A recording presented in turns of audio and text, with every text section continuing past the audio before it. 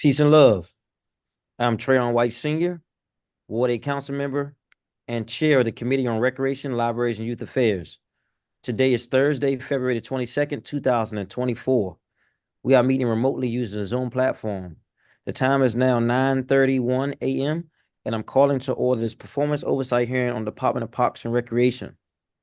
The mission of the Department of Parks and Recreation, also known as DPR, is to provide equitable access to gold standard recreation programs, services, and facilities across all 8 wards. DPR looks to promote health and wellness, conserve the natural environment, and provide universal access to parks and recreation services. The DPR vision is to become America's gold standard for parks and recreation agencies and be the place in the District of Columbia where fun happens. As a part of the service, DPR supervises recreation, community centers, parks, athletic fields, playgrounds, spray parks, tennis courts, community gardens, dog parks, aquatic facilities, and features. As a former football coach, I know the importance of how recreation activities can help keep youth out of trouble and on the right path and with caring and loving adults in their lives. I've also seen residents enjoy the activities and programming that DPR offers. It is important that no matter where you live in DC, you can fully enjoy activity in the program DPR has to offer. And it goes beyond just us as adults or kids, but also our pets. As Director Thanie Freeman is in her first year as director, we look forward to her testimony about the work that the agency has done under her leadership and in the future. I will call this first panel of witnesses to be promoted. Just note that if you are a public witness, you will get 3 minutes, and if you are elected representative, or friends of or president of an organization, you will get 5 minutes. And so we're going to pull steam ahead. We have our first panel will be Emeka Monimi.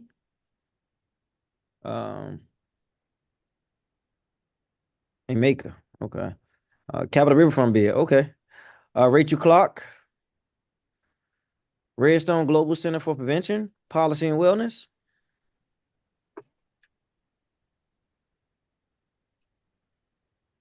Gwendolyn Lose, Commissioner 2E06. Sabrina Rose, Commissioner 5D02, and also a member of Empower DC.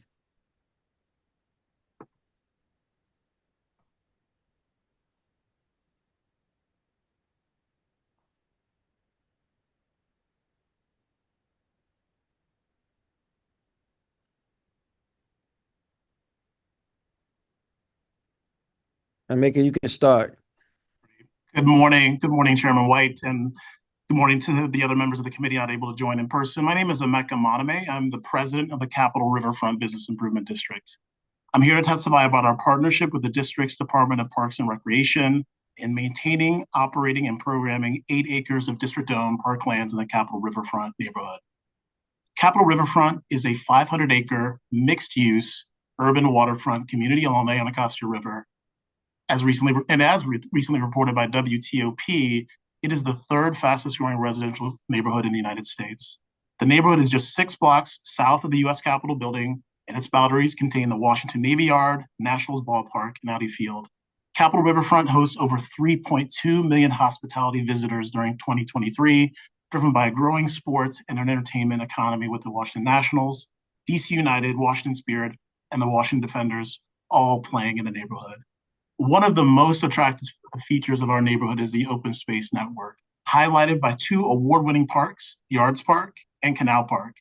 Both are district-owned public parks that offer vibrant amenities for park patrons and numerous free programs that attract visitors from throughout the district and across the region. During the pandemic, it was our public parks that provided district residents with relief from quarantines and a place to connect with others in the water. Now, those spaces continue to attract visitors and offer the type of civic amenities that make the neighborhood an attractive place to live. The Capital Riverfront bid has operated Yards Park since it opened in September 2010. This includes everything from daily maintenance of park features to programming, repairs, and landscaping. The variety of inclusive, free, and open to the public events and activations that are programmed at the park include the Friday night summer concert series, which Chairman, you joined us for, which brings thousands of patrons to enjoy for free. A diverse mix of music at the river's edge and the Canal Basin water feature, an incredibly popular splash park amenity enjoyed by children and families throughout the region and district, from before Memorial Day until well after Labor Day. The bid is also responsible for the day-to-day programming of Canal Park. The Thursday night summer series attracts hundreds of district residents and visitors. Our jet dancing fountain provides a barrier-free entry to interact with the water.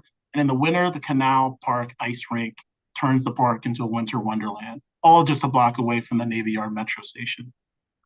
In addition to being a funding partner, DPR is engaged with the bid as a promotional partner, amplifying park events through their platforms, as well as a programmatic partner at large-scale festivals, community gatherings, and seasonal programming, from the National Cherry Blossom Festival, Pedalpalooza, and Mayor Bowser's Fit Fresh Start 5K to Fit DC's Summer Healing Hands yoga series at Yards Park Great Lawn. These parks and events in Capitol Riverfront serve as common ground for the neighborhood and its adjacent communities, where residents and visitors are joined regardless of income, regardless of ward, regardless of quadrant, or other attributes at these seasonal events that have brought in attendees from over 84 zip codes, from neighborhoods as close as Anacostia and Capitol Hill to as far as San Mateo, California. In closing, I would like to highlight how the bid's partnership with DPR is completely aligned with the goals outlined and ready to play the agency's 2022 strategic plan.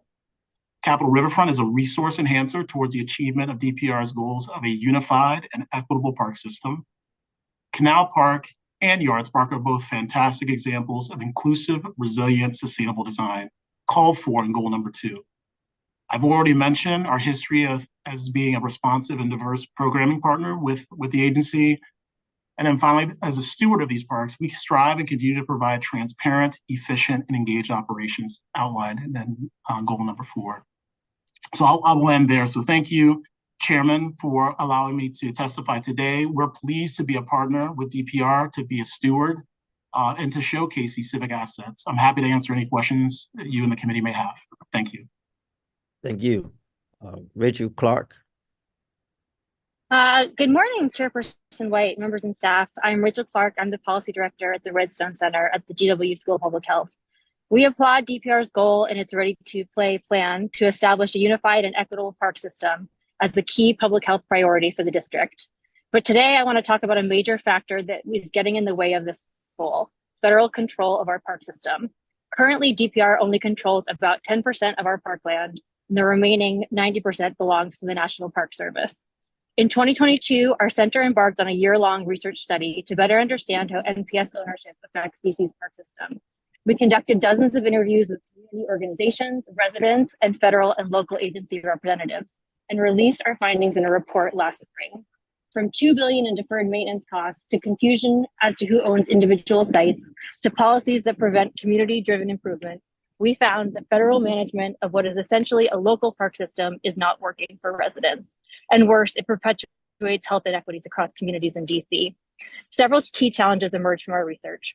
First, NPS's land preservation mission is a poor fit for managing urban parks.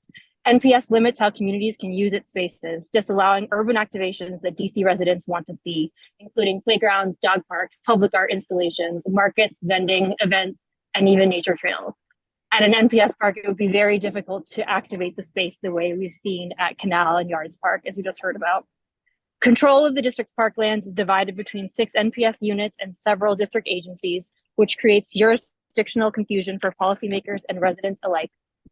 Third, with billions of dollars in deferred maintenance costs, NPS does not have adequate funding to maintain its assets in DC. These funding gaps drive inequities across the park system. For example, we found that NPS allocates 80 times more funding per acre for the National Mall than for its parks east of the river, of which it owns many. Fourth, because the district and NPS share control of the district's green space, there is no central leadership and vision for the overall park system. At the same time, there's no regular coordination between NPS and the district government regarding parks management. And finally, NPS is not set up to be responsive to DC residents. NPS is not accountable to residents or its elected officials. And even though NPS manages 90% of our parkland, this committee can't bring them in for a hearing. Based on our findings, we conclude that the district should take control of more of its parks. For this reason, we strongly support DPR's intention, shared in its pre-hearing responses, to develop a more strategic approach to transfers of federal parkland. We recommend that DPR work with NPS to prepare a joint action plan that is specifically focused on future management of NPS land, including identification of lands appropriate for transfer or cooperative management agreements. We also recommend that the district establish a parks division within DPR that is focused on managing the district's interest in NPS land and expanding the district's parks management capacity. We also recommend establishment of a parks advisory board to serve as a coordinating body for relevant local and federal agencies and organizations and to provide long-term direction for the district's park system. In addition, we recommend establishment of a Parks Equity Conservancy to leverage district funding and philanthropic contributions to support stewardship and improvements across the entire park system, particularly in historically neglected neighborhoods. Our report contains a number of other findings and recommendations, and we'd be happy to share more information with the committee. We believe these and the other recommendations in our report will help the district realize the full potential of its park system. Thank you for the opportunity to testify. Thank you. Next we have Gwendolyn Lose. I don't see her. Commissioner Rhodes.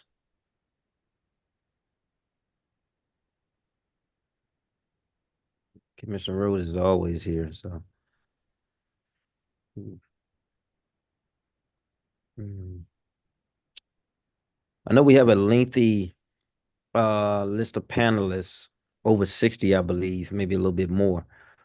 So we will be trying to get through the public witnesses so everyone can be heard. We have Ms. Rhodes and Commissioner Puta logging on now. They're having issues with their computer. Commissioner Puta, how are you looking on your computer? There we go. You can go right ahead and we'll jump to Commissioner Rhodes once. All right. Thank you, Councilmember White. It's good to see you again. And it was very interesting to hear the testimony that just went by. It is very interesting. As commissioners, and I'm sure as a council member, you've had issues, challenges dealing with all the multiple parks authorities, and the more we can coordinate, I think would be the better. I think ANCs would support that in general. I'm representing 2E over in Georgetown and Burleith, and I want to thank you again for coming over to visit the Jelliff Recreation Center across from Hardy Middle School, where so many students from across the city, including east of the river, come travel each day to school. My son is now at Hyde Addison Elementary School in Georgetown as a kindergartner, and he has classmates who travel from east of the river as well, some of them by bicycle. And so it is not lost on us that these schools and these centers are citywide institutions. Jelliff is a great investment, and we're very proud that the designs have been moving forward, and they look nice designs. We've been waiting for this for a long time. There's one catch. I just have to say thank you to DPR and DGS for working with us and listening to us. Right now, there's a huge basement, which you've been to, Councilmember White, a huge basement at Jelliff, and it doesn't look good, but it's a lot of space, and it's for the Boys and Girls Club programming, their big free after-school program, which serves so many. It is now there is in the new plan a much nicer building, but there is no basement at all. And we had always assumed that we would be building up and it'd be a lot of natural light, which is great, but there would still be a basement for things like some of the after-school program. There is a concern that we're hearing from parents and the after-school and the Boys and Girls Club that it is not enough space in the new program for community needs as well as the after school program. DPR believes that it is enough space, but I would appreciate it if you would talk to them about why they believe so. In the square footage is what we actually don't have. The designs, for some reason, don't list the square footage either by room or total in terms of usable square footage, so that we could compare it to what we have right now, which is a huge building in very bad shape. So if you could please ask them to get us the square footage. Councilmember Pinto has asked for that as well. We're really waiting for it so that we can assess these draft plans properly. And so that's Jella. Duke Ellington playing field, a block away from us. Hardy Middle School hasn't been able to use a proper playing field because Jella was being used by the Murray School most of the time. So Duke Ellington Field is supposed to be renovated for them and for maybe MacArthur High School and others. We want to support that, but there are some outstanding issues from the community's concern. The community thinks that the traffic studies say traffic studies say there will be no impact on traffic in the neighborhood, and that may well be. I just have one request for the agency. They have been good about holding meetings with the public on Zoom and in person. We appreciate it. It's been good to have these meetings, but if the traffic consultants could come to the next meeting, I think we could hopefully lay these concerns to rest as much as we can and move forward with construction, because we've been waiting for these two projects for a very long time, and it's time to get moving on them. And I can't thank you and the agency enough for working on this with us, but let's get it done. Thank you, Commissioner. Commissioner Rhodes. Good morning, Councilmember White and all the other council members that's here and the witnesses. My name is Sabrina Rhodes. I'm the community organizer here with Empower DC here in Ivy City, also the ANC 5D02. I'm here today I didn't submit my testimony yet. I'm going to make sure you get it. But I'm just here today to talk about how the community is excited about Carmel becoming a community center. The Historic Preservation Review Board did pass the design and concept from the architect. I did testify that we want to continue to have the public library services here in our community. And also, once Carmel is done, we want to continue to have the library services come to the site. We also have been having the community meetings with the architect, with Tommy Jones, with DGS, and those have been going very well. Our input has been received by the architect, and they did revise their design, and that's how it was passed. I just want to come here today and just let everyone know that we as a community is excited. Carmel will be state-of-the-art, a state-of-the-art community center. We are working with you all, DPR, and DGS to bring it back to life.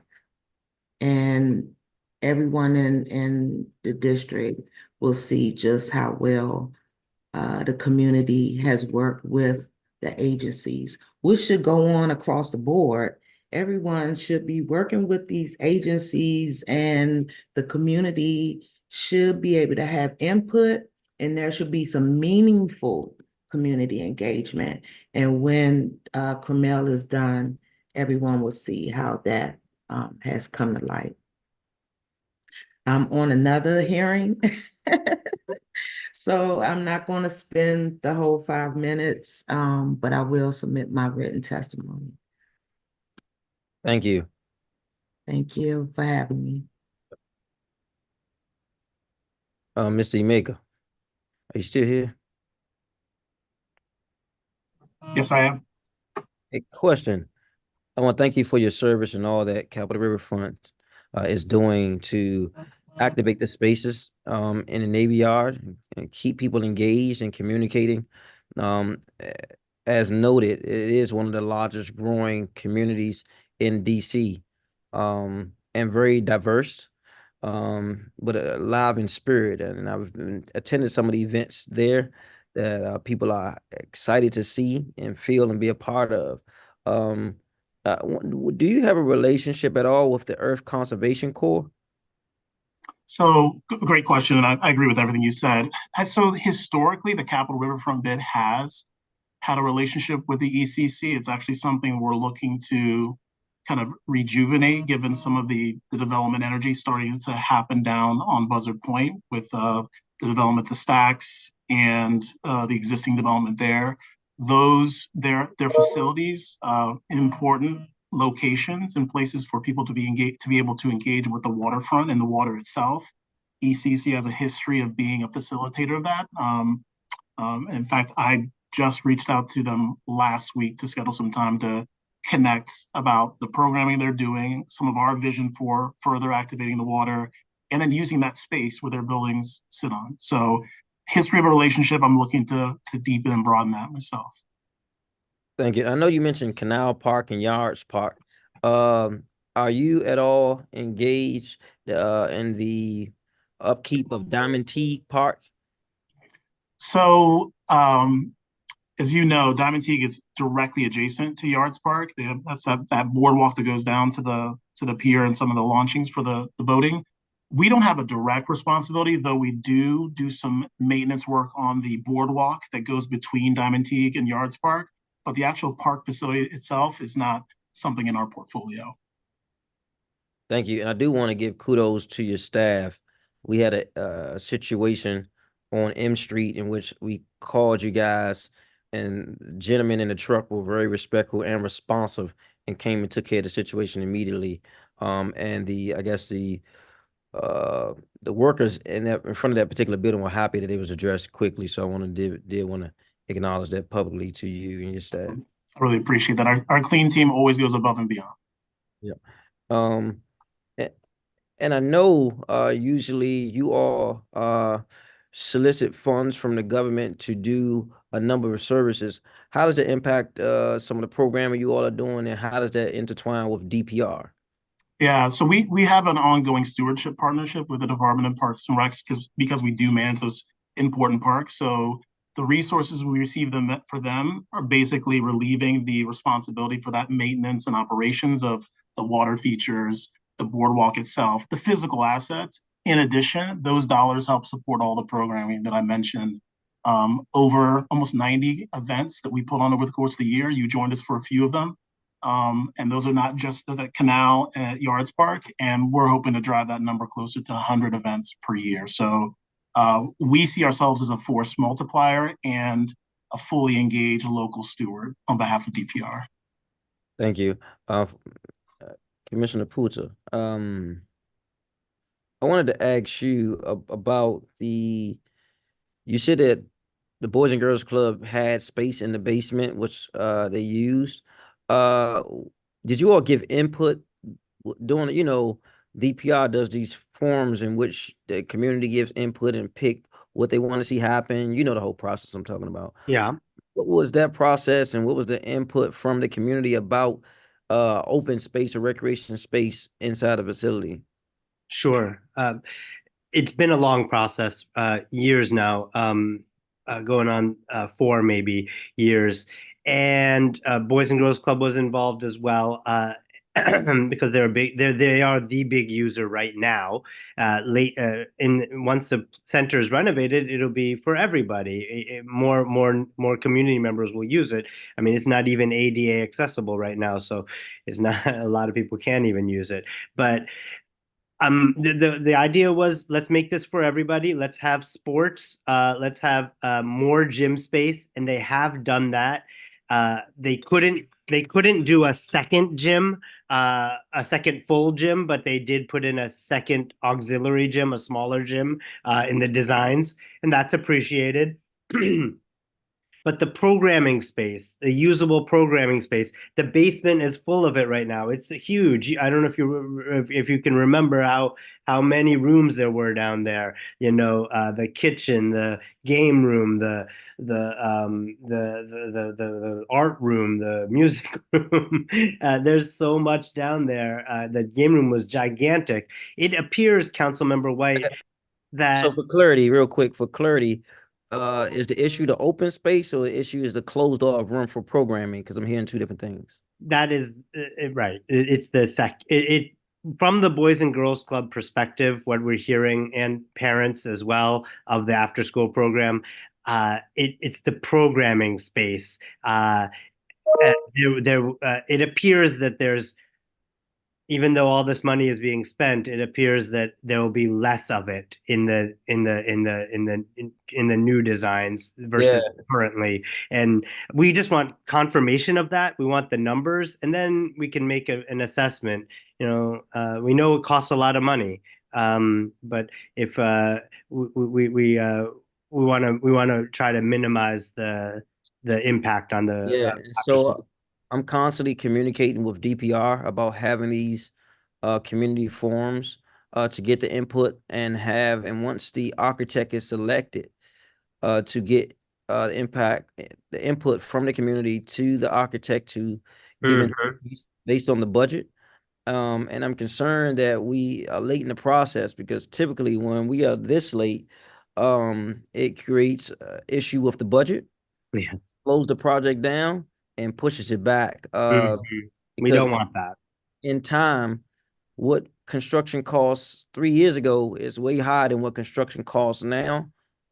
So delay in process, that's why I encourage DPR to go through that process with the community, and they usually do.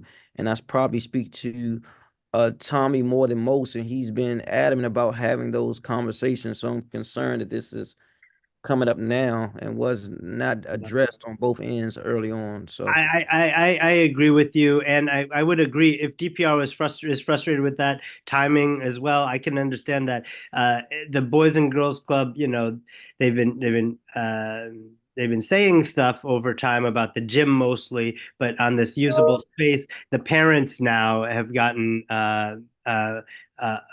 concerned because there are many schools that send their kids to over there for after school, and if they had to cut their numbers, that would not be good.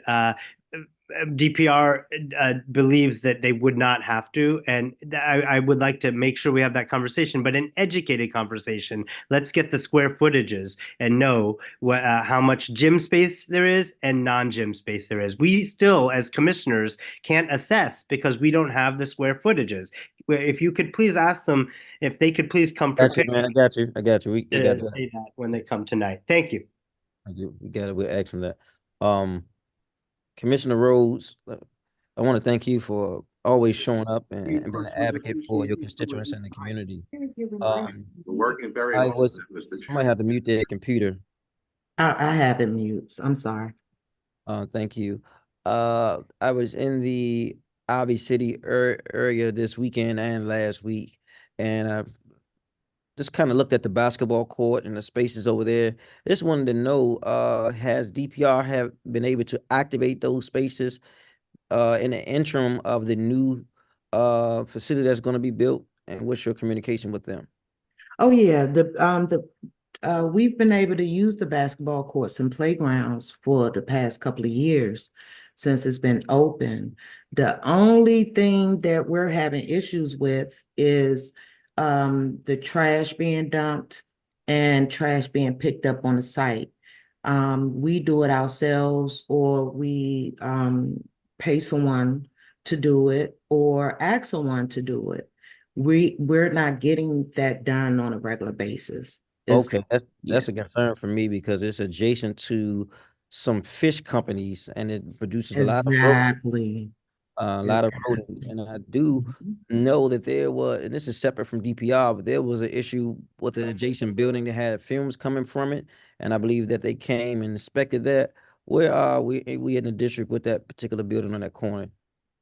That's the chemical plant. We're still getting testing done in the community from EPA.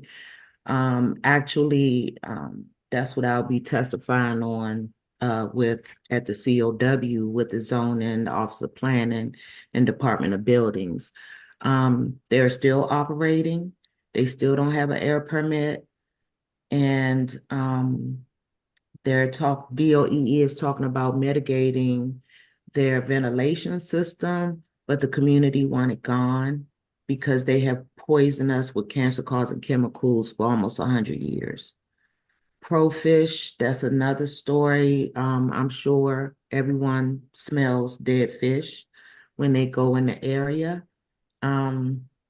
So on top of the chemicals, we get the dead fish smell, and we have trash on the site. And we have had broken glass. I have spent hours on the basketball court. Well, it's a little bit that will be on the basketball court, but it's mainly on the concrete portion. Glass have been broken. We're not sure. That's why we were asking for cameras on the site, because not only have we had glass littered, like covered, like a sheet of ice, and that had to be cleaned up before the basketball tournaments. And we have also asked that we are getting a lot of illegal dumping on the front of Cromell, where the green sign is. You saw the Ivy City green sign on Gallaudet Street, and we're getting illegal dumping right there on that sidewalk weekly, to the point where we have gotten whole apartments. People have dumped whole entire apartments right there in front of that, in front of Apartments the gate. trash? You referring to the trash from apartments? Sofas, mattresses, dressers, tires, bookshelves. All right, thank you. I'm over my time for this panel. I'm Yes. moving to the next panel. Thank you, guys. Thank you. Thank you for your time. All right. Thank you. For the next panel, we have Tiska Cockrell, Friends of LaSalle Recreation Center, Riggs LaSalle Recreation Center, Danielle Yates, Kingsman Park, Vince Drader, Casey Trees, Kevin Bobsing, District of Columbia Aquatics Club, Curry Savage, Pave,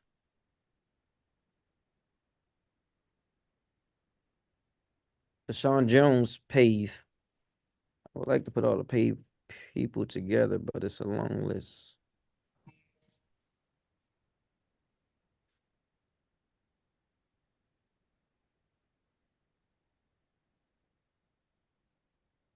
Ms. Cockrell, you can go right ahead. Good morning. Thank you, Councilmember Trayon White and other council members that may be on the call, and members of the community. So again, my name is Tisha Cockrell.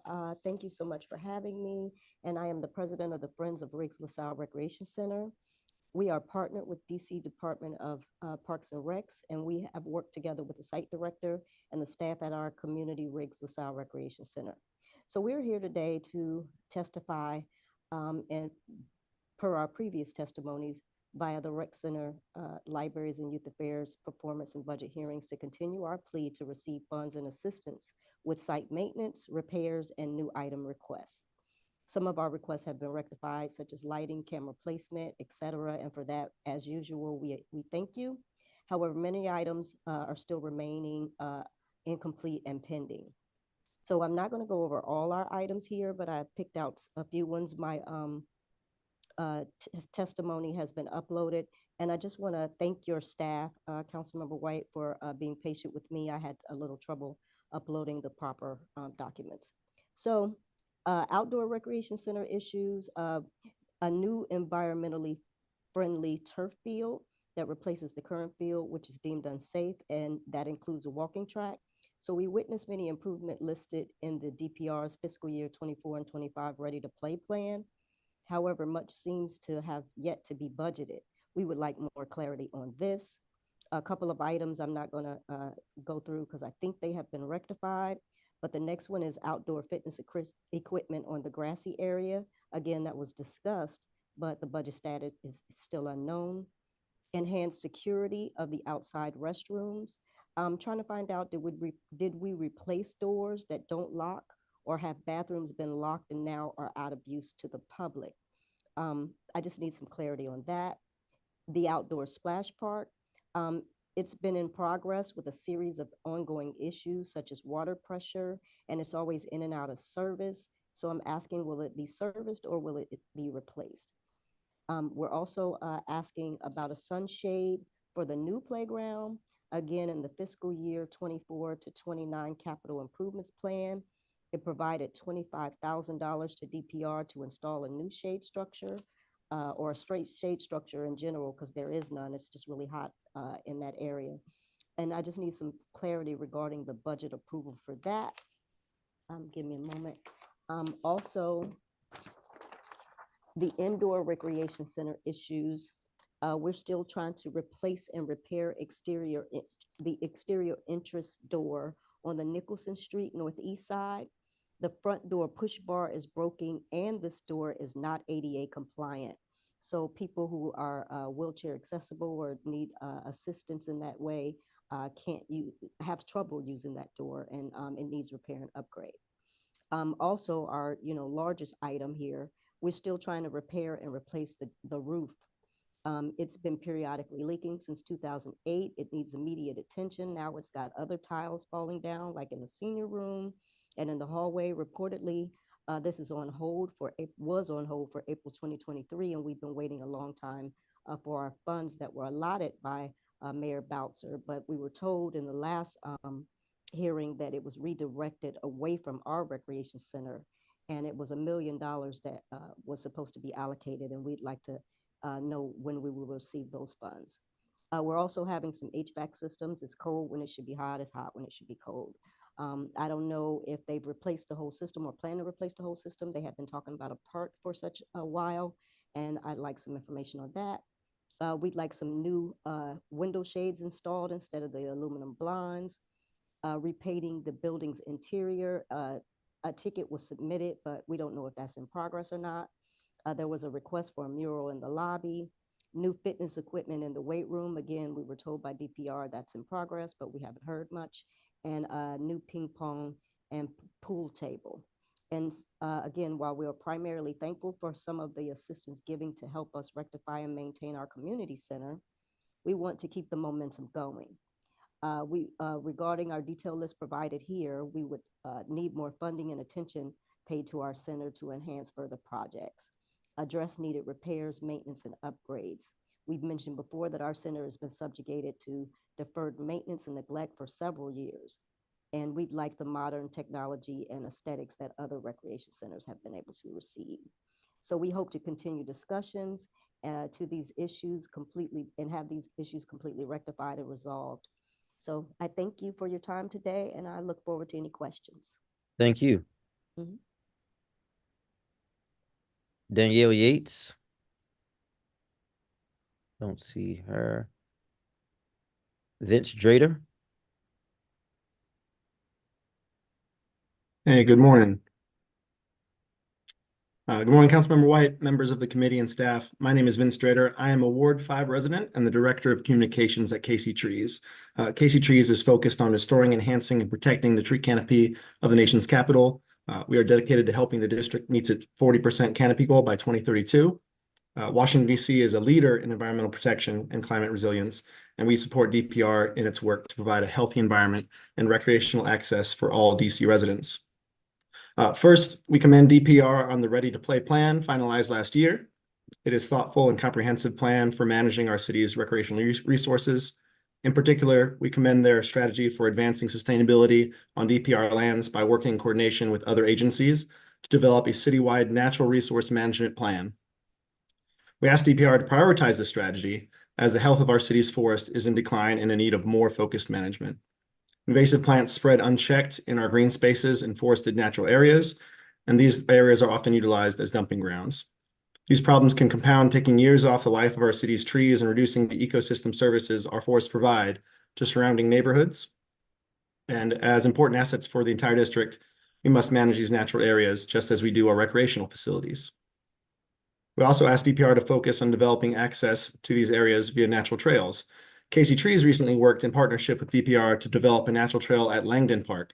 We pulled invasive vines, cleared out trash and brush, and what was once an unused area is now a trail and healthy forest patch, which is continually used by neighbors and children. This is the kind of transformation that is possible at many sites. Overwhelming research shows exposure to forests and natural green space can improve our physical and mental health, and residents in every ward should have access to the benefits of nearby nature. Finally, we enthusiastically support DPR's new Resilient Small Parks and Open Spaces program. Enhancing small parks embedded within neighborhoods can increase resident quality of life and help address climate effects such as extreme heat, stormwater flooding that are increasingly impacting our communities. These small parks will also serve as many residents nearby park, giving access to green space where it may not have been previously available. We encourage the city to support design and fund implementation of projects around Minnesota Avenue and Bladensburg Road, and further expand the program in the coming years. Year after year, DC is recognized as one of the most vibrant and diverse communities in the nation, and our government continues to be a leader in green and resilient development. We thank DPR and the DC Council for their continued dedication to improving the quality of life for district residents and generations to come, and will continue to support DPR and their mission and vision for the city. Thanks to the committee and Councilmember White for your time today. Thank you. Kevin Bobson. Good morning. All right, I assume you can hear me. Hey, good morning, Committee Chair White and members of the committee. Thank you for the opportunity to address you today. My name is Kevin Bobson. I am representing the District of Columbia Aquatics Club, or DCAC. DCAC is a 501(c) nonprofit located here in the district, and we are the premier master swim team in the district. We are the only master swim team in the DC region to formally partner with DPR to expand access to master swimming programs across the district. For those unfamiliar, a master swim team simply means a swim team for adults, ages 18 and up.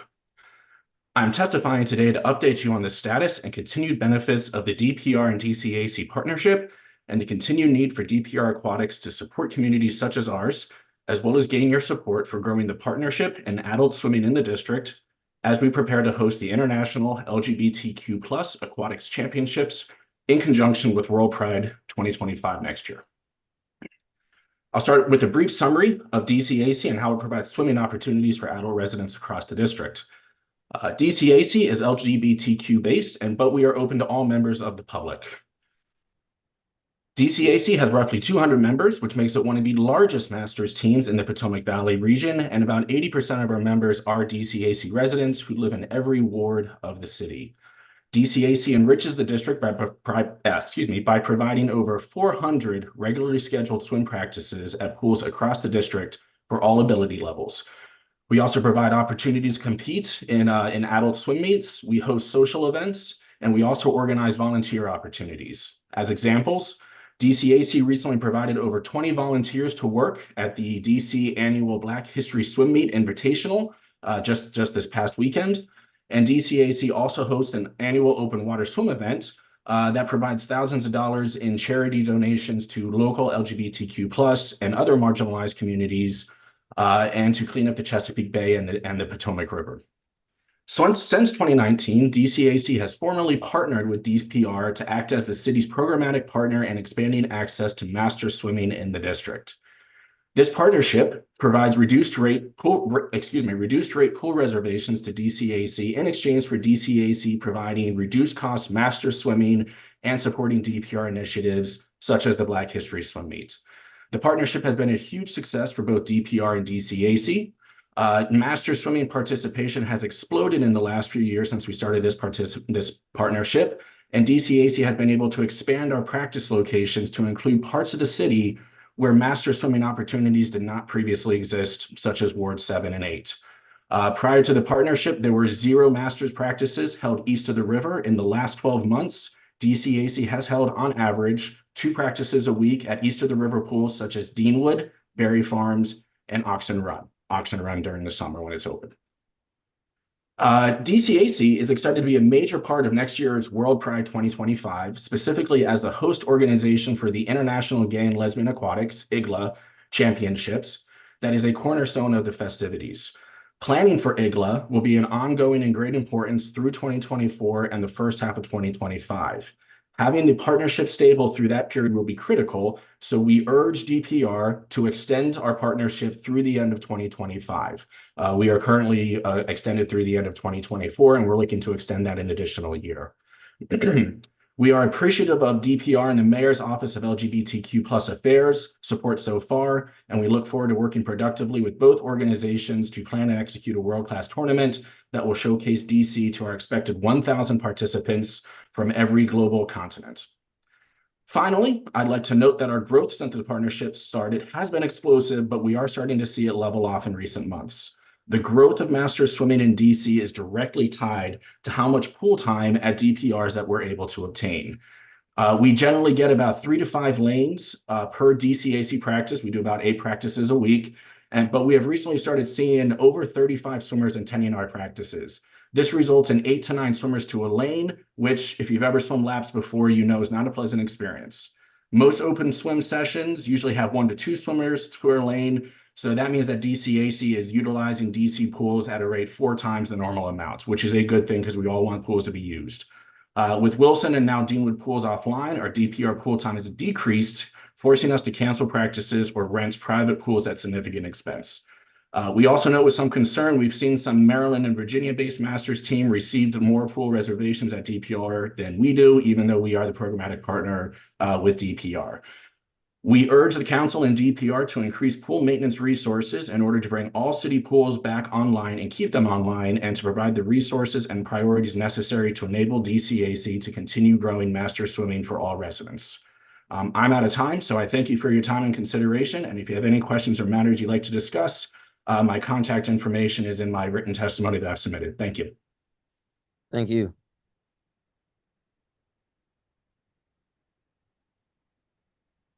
Carrie Savage, Director of Policy and Advocacy at PAVE. Welcome. Thank you. Good afternoon or good morning, Chairperson White, members of the committee, and committee staff. My name is Carrie Savage, and I'm a Ward 1 resident and the Senior Director of Policy and Advocacy at PAVE, or Parents Amplifying Voices in Education. Today, I'm testifying on the performance of the Departments of Parks and Recreation, or DPR. For quick background, PAVE parent leaders are mothers, fathers, grandmothers, and other caregivers who share their stories, dig deeply into their understanding of education policy, and bring their voices to our city's leaders in order to impact the educational experience of all children in DC. PAVE parent leaders have advocated around out-of-school time programs since 2017 as one of their top priorities, including those run by DPR. We appreciate DPR's continued engagement with PAVE parent leaders over the years and the actions they have taken to improve in response to parents' advocacy, like the creation of the DPR lottery program and adding program seats last year. These are great steps to promote equitable access to programming, and we hope to continue the engagement to make sure the registration process and program quality continue to meet the needs of DC families. Today, I will highlight the areas we've heard from PAVE parent leaders and some of our partners for ways for DPR to improve. First, we need to further expansion DPR seats. We applaud the investments in expansion so far, but there are still long wait lists, and many of our parents were not able to secure seats for their children this year at all, even after the seat expansion, let alone in the programs they wanted. We should continue to find ways to expand seats so all families can access the programs they're most interested in. In recognition of the tight budget year, we encourage strategic engagement with families to determine which types of programs and at which locations are most in demand, especially sports and specialized school programs like the arts, CTE, STEM, etc., and balance that with choices that promote equity, like expanding access for students with disabilities, families that live east of the river, and students with the greatest needs. Second, we want to see continued investments in high-quality DPR programs. These programs should have adults trained in youth development, strong curriculum, learning outcomes, and make sure to support a diverse range of students, especially students with disabilities.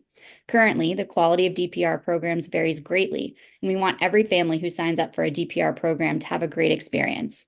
For example, when you review the program offerings at Jelliff Rec Center in Ward 2, it's already been talked about today, you find that transportation is provided at no cost from Hyde Addison and Stoddard Elementary. Skate nights are still a widely talked about source of fun for older Native Washingtonians and youth today, but now participation is largely limited to those who live nearby or for families who have the privilege of driving them. Robust offerings are available, especially for older youth, like financial literacy, career launch, civics and democracy programs, music, homework help, and more. This is a stark difference from what's offered at, say, Deanwood Rec Center in Ward 7. The majority of programs offered for teens there are around sports, while other options are much more limited. Sports are great for some youth, but not for everyone, and recreation must go beyond sports. Even for those who want to participate, other offerings should be available to support holistic development and preparation for college and careers. DPR should audit the program offerings by ward and grade level, ensure there's fair access to quality programs that provide young people joy, support, and opportunities to learn and engage with one another. Lastly, we believe that DPR programs play an important role in safe passage. Safe passage is one of PAVE parents' new priorities this year, given the uptick in violence, especially violence that involves young people. DPR facilities can play an integral role in helping enhance the student safety through expanded hours, relationships with trusted adults, and engaging activities. It is also important that the transportation options we typically think of for only to and from school incorporate after-school programs. We've heard transportation is one of the biggest barriers for families, especially when students are leaving in the dark. So we should explore options like DC School Connect to take students both to and from school in the program, but also think about key metro stops or bus stops to help students get home safely. Further, DPR staff are critical connection points between students, families, and communities. We encourage DPR to join hyperlocal efforts to coordinate around safe passage, to share information about what they are seeing and hearing, and support both proactive and responsive steps to increase safety. As a start, we're asking for DPR to be included in monthly calls hosted by the Office of the Student Advocate, where entities working on safe passage can improve collaboration and coordination in neighborhood clusters. This upcoming budget and oversight season is an opportunity to show our values, a DC that truly takes care of its people, especially when times get hard, and one that will courageously act to right the wrongs of historic injustice and step up with bold, innovative action to meet this unprecedented moments with investments in our future, our children. This work is only possible with leaders on the council and DPR who also believe in the power and promise of community voice. Thank you so much for the opportunity to testify today. I welcome any questions. Thank you. Deshaun Jones, PAVE. Good morning, Councilmember White and DC Council staff. My name is Deshaun Jones. I am a PAVE citywide parent leader, a native Washingtonian, and a resident of Ward 7. I have 4 children. My youngest child is at KIPP Aspire. I have a 10th grader at Columbia Heights Education Campus and a son at Eastern Senior High School. My oldest daughter, who is currently in college, graduated from Czech. Throughout the years, my children and I have experienced the benefit from many Department of Recreation programs over the years. My oldest daughter, at 20 years of age, at 7, has been part of DPR summer programming and at some point in time. My children have participated in programs ranging from back when you had Strong Start, back in the summertime, at Rosedale Recreation Center, Aqua Day Camp, the Swim Summer League, Little Explorers, and Discovery Camp. I want to first say that as a parent and Washingtonian, I appreciate the experience of various programs that DPR has done in the past several years, like implementing STEM in the Full Steam Ahead program and more. DPR programs are extremely important because many of the schools, as we as parents send our children to, don't have the capacity to offer the wide range of programs that DPR does. Through out-of-school time programming, though out-of-school time programming has grown over the years, paid parent priorities, which is a paid parent priority, there are still challenges for families in accessing these opportunities due to financial and transportational constraints. As a result, I'd like to recommend a few improvements that can enhance the experience of DPR programs for DC youth and families. One area DPR must do a better job at, is the dissemination of information to parents about programs. Many parents, including myself, struggle to stay updated on program offerings and deadlines as we juggle work and other responsibilities. Collaboration with schools, both DCPS and charter schools, to share information about DPR programs directly with parents could benefit families and ensure that more students can take advantage of these opportunities. I also want to highlight the importance of DPR programs and recreation centers as safe spaces for many youth in the district. Students must have a safe place they can go after school and safe passage to get to their safe place, whether it's home or to a DPR program. Many children in DC rely on DPR facilities to support and enrich their education. Therefore, we must make sure they all have a way to access these programs safely. I urge DPR to join our efforts in advocating for the safe passage of students to school and their safe place, whether it be going home, going to recreation centers, or just passing through. Together, let's work towards creating a safe and accessible environment for all students in the district. Thank you for your time and consideration. I welcome any questions. Thank you. Gonna jump back.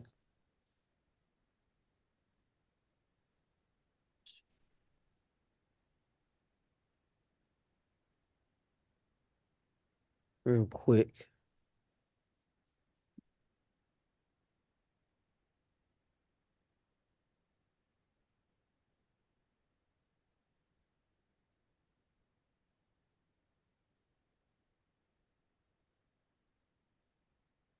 To Miss Cockrell.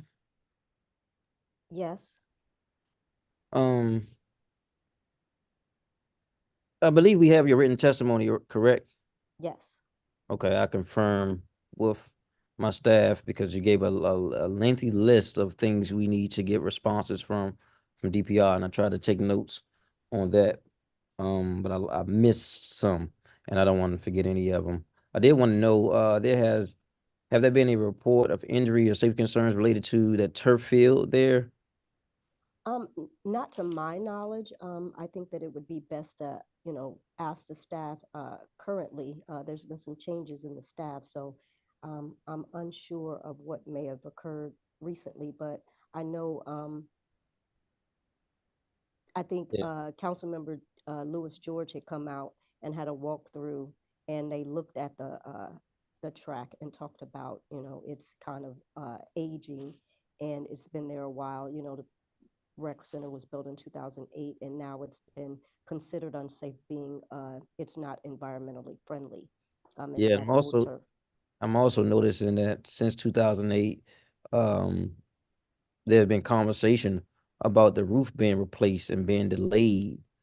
So we Correct. note that as well and get some follow up with that, not just with DPR, but also DGS, Correct. as well. I heard you said in your statement that $1 million was redirected. So it was Do you know redirected. what budget year that was? It was, I want to say 23, 24. last year, as a matter of fact, when we did the budget hearing, and I think Director Delano Hunter was transitioning from DPR to DGS, and his staff, he hadn't been confirmed yet, and his staff or new staff, proposed staff, mentioned that the money had gone to King Greenleaf because it was in worse disarray, I guess. But we had been asking for those funds for quite some time, and the roof has been leaking since the building was erected. And now we have actually pictures of tile that has come down in the senior room, in the hallway, and things of that nature. Can you send those to me, please? Okay. And that's a long time for anything to be leaking in a $20 billion government. So that's crazy. So I want to go to you, Mr. Bob Singh. Thank you.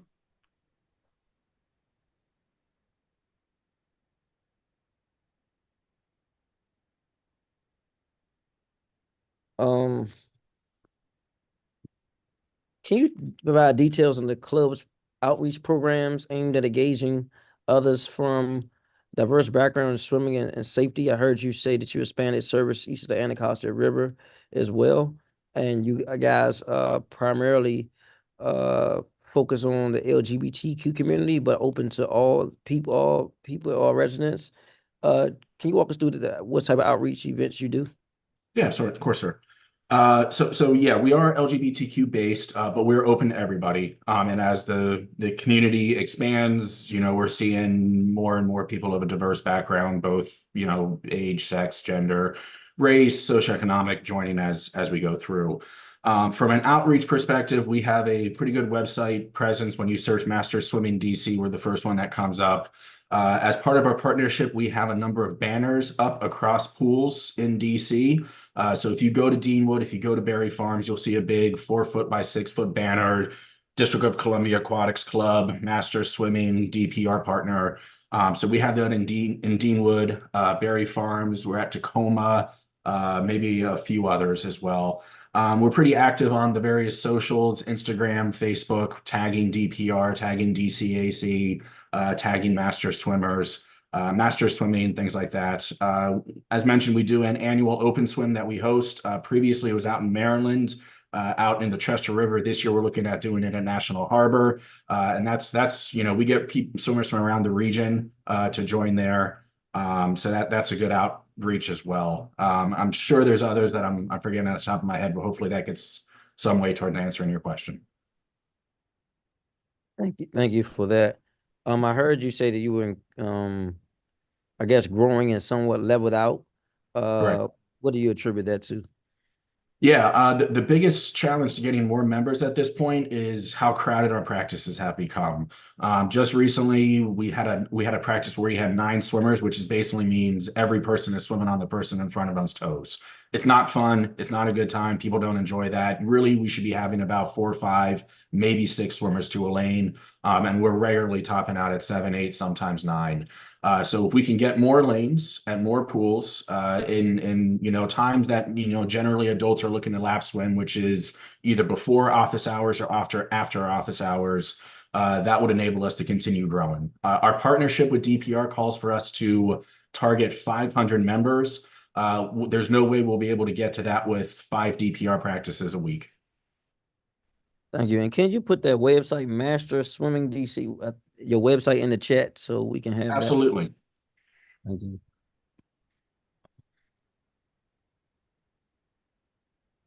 Mr. Drader. Yes. I want to thank you guys for the work you're doing at Casey Trees.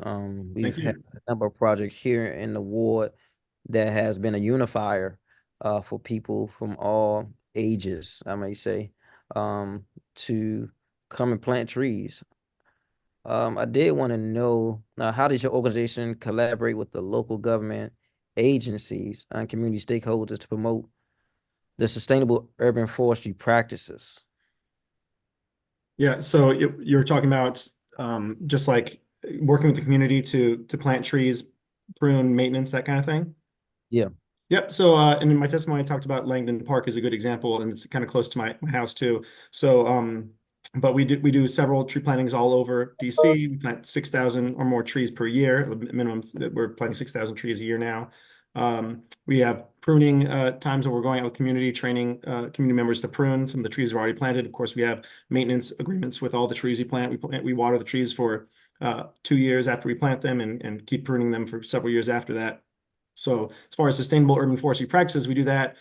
We are identifying these areas of DC that have forest patches, much like Langdon. So again, Langdon is a great example just because it has this forested patch that was overgrown with vines that no one could use. It was a dumping ground, lots of trash in there too. So several times we went back with volunteers to prune out all the invasive bushes that were growing, vines on the trees. So helps the trees health as we take off those vines, and then build that trail that goes through there. So whereas before it was just this kind of blob of overgrown vines and trees that needed some help. Then once we got all that done and put a trail through it, now children go through that trail, people walk their pets and dogs through that trail. It gives them more access to Langdon Park, other amenities, because then it's right next to the basketball court. So it helps those trees grow and provide shade to the basketball court. I don't know if you've ever tried to play basketball in full sun in the summer in DC. All the time. It's tough. It's just it amplifies all of the amenities that the park has, not just the forest patch there. So I want to ask you this about some of these historic, also known as legacy trees. There's been a lot of controversy about the legacy trees and development projects and housing and trying to get them moved. You can't move them. What's your expertise and your knowledge about that? I know it's separate, but I want to ask you this since you specialize in trees. Oh, no problem. Yeah. So as far as the special trees and heritage trees, we always like to say that it's trees and it's not trees or. So I think a lot of the press around that is definitely around, like, the trees are hanging up projects and things like that, but they're not. Our trees are a resource just like anything else. If you were talking about like moving power lines or something like that, you'd certainly say, oh, we need permits for that. We need to protect, figure out where these power lines go and all that. Same thing with our trees. We treat trees as a true natural resource, and these large trees are our best resource for combating climate change and bringing shade and all these ecological benefits to the community. So when we remove like a big heritage tree that has that huge circumference, 99 inches or more on the circumference of the trunk, I mean, it takes us several small tree plantings. When we plant trees, they're about 6 feet tall, small caliber, 1.5 inch on the trunk. And we're talking about a huge tree that brings all these benefits. So, when we have these protections for these large trees, it's because they bring so much canopy, so much ecological benefit to the community.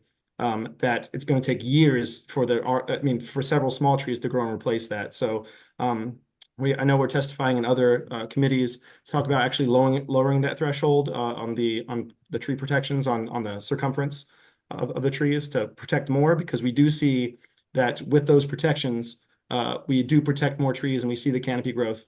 Our tree canopy percentage dropped a few years back from 38% to 37%, and not for lack of planting trees, because both the city and KC Trees are planting more and more trees every year. It was because of development. Because again, when you take out a big tree, it takes years for all the small trees you plant to replace that. So in order to get to our 40% canopy goal by 2032, we really got to protect the big trees. Thank you for that. Now, ask some more. If I have any more questions, I'll hit you directly. That'd be great. I'm over my time, but I did Thanks. want to ask Ms. Savage. You talked about the further expansion of DPR seats and programs. What specifically, which programs could you name?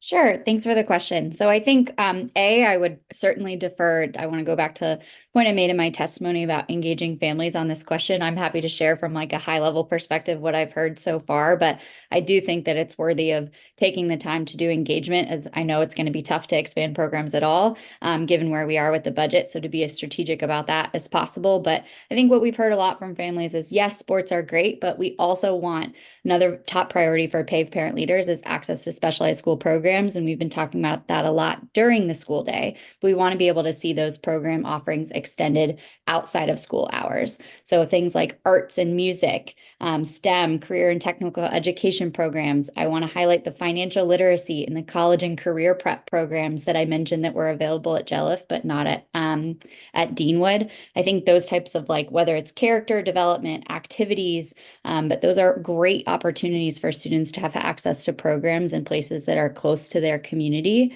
Those are the types of ones we would love to see, and making sure that there's folks who are there and trained to make sure they're accessible for students with disabilities in particular. Got it. And Mr. Jones, Yes. real quick, I also want to highlight us the Office of Cable Television and Film and Entertainment did a video, and I saw you at a few of the sports events in the video. So I appreciate your support with our young people in the community and being active on that front. I did want to ask you about safety around sports. There is a new provision in the Security C Omnibus Bill around enhanced penalties and around DPR. I'm not sure if you're aware of it, and if not, that's cool. I just wanted to ask about your thoughts around recreation centers, sports, and if it's equitable. Does it make sense? Not make sense? If you know about it or not? Honestly, I really don't know about it. Okay. Okay. There's often conversations around safety, around recreation and sports activities. When you attend DPR events, do you feel safe? Do you feel like the students feel safe? Do you see adequate amount of security and policing? No, I don't see adequate amount of security and policing. What I will say is a lot of the sports that the sport events that I've been to is heavily populated with the neighborhood because they have their children to participate. And as an avid sports follower myself, I get engrossed in watching the young children play.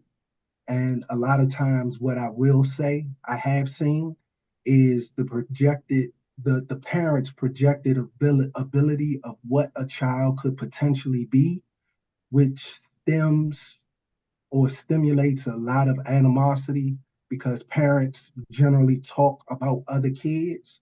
I don't know how you would manage that, but it's the heavy engagement of a lot of parents looking for their children to be projected as something a lot more than where they are at that young level. Yeah, and I experienced that myself before. I was playing Little League football, and there's a lady, I guess I had a good game. Her son didn't have a good game, and she didn't know who I was. I was sitting right beside her. She had mentioned my number, and she was telling people when she saw me, she was going to smack me. She said I was too old because I had a mustache when I was 10. But I was the same age. I was only a year older than I was a year before, and I played against her son every year. But it is concerning to me, some of the parental involvement, and some of the fights, some of the we've had assault shootings at some of the practices and sporting events. And so we are going to not only communicate with DPR, but also MPD and some of our violence interrupter organizations, roving leaders, to figure out what we can do to ensure safety in these facilities and even outdoor. So I want to thank you guys for this panel. I'm 4 minutes over. I'm going to speed up because I know we have a lengthy witness list today. I want to thank you guys for adding value to this conversation. Thank you. Thank you so much. Thank you.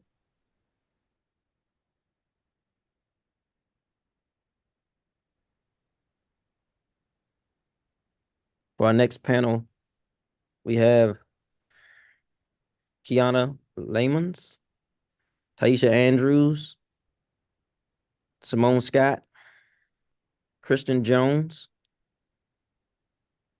all from PAVE.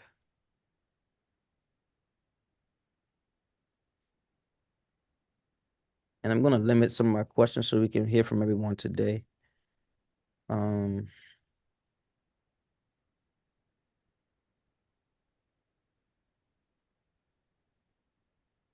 Ms. Lamons, if you're there, we can.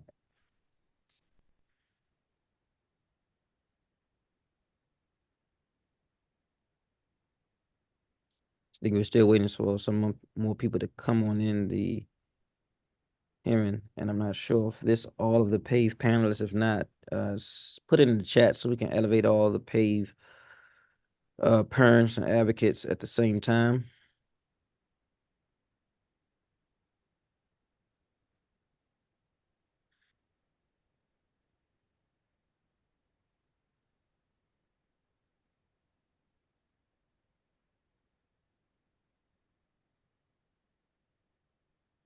We're going to go to you, Miss Andrews. You can go right ahead.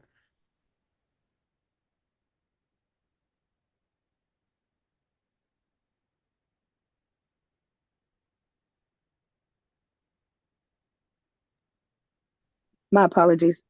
Technology not my friend today. Yes, greetings, Councilmember White and DC Council staff. My name is Taisha Andrews, and I'm a Ward A resident in the PAVE City Climate Elementary and McKinley Tech High. I appreciate the Department of Parks and Recreation programs my family have been attending. However, I also noticed several inconsistencies that have impacted caregivers and children and would like to discuss them with you. Firstly, while DPR programs have grown, there is still much room for improvement. For example, program location changes have been inconvenient, especially for Ward 7 and 8 families who rely heavily on these programs. Last year, my children were enrolled in a lacrosse training program nearby. However, the location was suddenly changed to across town, which we could no longer access. Consistency in programming offerings is needed to meet the needs of families better. Secondly, there must be more transparent communication between DPR and parents regarding program information and deadlines. We had an incident last year where I couldn't register my youngest son deadline. This year, I was able to, and keep in mind that they did not have enough boys registered, but they still would not allow my son to register because it was past the deadline. This year, I was able to sign my son up for basketball. However, they don't have any games because of lack of sign up. And it's not due to lack of interest, but again, due to lack of information on how and when to sign up. Many parents, including myself, need help staying informed about available programs due to busy schedules and limited access to information. Disseminating information needs to reach parents in places they are already looking at or familiar with, such as schools and communities. Lastly, safe passage is one of our PAVE parent priorities this year, which goes hand in hand with DPR. Many kids would participate more consistently in DPR programs if they had a safe way to get to them. This is especially important during times like now, daylight savings time, when it gets dark early. If parents and students didn't have to worry about transportation to and from DPR programs and recreation centers, they could be more involved in positive programming and less likely to be involved in crime or violence. I urge all city leaders to work together to ensure students have access to youth-only metro cars and student-friendly bus routes with safe passage workers, MPD, or WMATA MPD present, so that our children can arrive safely to their destinations. And I thank you for your time and consideration. One last thing that I did not include in my testimony is also that the rec closest to my house, Bald Eagle, they need serious building upgrades.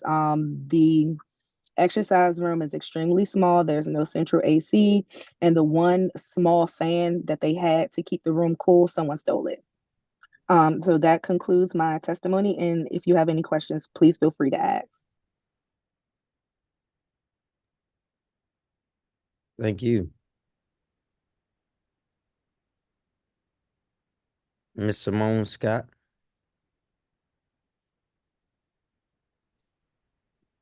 Good afternoon, Councilmember White. I do apologize for my lack of camera. I'm in the middle of an appointment, so I apologize for the multitasking, but it's great to see you, although you can't see me.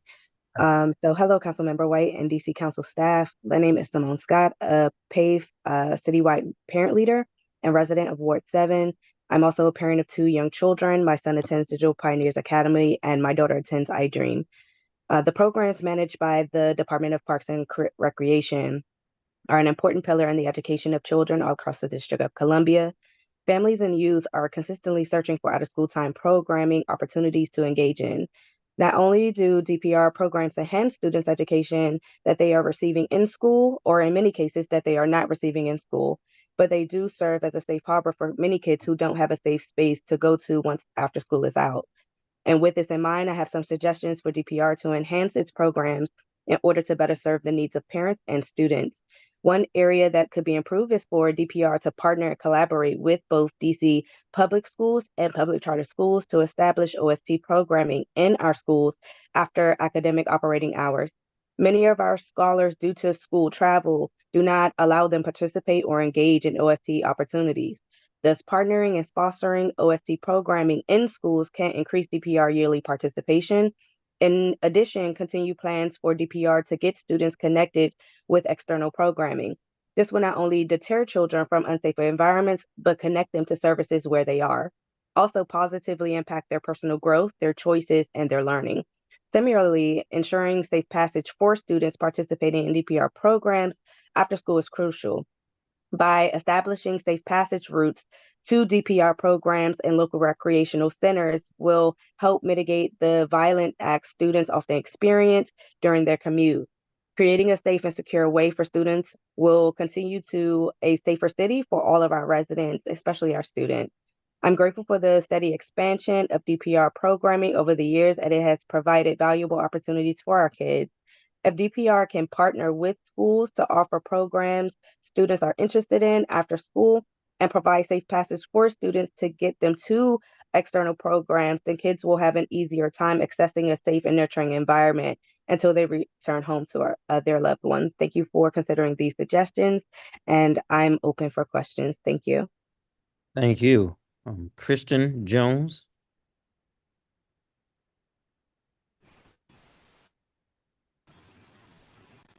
Hi, good morning. Hello, Council and DC staff. My name is Kristen Jones, a paid parent leader of Ward 8. I'm a parent to a 9-year-old daughter who attends John Tyler Elementary, soon to be known as Shirley Chisholm Elementary. I want to address some concerns I have regarding the programs offered at the Department of Parks and Recreation. And as DPR programming is one of many ways that parents and families across the district access out of school time programming. As a paid parent, priorities for many years. 2 summers ago, my daughter participated in swimming lessons at our neighborhood recreational center. Despite her being enrolled in multiple sessions, I found out that the pool she was assigned to was frequently closed due to maintenance issues and health concerns, such as the pink eye outbreak. Ms. Jones? Yes. Your computer is going in and out. Yes. Just continue on. I'll stop you if it gets worse, but it's going in and out. Can you hear me? I can hear you. Okay. All right. 1 second. Yes, I can hear you.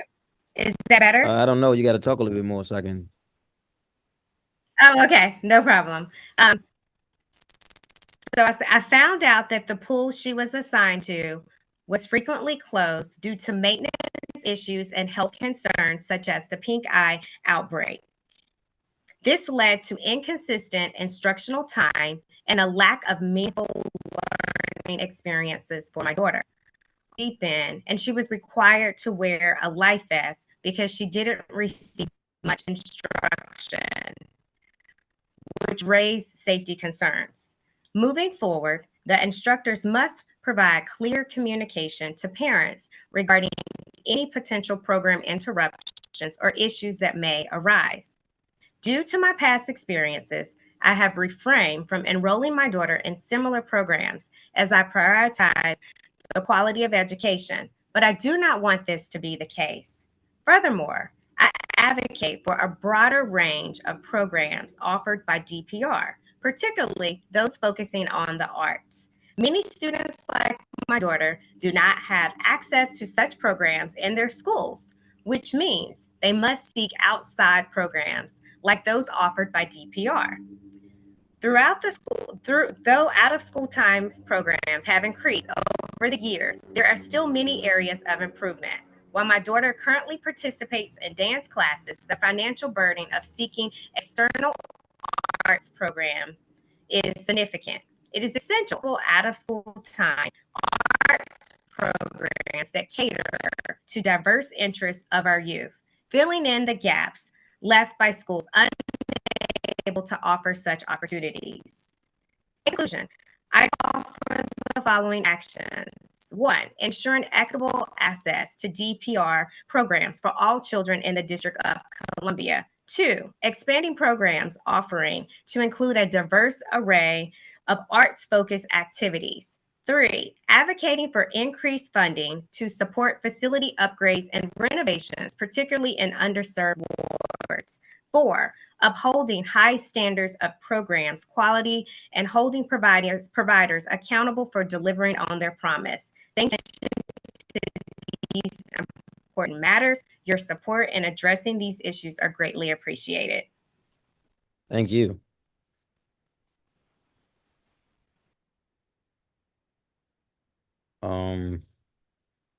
I don't see the other members, so we're gonna. I just got a few questions for this panel.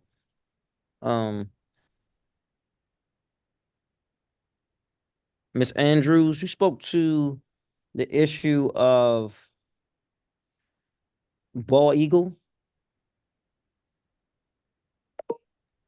That's correct.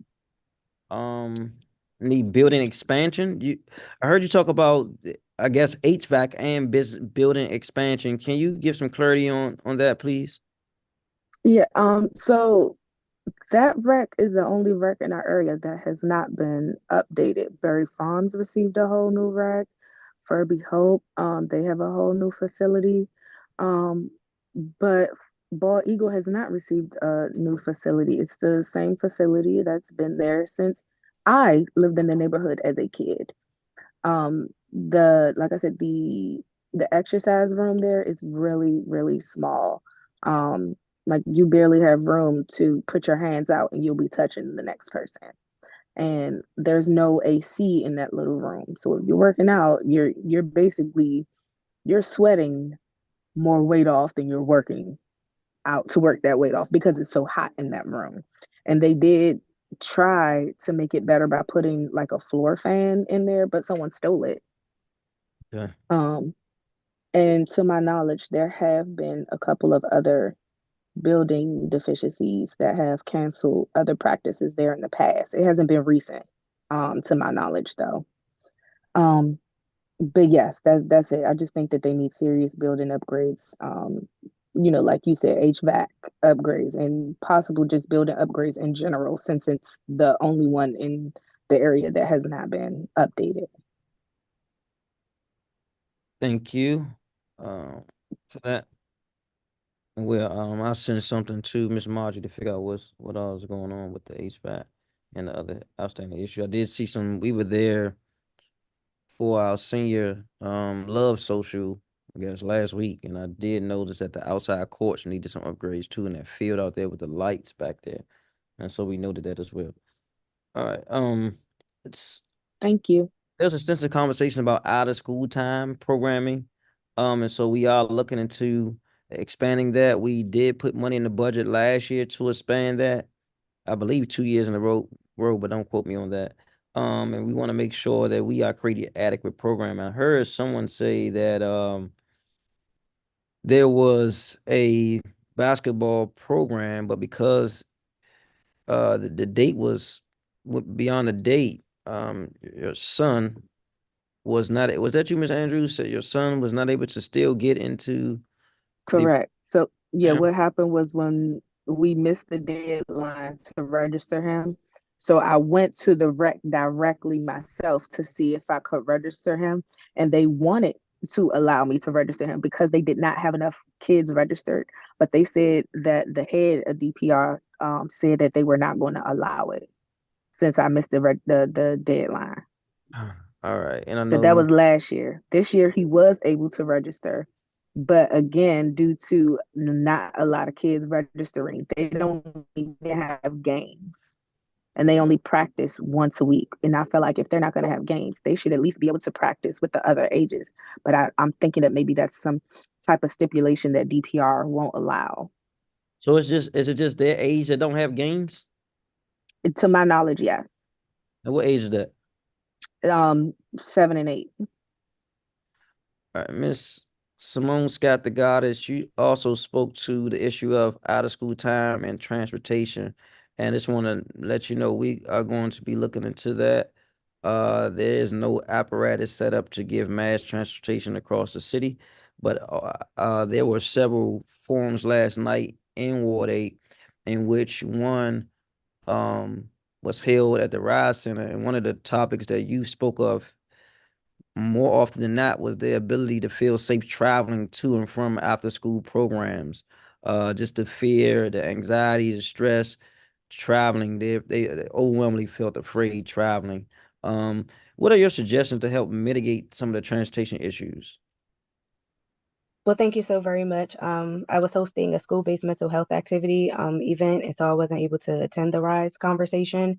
But one of our priorities for this year regarding Safe Passage with PAVE is to dedicate youth-specific WMATA buses, but also trains as well, in order to ensure that WMATA, transit police, as well as Safe Passage workers are able to work these passages after school in order to secure not just transportation to and from using public transit, but also walking if necessary. So those are things that we are advocating for as well.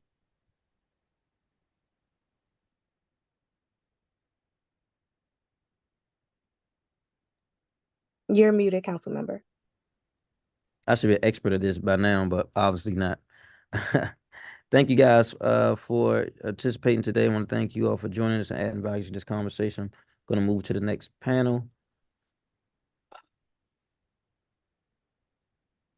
It's Gordon Chafin.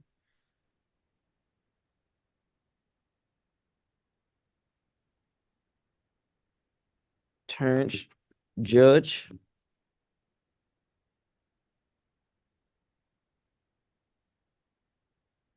I know we have Miss Hightower listed. I don't think she's going to be speaking today, but I do know she's going to be sending in some of her statement. Her statement. Cal, you can check and see if she's still in the waiting room. Terrence Judge.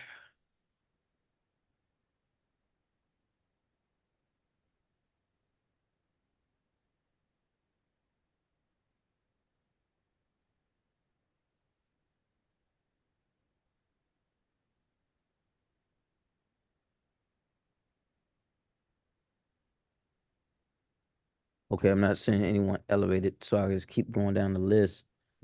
Gail Williams, Gloria Stokes,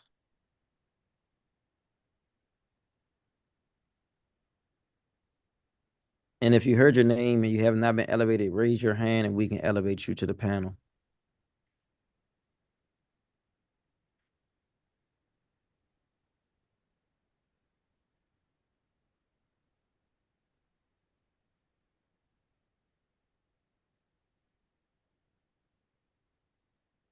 Davinius Saya, Regina Anderson, Violet Davis,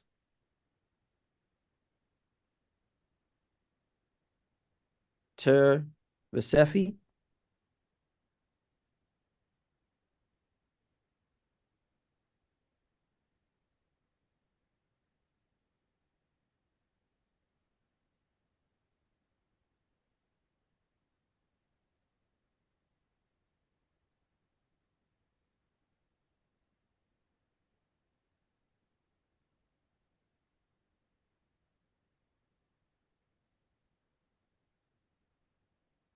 I'll put a note in the chat noting if any of these individuals are still in the waiting room or not there at all.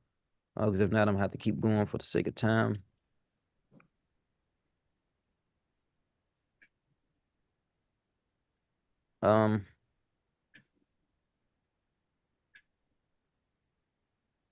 Sabrithia Asekweyu, Yaping Wong,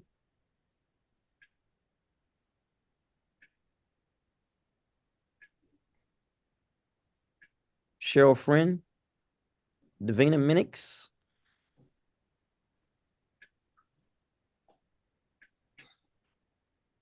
Cindy Hughes Turner,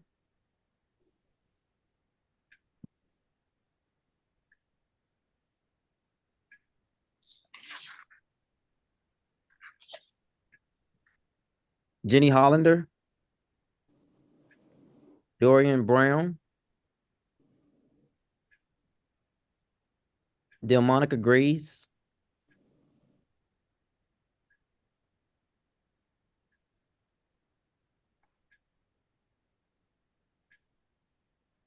Valeria Reed,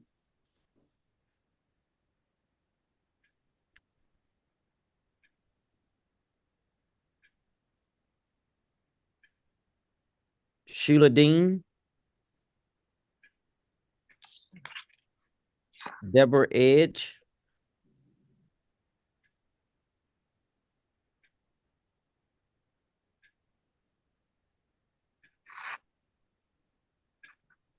okay, I see you, Miss Edge. Belinda Davis, Duquesne Butler,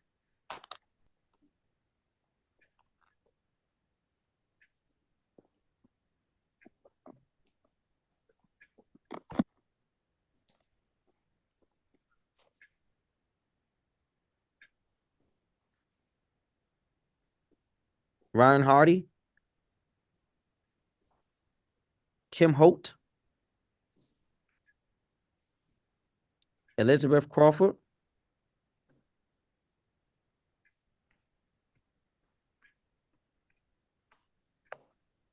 Diddy Green, Nona Kuma,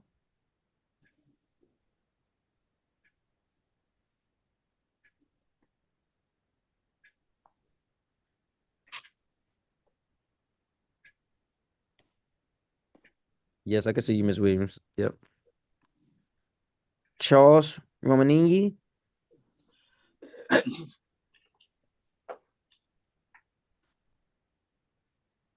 Heather Ferris,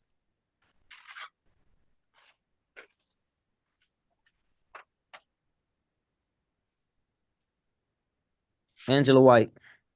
We're going to stop there and go with what we have right now.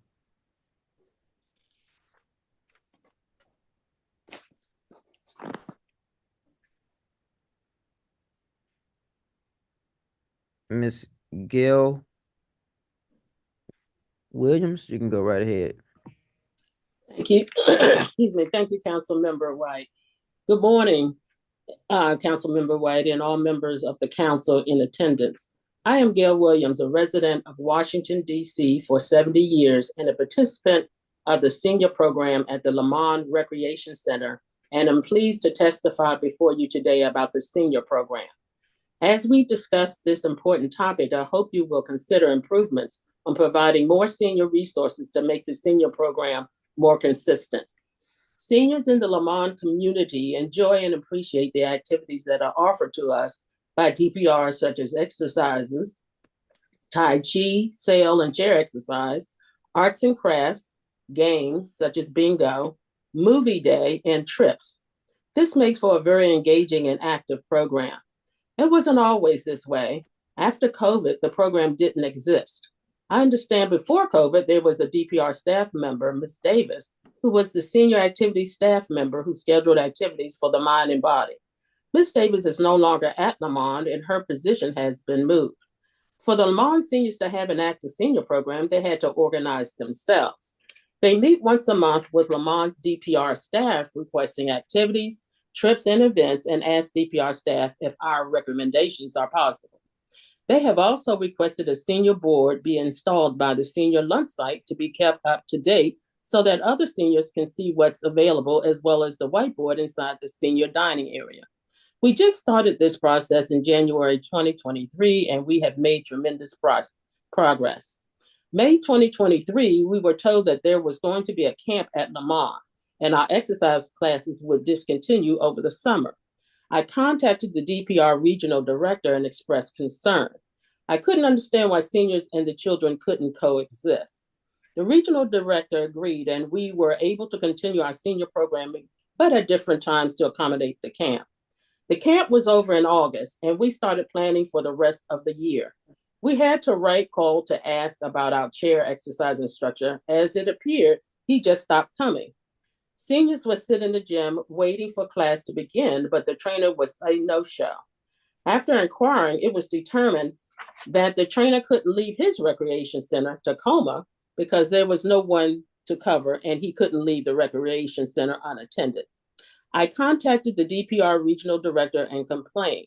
He worked with the Lamont recreation manager to get a replacement, and the chair exercises continued with a trainer from LaSalle.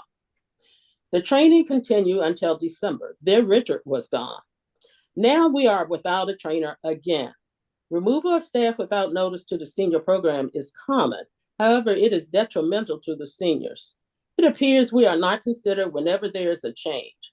As a result of these constant changes, we have gone from 30 participating seniors to 15.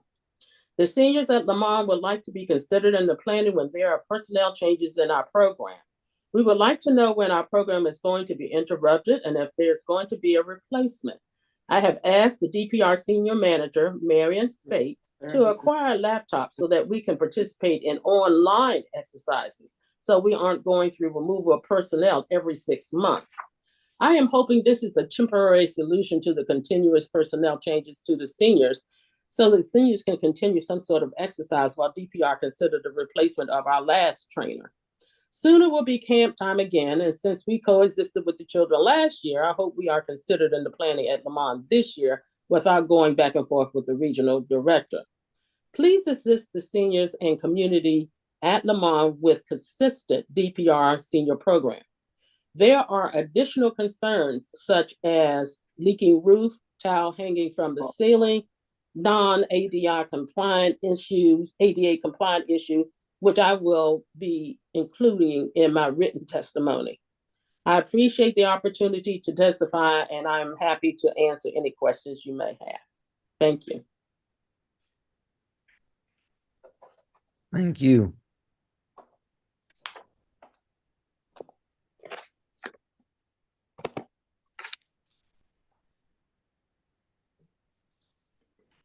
All right. Miss Belinda Davis.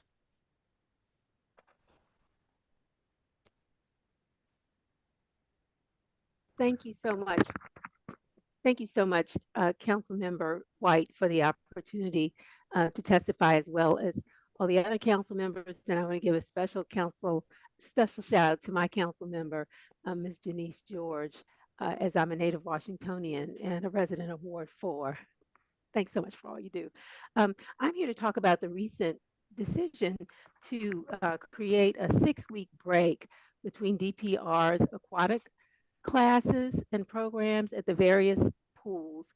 These programs are frequented by seniors, and they have pretty much daily classes Monday through Friday. And this extensive break is just a great interruption of the purpose of these classes, which is to help us to maintain and increase our mobility, strength, flexibility. And it also serves as a source of social connection for us because of the class members, many of whom have been participating in these classes for decades. And so the decision to take a break between, I think it was like February 9th, and the classes won't resume until March 26th, is a source of great concern for us. And to sort of add insult to injury, no explanation was given for the extended break. And I think, as we've all heard, and I am certainly a supporter of DPR, and I appreciate all that they do. I attend Turkey Thicket Recreation Center and that aquatic program, and the programming is excellent, which is why there is such concern about the interruption for the 6-week break. And having said that, no explanation was given for this. And so when that happens, when there's a vacuum of information, All sorts of rumors get started and all sorts of concerns arise as to, the reason for this extended break, which in the past has not been the case. It's been maybe a week or two. And the concern is that the provider for these classes, which is the YMCA, that their contract might be terminated. We won't have these classes, that the class sizes will be limited to increase the lap lane access, which we understand some members of the community would like to have greater lap lanes, but there are a good 50, 60 people who participate in these classes and for whom this displacement would really create serious harm. So we're asking, number one, that the break be eliminated not to 6 weeks, but rather maybe 1 to 2 weeks if maintenance is an issue, that certainly the DPR contract with the Y be maintained, and that we continue to get our classes, which we meet at either 8 o'clock or 9 o'clock.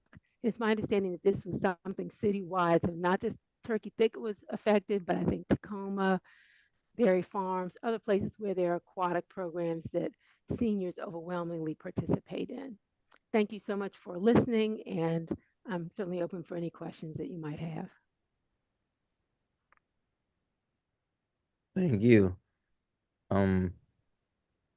Sydney Hughes Turner. Good morning, councilmen and community members. I'm here today because of the communitable farms at DPR.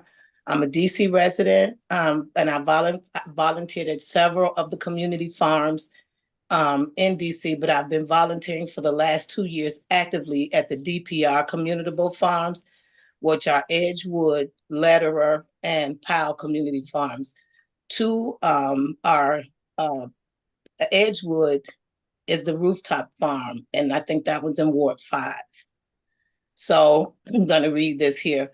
These farms have been a significant access to our community, and I believe that with additional funding, we can continue to make a real difference. All the farms within our communities have played a significant role in providing fresh produce, education to the public on sustainable gardening practices, and creating a sense of community through its events and outreach programs. As you may be aware, the Department of Park and Recreation's community farms have currently faced financial challenges with threats their ability to continue serving our community. Currently, each farm requires additional support and maintenance to operate. This includes the care of a recently destroyed greenhouse at Lederer Farm in Northeast on Nanny Helen Borough, maintenance of its equipment, purchase of planting resources and supplies, updating of facilities, and the hiring of seasonal staff to support farm chores. I urge the board/committee to consider providing additional funding to ensure that our community farms can continue to serve our growing neighborhoods. Each farm community has a vital resource of importance in the areas where food insecurity is a major issue. In addition, the farm's official educational opportunities for both children and adults, promoting a deeper understanding of the importance of sustainable farming practices and the benefit of local resourced produce. The farm has also served as a hub for community events, gatherings, providing a safe space for people to gather together and celebrating local culture and traditions. From several festivals and educational workshops, the farms have fostered a sense of community and belonging. It is truly invaluable. Prioritizing the budget for the communitable farms can ensure the important work continues for the people it serves. I appreciate your attention to this matter, urging you to continue providing the necessary funding and support to the local farms. Thank you for your time and consideration. Thank you.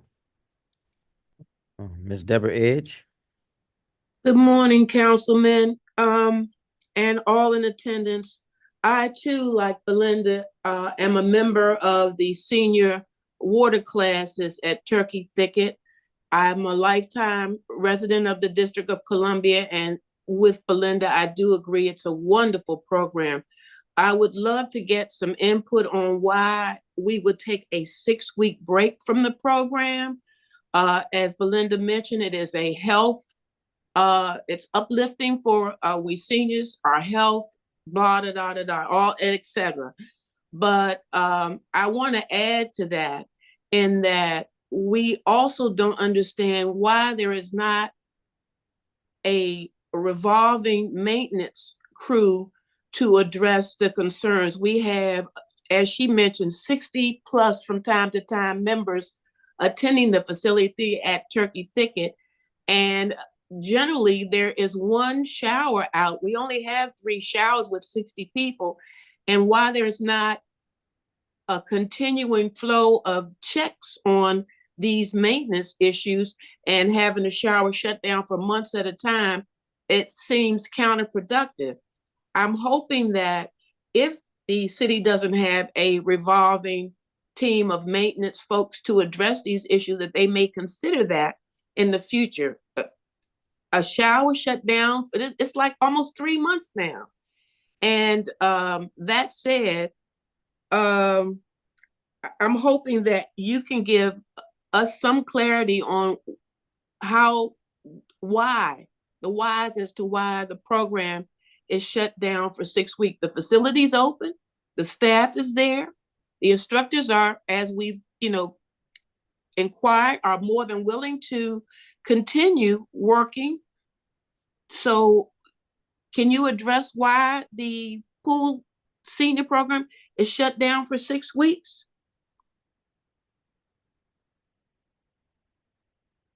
Thank you. We will ask that to the director Okay. today, and get some formal responses. I also want to conclude with mentioning that I think it's Denise. I have so enjoyed that community farm. It has been a blessing regarding reducing the amount of money I have to spend when they've harvested those wonderful produce that I use and plan my menu around. So I sure hope that that's going to continue to be funded in the future. It's a wonderful program, and I certainly have benefited from it. Thank you so much. Thank you. Elizabeth Crawford.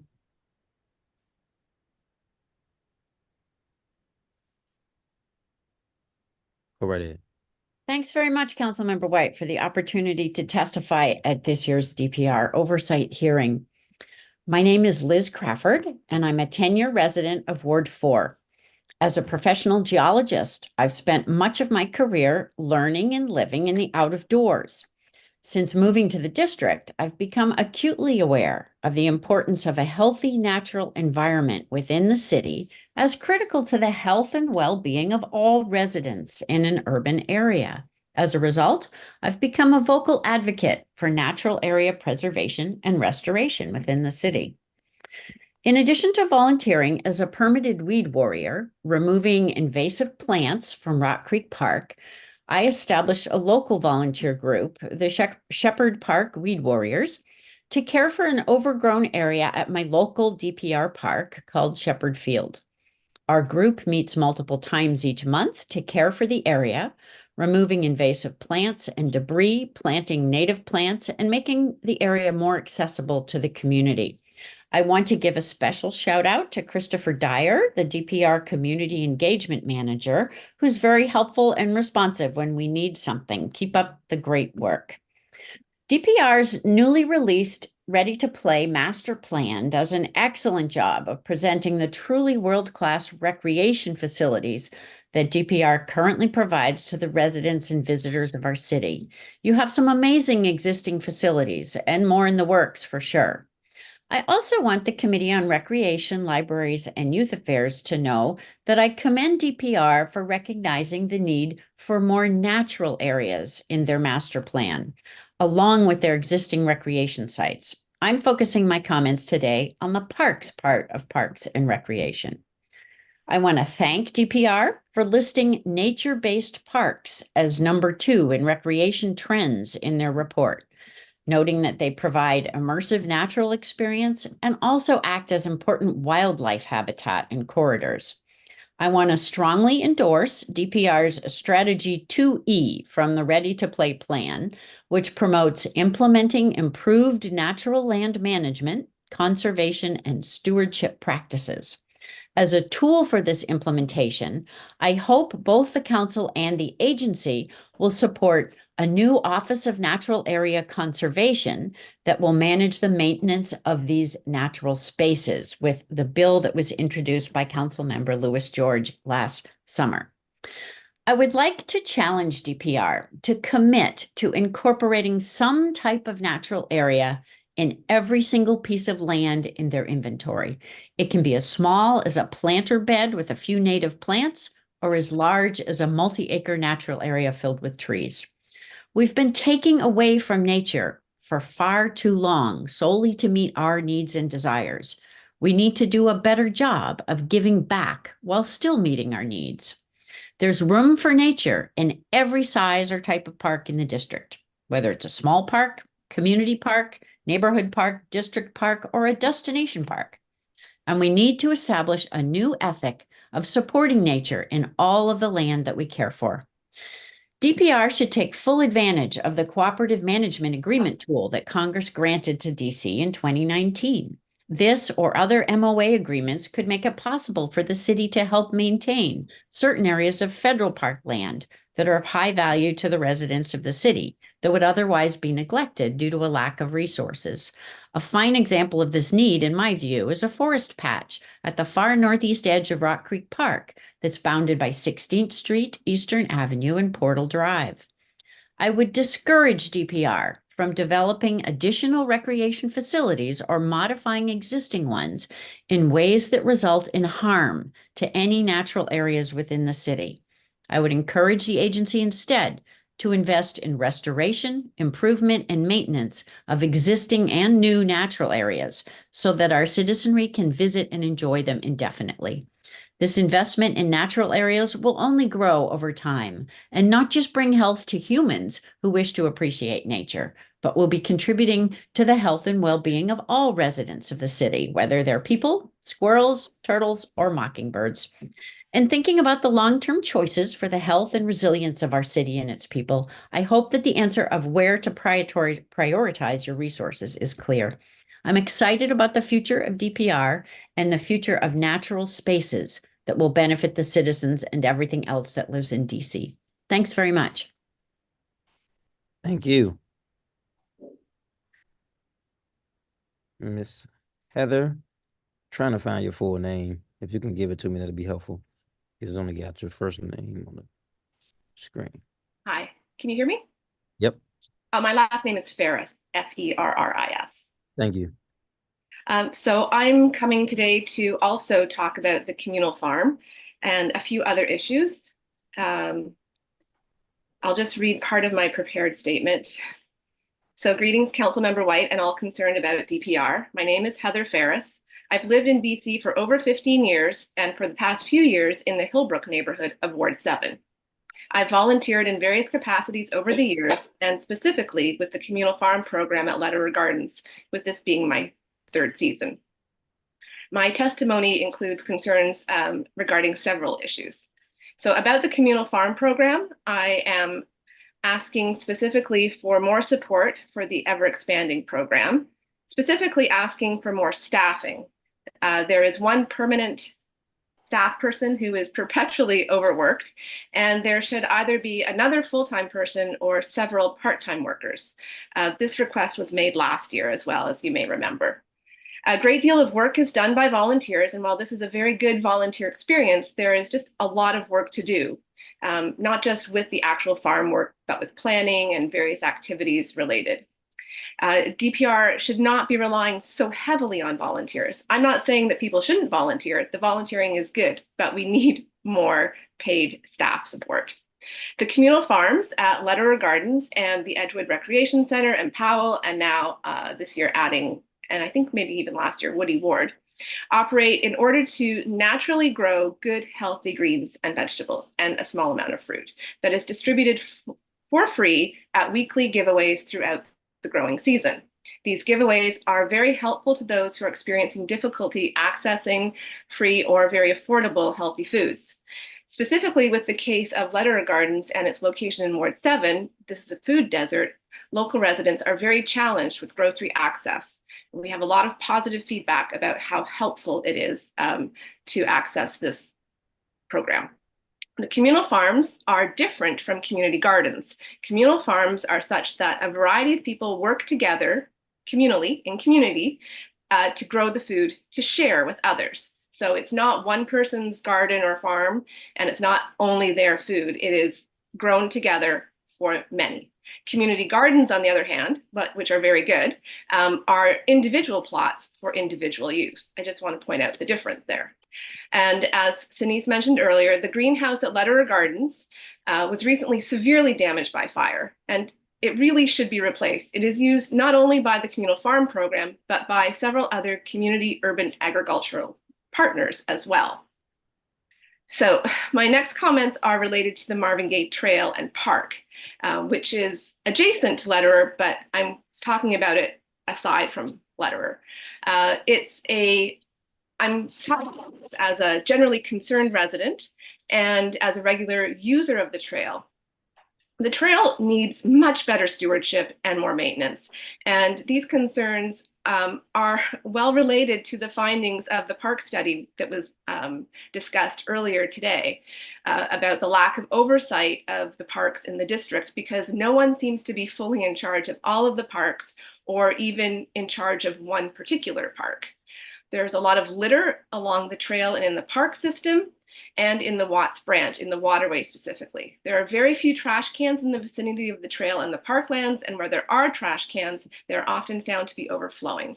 There's often illegal dumping going on in the forested areas and directly in the Watts Branch Creek. The limited signage is inadequate. Calls to 311 are not enough. Community cleanups take place a few times a year, and I've participated in many myself, and I know some people on here have as well.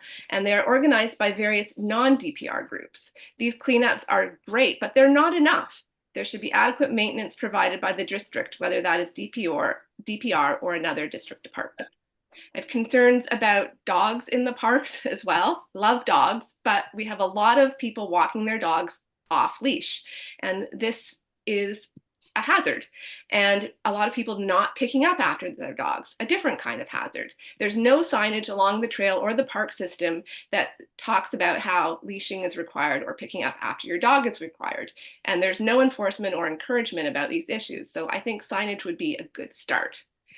Vehicular traffic is also a problem on the trail. The trail is for pedestrians and cyclists, but we have areas where there are cars and trucks and motorcycles, and that threatens the safety of pedestrians and cyclists. The vehiculars are contributing to the degradation of the parks and the trails, and of course, maintenance vehicles should be accepted from that. I am fully aware of that issue. And then Ms. Ferris, you have 2 minutes over your time. If you can wrap it up, that'd be. Okay, I'm so sorry. I just wanted to put in a plug for the lighting issue that came up last year, which is about park lights being on all night or at the wrong times of day. There has been no sports going on at Kelly Miller over the winter, but those lights are on every night and they can be seen for blocks away. So it's a waste of energy, and it is also light pollution. And I'll stop there. Thanks very much for your time and for listening. I appreciate it. Thank you. We have been joined by Ward 4 Councilmember Janice Lewis George. Councilmember Lewis George. Thank you. Good morning, and thank you to our witnesses for making time to speak with us today. I want to especially thank all of our Ward 4 witnesses who are showing up. I'm here because I love DPR, and I hear from residents all the time who use their programming and facilities all the time to stay in good health and have fun in the district. Without a doubt, we love our DPR centers. But without a doubt, our community has some needs where we would like to see DPR show up better. A strong Department of Parks and Recreation supports our seniors, it supports our youth, it supports public safety, not only by providing meaningful enrichment opportunities for our youth, but also by ensuring we have safe and clean places for people to spend time together. Obviously, I'll be in and out today's hearing because we also have hearings on DC Housing Authority and Department of Building happening at the same time. But my staff is watching everything, and I'll do my best to check in with many more for residents I see on the witness list today. My questions for Director Freeman will focus on the following topics. Checking on the status of ongoing capital projects in Ward 4, especially the Ward 4 small capital projects we helped move money for in fiscal year 2024, ensuring each facility is secure. We have a number of security issues that have arisen with some of our community centers, and to make sure each of our facilities are clean as well. We have issues with littering around our DPR centers and the amount of times the trash is emptied is not adequate. And the amount of times they are showing up has not been adequate. And that is across all of my DPR centers. Reviewing our aquatic staffing, so we can fully utilize our pools, but also so we can prevent tragedies like what happened to Jasmine Jefferson at Roosevelt Pool. A look at our teen-focused programming in Petworth and Brightwood, and a look at our staffing for our seniors in Lamont, Riggs, LaSalle, and Fort Stevens Recreation Center, as well as Emory. Also, some of the ongoing issues we have had with accessibility in our senior centers, whether it's being able to open and close a door like we saw at our Lamont Recreation Center, or the 9-month broken elevator at Emory that did not allow for seniors to be able to participate in our programs. And so we've done a number of great things with DPR and obviously have amazing staff, but there are some improvements we would like to see in the upcoming year. And so this is our opportunity to look ahead and to look backwards and see where we can make those strides. So thank you, Chairman White. I look forward to today's discussion. I hope we at least will get 2 or 3 rounds, because that's how many rounds of questions I have when it's time for the council members. And I don't know if now is when you want me to ask questions to the panel or you want me to wait. You can go right ahead. Okay, great. Thank you. Ms. Gail Williams, I'm going to come to you first from our amazing Lamont Recreation Center. Thank you. And I'm sorry you haven't been getting clear communication from DPR about some of the disruptions in programming for seniors, which I know is really important and important for your community. Can you share an update on if programming is back and running now? What kind of programming would be beneficial for the seniors? And what's the importance of having a consistency in staff members who make those connections and can continue those connections on with seniors? Thank you, Councilmember George. I hope I remember all of your questions. But right now, no. There is a recreation aide. Her name is Miss G. She stepped in to do the chair exercises that Tyrone Scott from Tacoma used to do for us, and Richard from LaSalle used to do for us. And so she goes online and finds exercises, and then she does them for us. It's essential for us to have exercises because a lot of seniors need to get out, first of all. We are trying to make sure that they get out and about because of the loneliness factor and isolation factor of seniors. And as well as we need to move. And so when they take a trainer away, we end up doing nothing, just sitting in the gym, just doing nothing. So Ms. G has stepped in. I understand she went for training on sale, that's independent living, teaching you how not to fall. But we already have Mr. Green doing that. So we need a chair exercise person. And I've asked Marion Spade to give us a laptop. Let us go on YouTube and we'll do it ourselves, but that hasn't been accommodated either. We just desperately need a trainer who's going to be there every day. And coming up soon will be the camp, which they normally want us to get out in the summertime, but we've finally been able to get the the director, the regional director, to agree that we can coexist there. And while we're in the gym, the children are eating lunch. So that works, but we always need a trainer.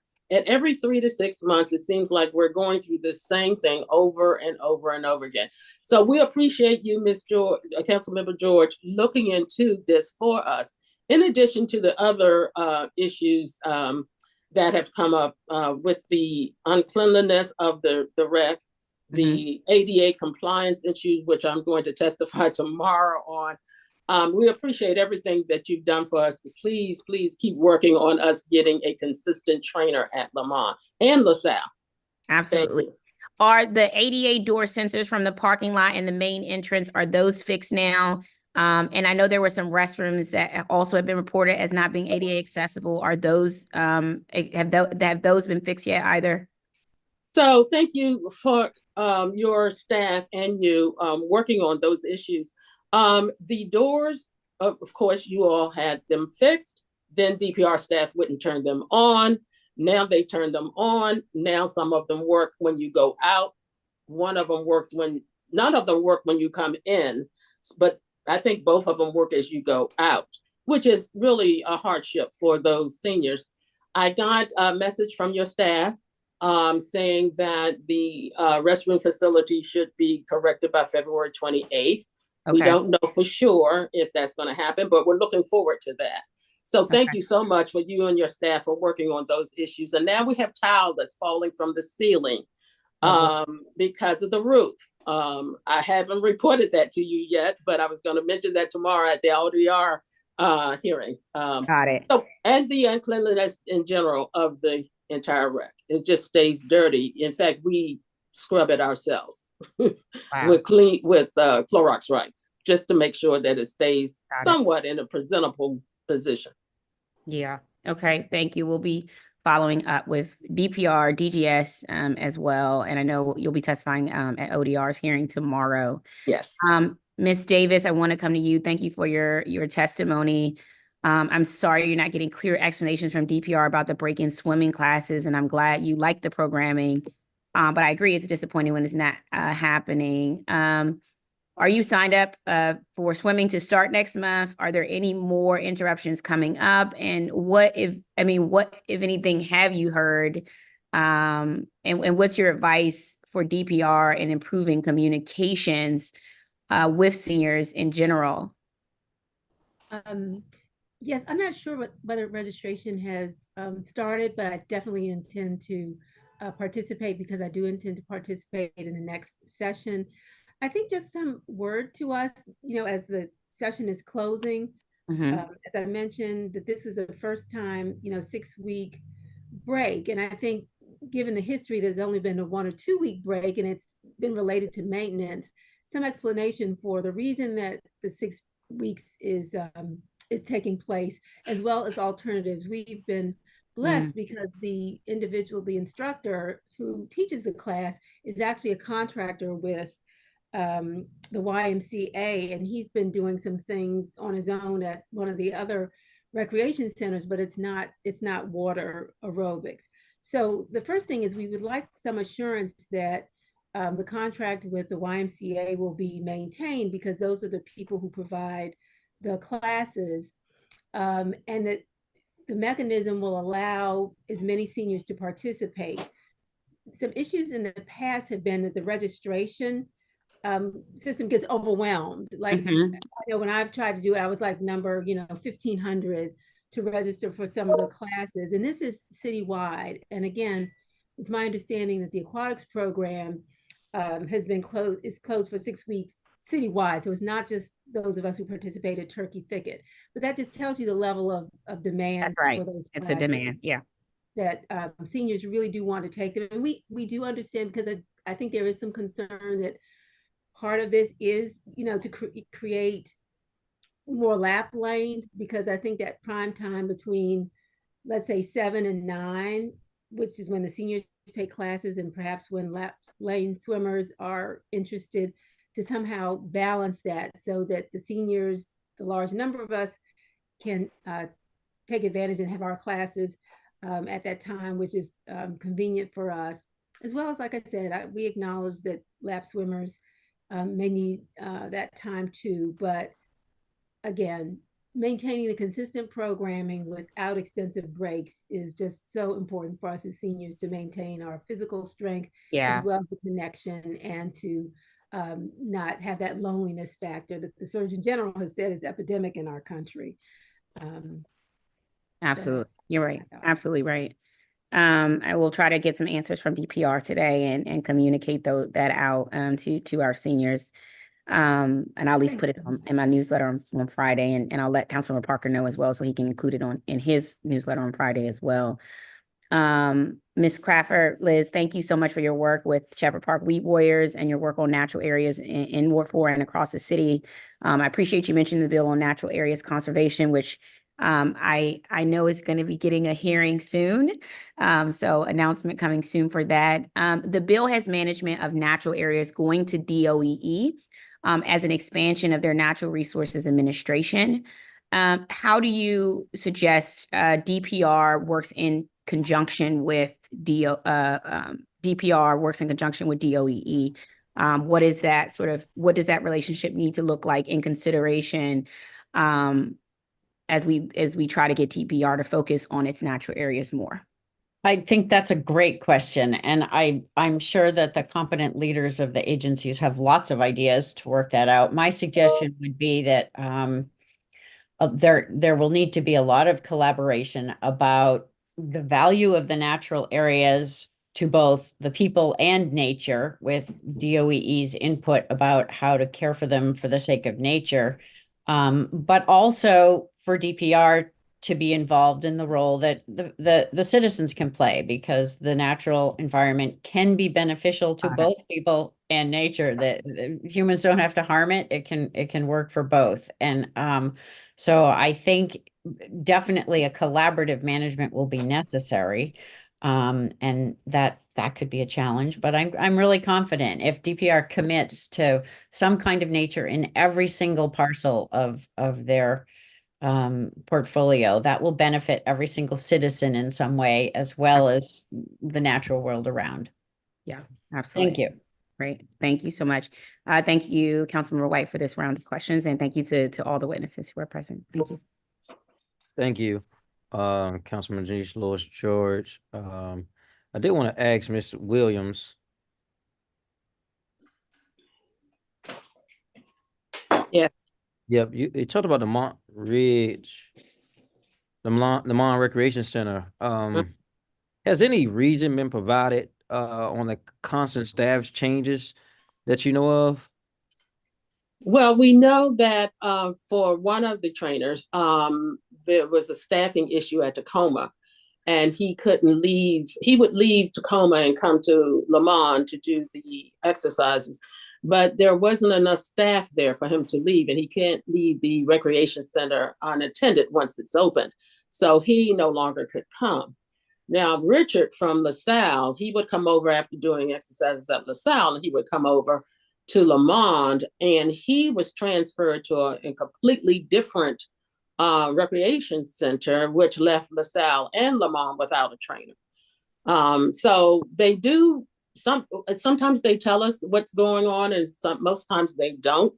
The trainer when they tell you, is it before you guys show up or after you guys? Because I heard you say that one time you guys showed up and were waiting, and I guess the staffer couldn't be released from another rec because he had another obligation. So are they telling you all before or after? Probably after. We probably find out, we go to the class, we sit and wait, because sometimes Tyrone Scott had to come from Tacoma, and we would sit in the gym and just wait. And then somebody would say, oh, he's not coming because the rec's unattended. Now with Richard, we found out at our holiday party that Richard wasn't coming. So we knew before that he wasn't coming back, but we had no replacement exercise. And how do they communicate with you guys if they're coming or not coming? Tyrone Scott would call Lamont DPR employees and let them know he wasn't coming. Richard just happened to mention it as he was at the party. But nobody from DPR officially tells us anything. We just sit and wait. or we inquire. But nobody ever really comes to us, not unless somebody asks the questions. 15 minutes gone and somebody says something. Or in Richard's case, we knew that he was leaving, but when we talked to the manager of Lamont, she had no answer for us. So I said, well, get us a laptop and let's just go on YouTube. Well, that hasn't happened either. Got you. So typically there's a registration process that happens on the internet through email. Are they emailing you guys, communicating anything in that vehicle at all? No. Okay. Thank you. We'll get some clarity on that. I want to ask Miss Belinda Davis about these breaks in the swimming program. And Ms. Signice, you talked about this as well, I believe. About how many people are participating in the senior swimming programs that you all attend? This is Deborah Ed, just about 60 of us. Can you hear me? Yep, 60. Okay. And I believe one of you guys gave a suggestion to not shut it down for 6 weeks, but lessen it to 1 to 3 weeks. Is that accurate? And has that been communicated with DPR at all? Well, we'd like it not to be shut down at all, but if there has to be some maintenance done, a week, max 2 should do it, not 6 weeks. And do they provide any additional programming to fulfill that time?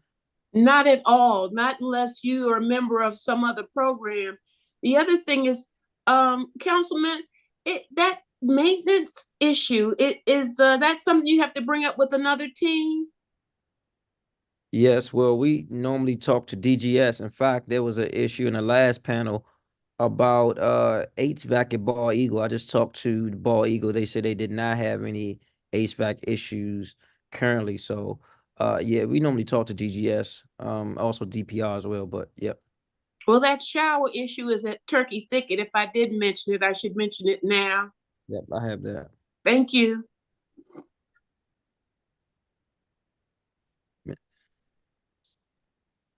Ms. Crawford.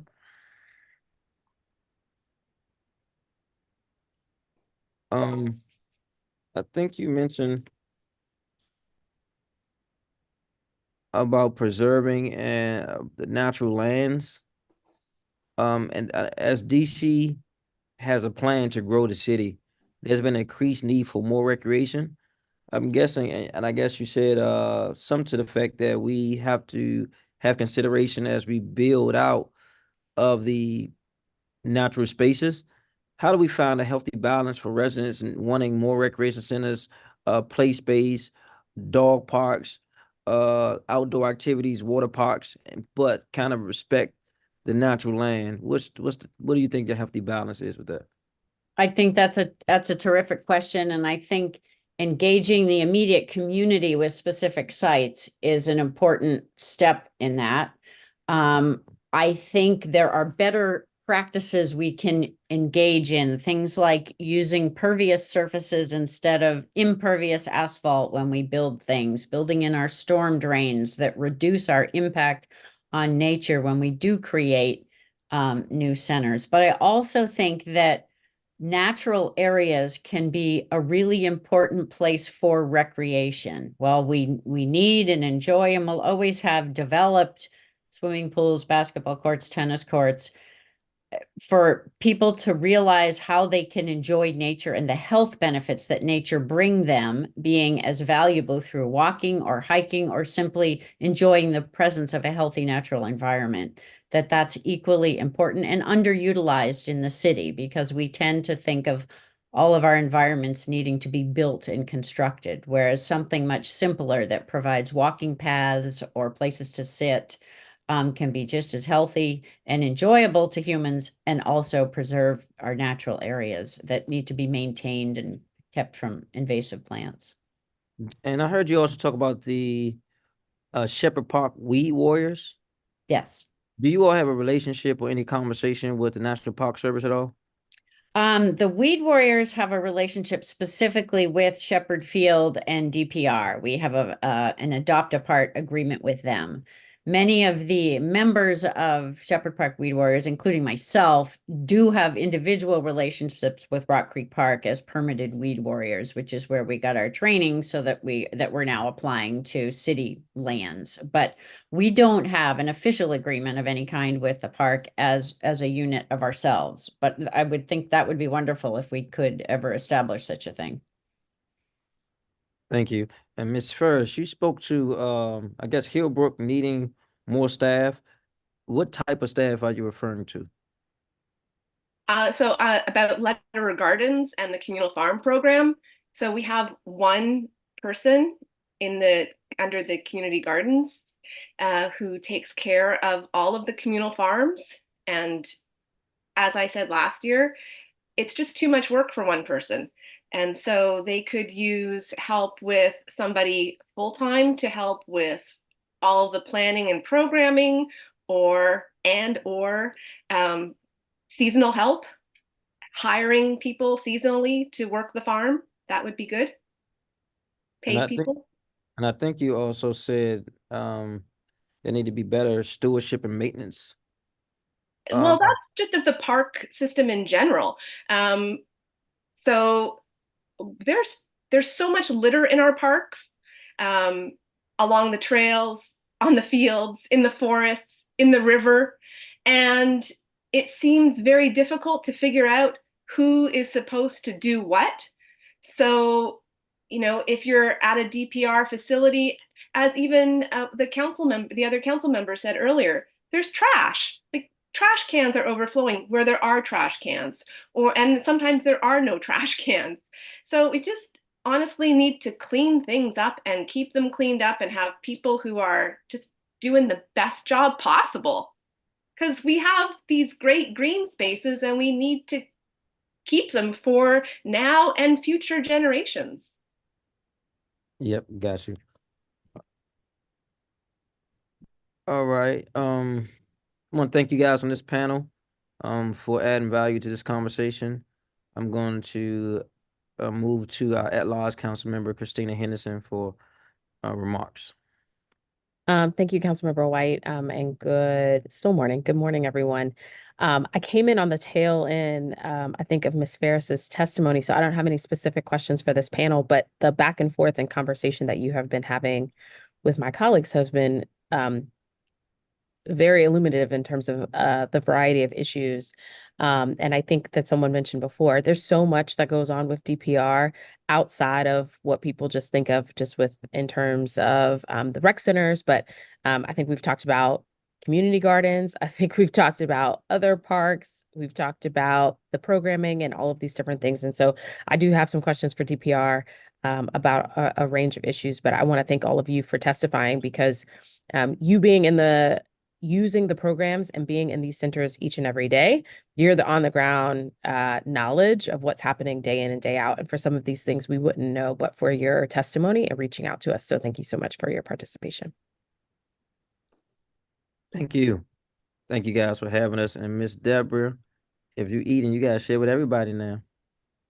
Oh, I apologize. I was supposed to have you on mute while I was down in this child. My apologies. Next time I'll have you all over. All right, you good. Thank you guys. Diddy Green. Hi, good morning, everyone. Good morning. Let me call the rest of the panelists. Hold on 1 second. I'll give you 1 second. We're gonna call the rest of the panelists up with you. Give us 1 second. Vera Cisolik, Lavonia Linder, Dolores Saunders, Kim Lukemil, Rachel Metz, Christine Miller,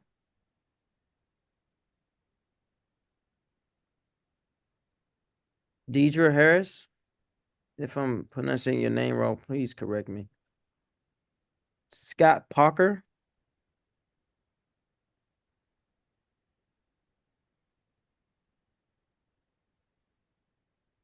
Tara Vasefi, Sabrithia Asakawu, Davina Minix. Okay, we have some joining on. Okay, great.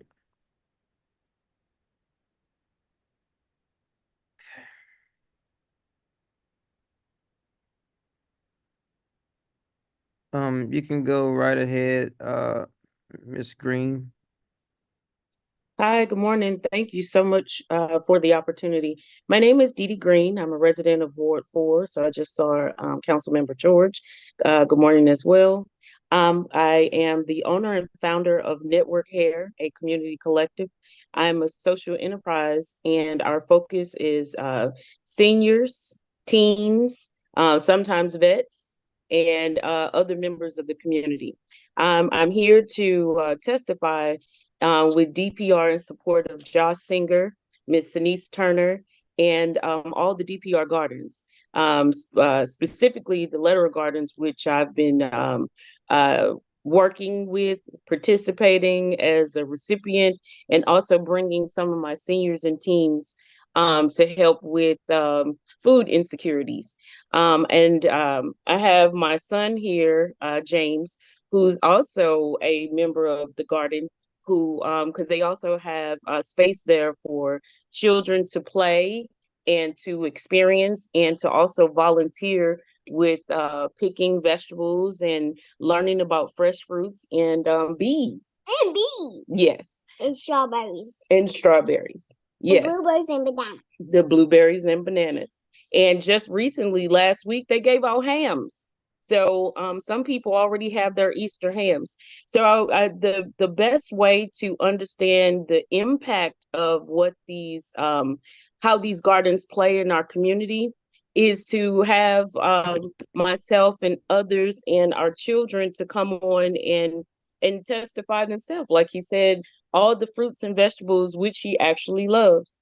And now we're learning about bees because Miss Turner is now a beekeeper. So, you know, those opportunities are available for residents to learn, to advocate, and also be a functioning member of our communities and teaching our young people and others just about gardening. Some of us don't have green thumbs. Yes, raspberries. And also about bees and how they are very pivotal in our communities and how we thrive, you know, because of our green spaces. So that is my time. But I just want to come on here and say that Josh has been amazing. And with Network Hair, we also provide community resource advocacy. So I've helped with finding resources of if someone, I think they needed an electrician, they needed some other services, and my company was able to provide some of those services as well. So I just wanted to say, please keep that going. Please keep the funding going. I think also someone said about the staffing, because it has been an amazing resource. Did I say amazing? An amazing resource in our community for our seniors and our children. Thank you so much for the time. Thank you. We have Vera and Bill Sisolek. I can see you talking, but you gotta unmute yourself. Okay. My name is Vera Sisolak.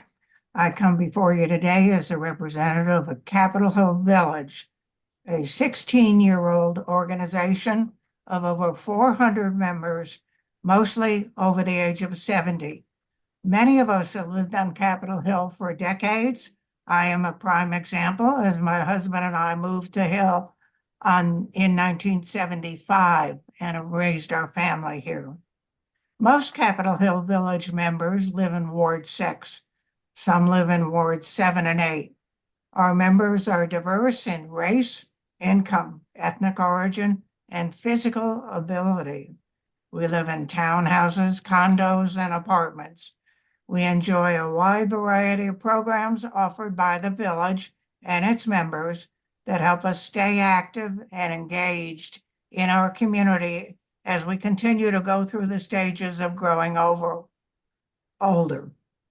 Key among our goals is helping older residents keeping from become socially isolated and ensuring that they remain active to the extent that they can. We have formed 30 member-run affinity groups. Some of these groups bring our members together for physical activity and educational or cultural pursuits, and others are purely social, including one for men and another for LGBTQ members. With our interest in staying active, village members are avid users of DC parks, recreation centers, and pools in our area. As the chair of the Recreation Task Force within the advocacy core of the village, I actively follow the work of DPR.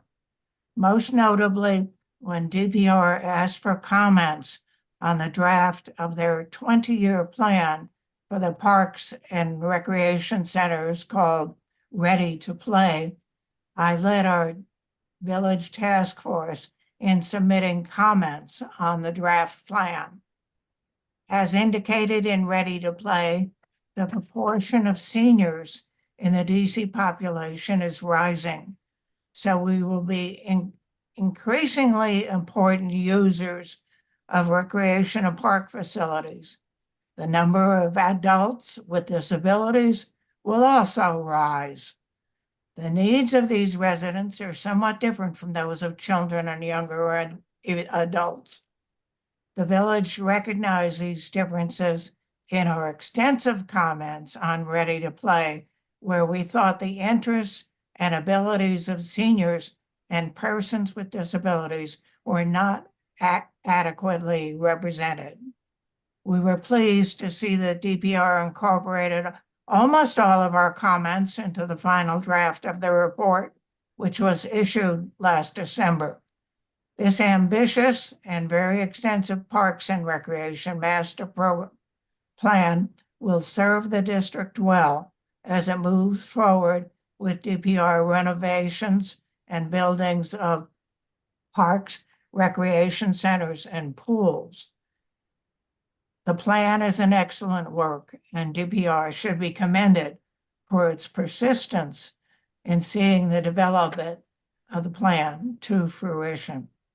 Nevertheless, the village is concerned that despite the words to the contrary and Ready to Play, seniors will still be overlooked in the implementation of Ready to Play as the needs of children and younger adults dominate.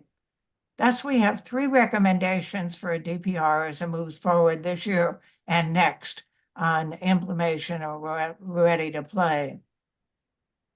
First, DPR should facilitate seniors Ms. and Sisolak, you're persons over your with time. If you can disabilities. start wrapping up, that'd be helpful. I'm sorry. Okay.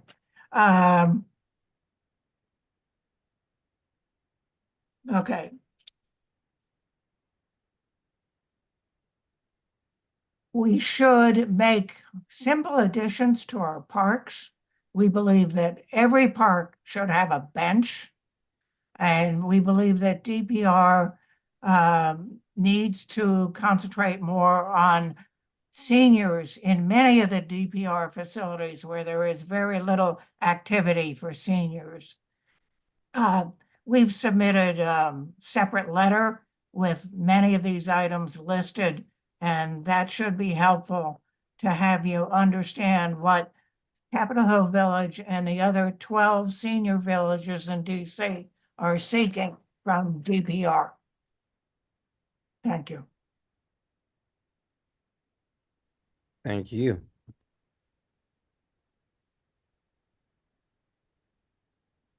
Livonia, Linda.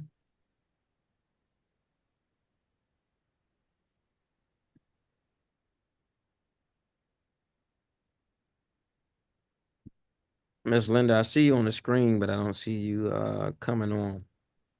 All right, I'm on now. Right. Thank you, Councilmember White. I appreciate this time. The screen is Unfortunately, not my on. camera's not working. Okay. Do I have to start my video? If you Okay. see Oh, you, I can see you. okay, good.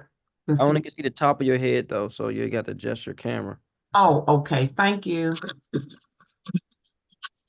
My There, husband, Arthur Linder, is helping me. there we go. Okay.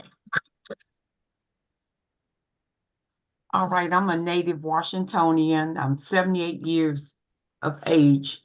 And I'm complaining, I guess, and some good things about the DPR water aerobics program. I have been going to water aerobics at Turkey Thicket for over 15 years. And this aerobics class is so rewarding for so many reasons. The water classes are easy on our joints, and it's also something that's recommended by my doctor. And it helps us physically and mentally, and it also gives us a chance to develop our friendships. And again, I've heard others testify about the 4 weeks, which is a long break for us. This is the first time this has actually happened to us. We normally have a break, maybe 1 or 2 weeks, and they will say that's for maintenance. And sometimes our instructor would do a practice session, meaning we wouldn't have the whole lane, but he would be there for us. And also, one of the biggest problems is at the maintenance at Turkey Thicket. The bleachers are filthy. There's trash under the bleachers. The light in the lockers, women's locker room has been out for at least 2 months. Something as simple as putting a bulb in. And then we have our swimsuit ringer, and that's been broken over 6 months. And the handicap shower stall is not usable. It's stopped up. These are seen to be simple things that I would think maintenance could maintain, and it should be done on a regular basis. Then you shouldn't have to wait till something drastic happens. And even though they did some work on the roof, there's still some leak of water on the bleachers. And that's what I can't understand, why the roof is still leaking. And why is it taking so long for these repairs to be replaced? It doesn't seem like it's so major, but a simple thing, like I said, the bulbs and doing something with the shower stall where, can unstop it. And we only have 3 showers, but thankfully we can all work together getting that done. And so do you know why, or the council members know why there's such a long time in having these repairs? I mean, even some of the women have brought in shower curtains. And one of them even wants to, get somebody to bring in a bulb. But that's, we're not able to do that. So that was my main question. Why is it taking so long to have these items replaced? And secondly, is there a permanent director of DPR? Thank you, Ms. Linder. Next, Yes. we will have Tara Sefi. Taking notes.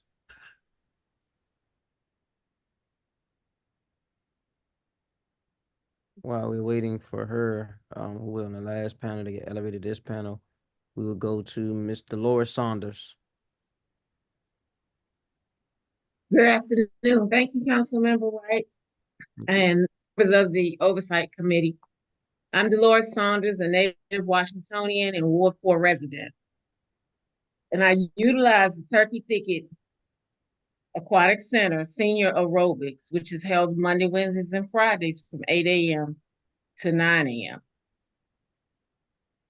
And I have been using that for several years now, and it has made a quite bit of a difference in my life. I had my primary care physician, and I have seen significant health benefits from participating in these aquatic classes. Blood pressure is normal, no longer have to take blood pressure medication, lost the much needed weight, and it's good on my joints and overall health. This program has helped me in so many different ways, mentally and physically. I'm currently a caregiver for my 94-year-old mother, and me being in shape and healthy helps her.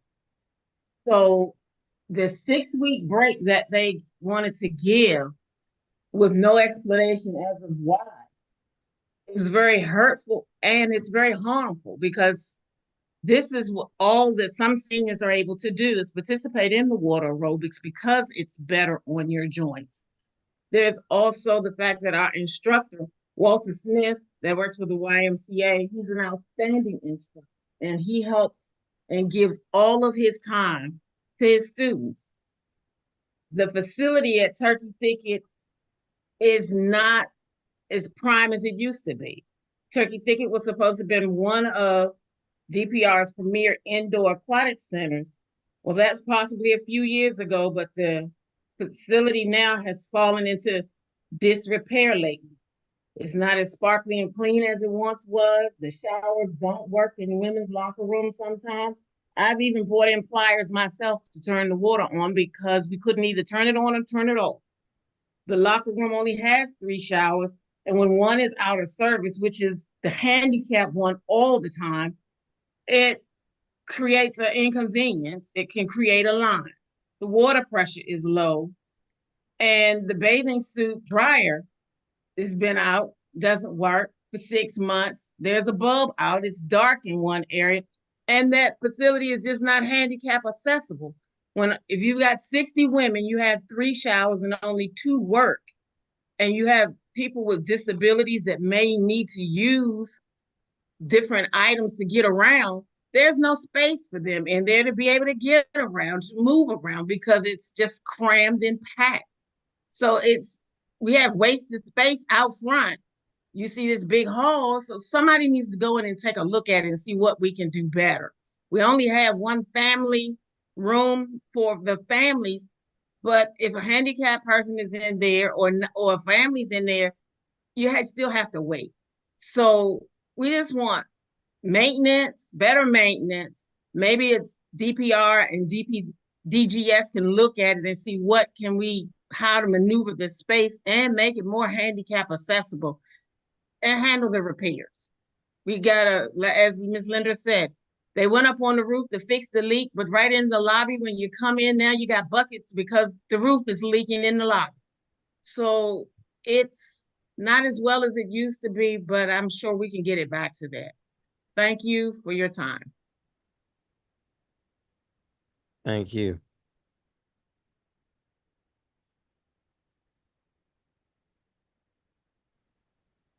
Ms. Kim Lamoon. Yeah, it's Lemkiel. Hi, thank you. Thank you.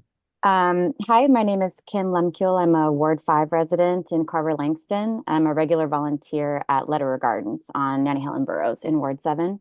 And I wanted to mention that first because I really think the communal farms are the crown jewel of DPR's programming. They're an invaluable means of accessing fresh seasonal produce for folks facing food insecurity, and they help us build skills, knowledge, and confidence to ensure food sovereignty in our watershed. And because poor people rely on a fragmented public transit system that's designed to serve downtown rather than move us reliably around our own neighborhoods, it's much easier for me to travel east to Deanwood than north to the Edgewood Rooftop Farm, which is in my ward.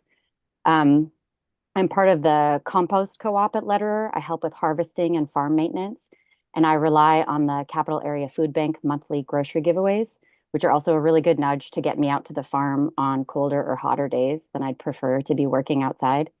I really love the camaraderie of working on the farm and being treated to the really gorgeous chef-prepared meals that highlight our harvests. The communal farms do an exceptional job of cultivating, accepting, and welcoming gathering spaces for community building and fellowship that are too rare in this city, and I really want to ensure their continued funding and support. I have to draw attention to the outstanding and seemingly tireless work. He's kind of been mentioned not by name so far, but has come up a few times, of the community garden specialist, Josh Singer, who's who's a tremendous asset to DPR and seems to do the jobs of like 15 people in all kinds of weather.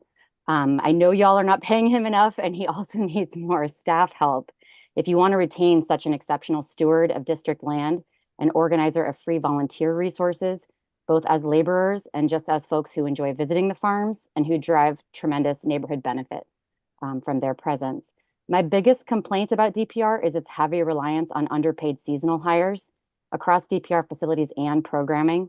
You all have a really solid foundation here on which to embark on real workforce development that properly trains and remunerates for skilled agricultural work. And I hope you'll take the opportunity and responsibility to unemployed and underemployed DC residents seriously. Thank you for your time, and long live the communal farms. Thank you. We have Rachel Metz. Good afternoon. Can you hear me? Yep. Fabulous. So first, thank you for the opportunity to address you in the committee today. My name is obviously Rachel Metz. I'm the Research and Data Manager at DC Action, and here to talk about the role that DPR plays in the district's complex landscape of after-school and summer programs, also known as OST, as you heard from the PAVE parents earlier. First, thank you for your support, Councilmember, for the universal OST legislation. As you know, youth who participate in high-quality OST programs demonstrate better classroom participation, school attendance, and develop skills and emotional intelligence. And as has been mentioned, safety is also part of the landscape with OST and DPR. When youth have a safe place to be where they're engaged, that helps the young people themselves and it helps the community. So thank you for your work to help ensure that the district can be a place where young people have access to safe, engaging activities during out of school time. What I'm here to talk to you about is the data transparency side. You've mentioned, that there's been a lot of money put in. What we don't have is information on how many new seats that actually created. We have a baseline from 2022 when DC Policy Center published the needs assessment that the council commissioned them to do. And we know that at that time, there were about 31,000 summer program seats across DPR, community-based organizations, schools, and also the Marion Barry Summer Youth Employment Program. And we know that that's just 1/3 of what's needed to serve all young people. So what we need is to know, of the money that's been put in since then to DPR, how many new seats were actually created. And for that answer to be usable, DPR is going to need to omit duplicate programs in the count. So if the same program is running at the same location for 5 weeks and it took 20 children a week, we need them to count 20 seats, not 100, so that we get a clear picture of how many children have a place to go for the full length of the program. At the points in the past where DPR hasn't provided data on how many young people they're serving in their OST programs, they haven't deduplicated like that. They've given the 100 number, not the 20 number. We also need a little more transparency just about what the budget line items translate to. This is a problem in the budget books throughout, but right now it just says out of school time program, and we don't know what that actually translates to. And so we don't know what to do in order to expand capacity and just understand what services we're providing right now. And last but not least, it's important for the committee and the public to know the extent to which DPR is collaborating with other district agencies that fund and coordinate OST programming. DPR is a hugely important part of the landscape, but obviously so is Learn 24, so is DCPS, and also obviously DOES, the Summer Youth Employment Program. So without strategic and consistent collaboration, it's impossible for the district to target funding and capacity in a way that's equitable and effective. We encourage the committee to ask DPR about the role it's played in interagency coordination in the OST space. In the written testimony, there's a more complete list of questions related to capacity and enrollment, and we encourage you to ask the director to answer that on the record so the public just has a clearer sense of how many seats we have right now and what would be needed in order to scale up. Answers to those questions will paint a clearer picture of our current ability to serve families who are looking for out-of-school time opportunities and create a baseline as we look to achieve the goal of universal out-of-school time. Thank you for your consideration. Thank you.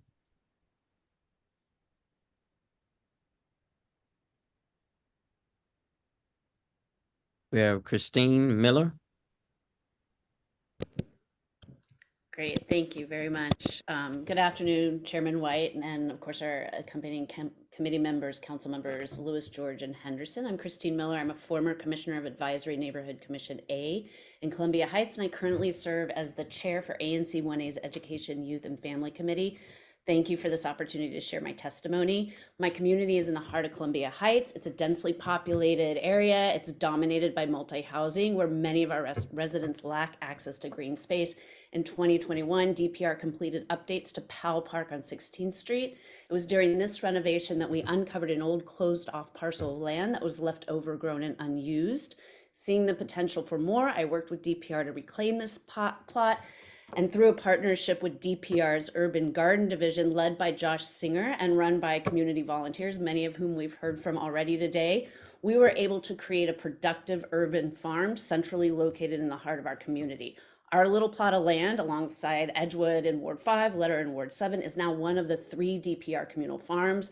In only 2 years, we built an agricultural site and created a positive community space with activities that provide hands-on educational opportunities where neighbors can learn about farming and the benefits of fresh food. In addition, we have created partnerships with our DCP Public Library. And as we've also heard in testimony today, this is a safe space for our young people. We are directly next to Columbia Heights Education Campus, and we've been able to start partnerships with our young people, especially that middle-aged group that often doesn't have a place to go. 34% of our neighbors live below the poverty line. 69% of those are children under 18. 48% of them are seniors. This is more than double the district rate. Powell Communal Farm has allowed us to provide free produce through weekly giveaways across all 3 farms. The 2023 growing season produced 13,126 pounds of veggies and healthy food options for residents across the district. This doesn't include the flowers, the herbs, the honey. The impact has been even further compounded through thousands of pounds of donated produce from farm and food bank partners. I've listed those in my testimony. The impact of this communal farm on our community is profound and immediate. We have made huge strides under the guidance of Josh Singer, but there's still a pressing need for 2 additional FTEs, specifically urban farm specialists, to scale up these efforts, along with some of the other funding needs that were mentioned again today in the testimony. Activating urban agricultural opportunities like Powell, Edgewood, and Letter is an effort that we should be seeking to replicate and grow as we envision what programming at DPR looks like and how to best serve the needs of residents, including meeting needs like food insecurity, educational program, or access to green spaces. We need to make sure that we're allocating the necessary resources. On behalf of my neighbors, my community, and the city, I urge you to continue the invaluable work and invest in the transformative programs like the DPR's Urban Garden Division. Thank you for your attention and consideration. I'm always happy to discuss this further, share more about our needs. I've also included in my testimony a funding request from ANC 1A passed at a properly noticed meeting, along with a bunch of photos so you can see the evolution of this little plot of land, along with the number of community engagement opportunities and resources that we are providing directly in the neighborhood. So I'd love you to take a look at those. Again, always happy to answer questions. Thank you. Thank you.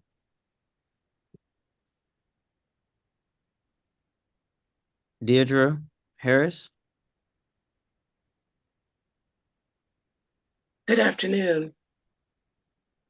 Thank you to Councilmember White for allowing me to address this body. Good afternoon to Lewis, George, and Henderson. My name is Deirdre Harris, and I'm a native Washingtonian, born at Freedman's Hospital, a graduate of UDC, a former DC public school teacher, and a former DPR site director in the cooperative play program under Janet Smith. Shout out to her, she was great.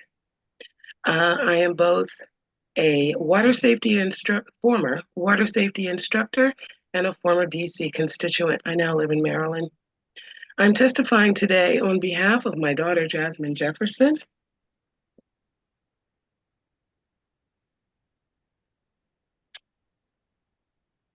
who was an esteemed employee of the District of Columbia and one of your colleagues. Unfortunately, she's no longer with us. I'm sick today, so I have pneumonia, but this is so important that I am here today. So please give me more than 2 minutes to get through this. I've been on here since 9:30. All right, I am here to address comments.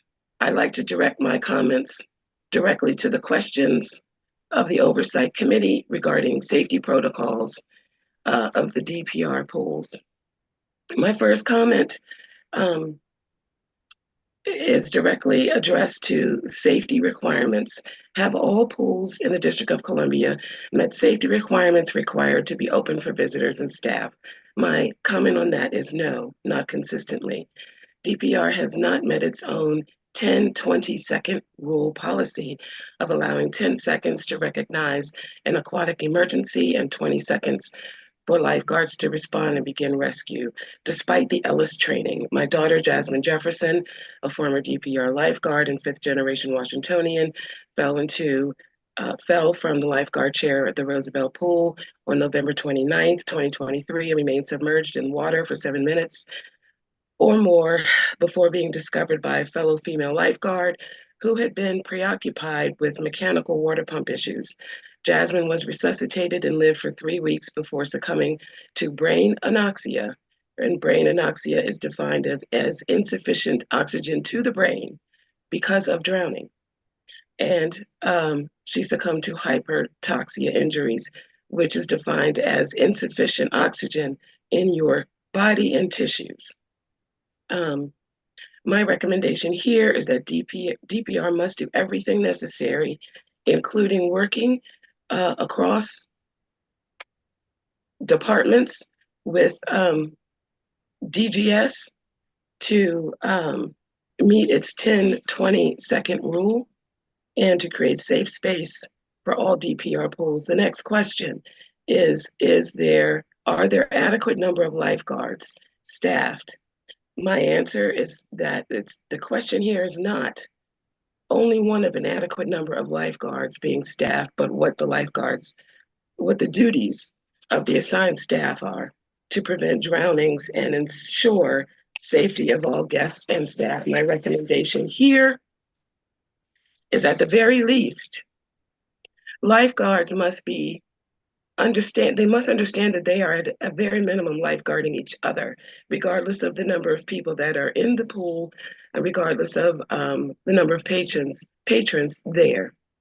It is critically important that all staff members remain attentive and on the pool deck and not be distracted by other things.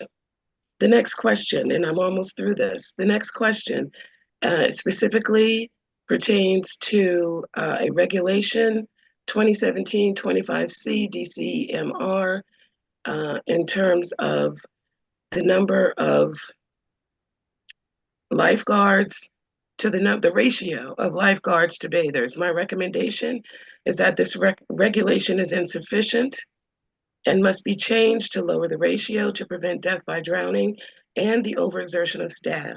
Policies are made by people, and when policies do not meet the needs of the public safety, they must be amended and rendered effective immediately. This recommendation, which I have been in contact with since Jasmine's passing in December, is supported by the American Lifeguard Association and the American Red Cross. The next question relates to if DPR policy ensures that qualified lifeguards are capable of viewing the entire area of pool decks. And regarding surveillance and surveillance cameras, on November 29th, this plan failed. The next question is regards, do qualified lifeguards, are they able to reach the furthest extent of assigned zones and patron surveillance within 20 seconds? Again, this plan failed. On November 29th, Jasmine remained submerged for 7 minutes and went undetected by her coworkers because they were not surveilling. And that is a fact. And that is a problem because it becomes a public safety issue.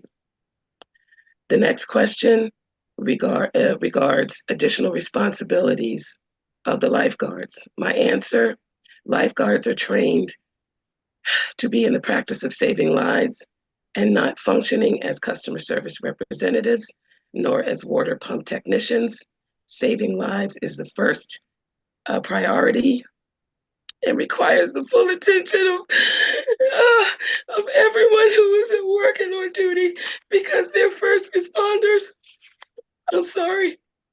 I'm going to finish. The next question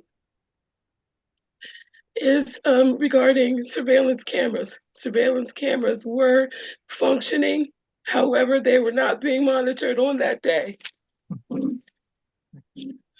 Okay, I'm almost done.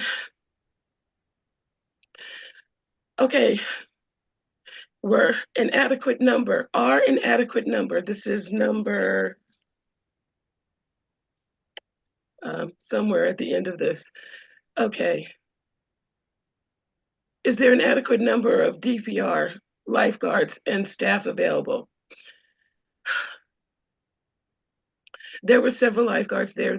So I've spoken with several former lifeguards, at least 3 that I know of personally, who have left DPR employment due to retributions incurred from voicing their concerns about, number 1, poor management, number 2, DPR not following its own policies, number 3, succumbing to pressure from regular patrons to open certain pools even when the pools are not adequately staffed for threat of losing their jobs. This is not safe practice. It does not serve the public, nor does it ensure safety. No employees, DPR employees, should ever be reprimanded or have their jobs threatened because they have concerns about safety issues or because they are being pressured by the public, even when they are understaffed. My daughter, Jasmine, had concerns about safety protocols that she voiced during the summer of 2023, both in writing and verbally, which fell on deaf ears. I know this because she was sitting next to me when she was typing some of her concerns to her supervisor. Perhaps if her managerial concerns had been addressed, she would not have lost her life due to the negligence and the inexperience of the seasonal staff at Roosevelt Pool, who were either distracted or not in place so that her life could have been saved. All right, my recommendations, and this is the end of my testimony. My comments and recommendations are that security must be increased at all sites to thwart the insurgence of violence, especially in sites that are associated with recreation centers. A mandate must be issued for 3 certified lifeguards to be staffed at pools at all times and not just operational staff. While some staff are lifeguard trained, they do not help when there's a lifeguarding staffing shortage. In addition, fair opportunities must be common practice throughout DPR. There is evidence of nepotism occurring in DPR and throughout the district government, which is counterproductive and not in the best interest of public safety. There's something called zone validation, which I'm a little weak on, but apparently, according to other former DPR lifeguards, the number of lifeguards is not determined by the amount of people, but by the number of people in zones, according to Ellis, which is the agency that trains. There are inconsistencies with this. DPRs does not have enough staff to operate pools safely. They've got to stop saying that they do when they do not. There have been several injuries and deaths in district swimming pools in the over the last few years, and definitely in 2023. My daughter is not the only one. DPR doesn't have enough staff to operate its pool safely and efficiently, according to their own certifying agency or any other certifying agencies. DPR must be held accountable for public safety issues, especially those resulting from the loss of life.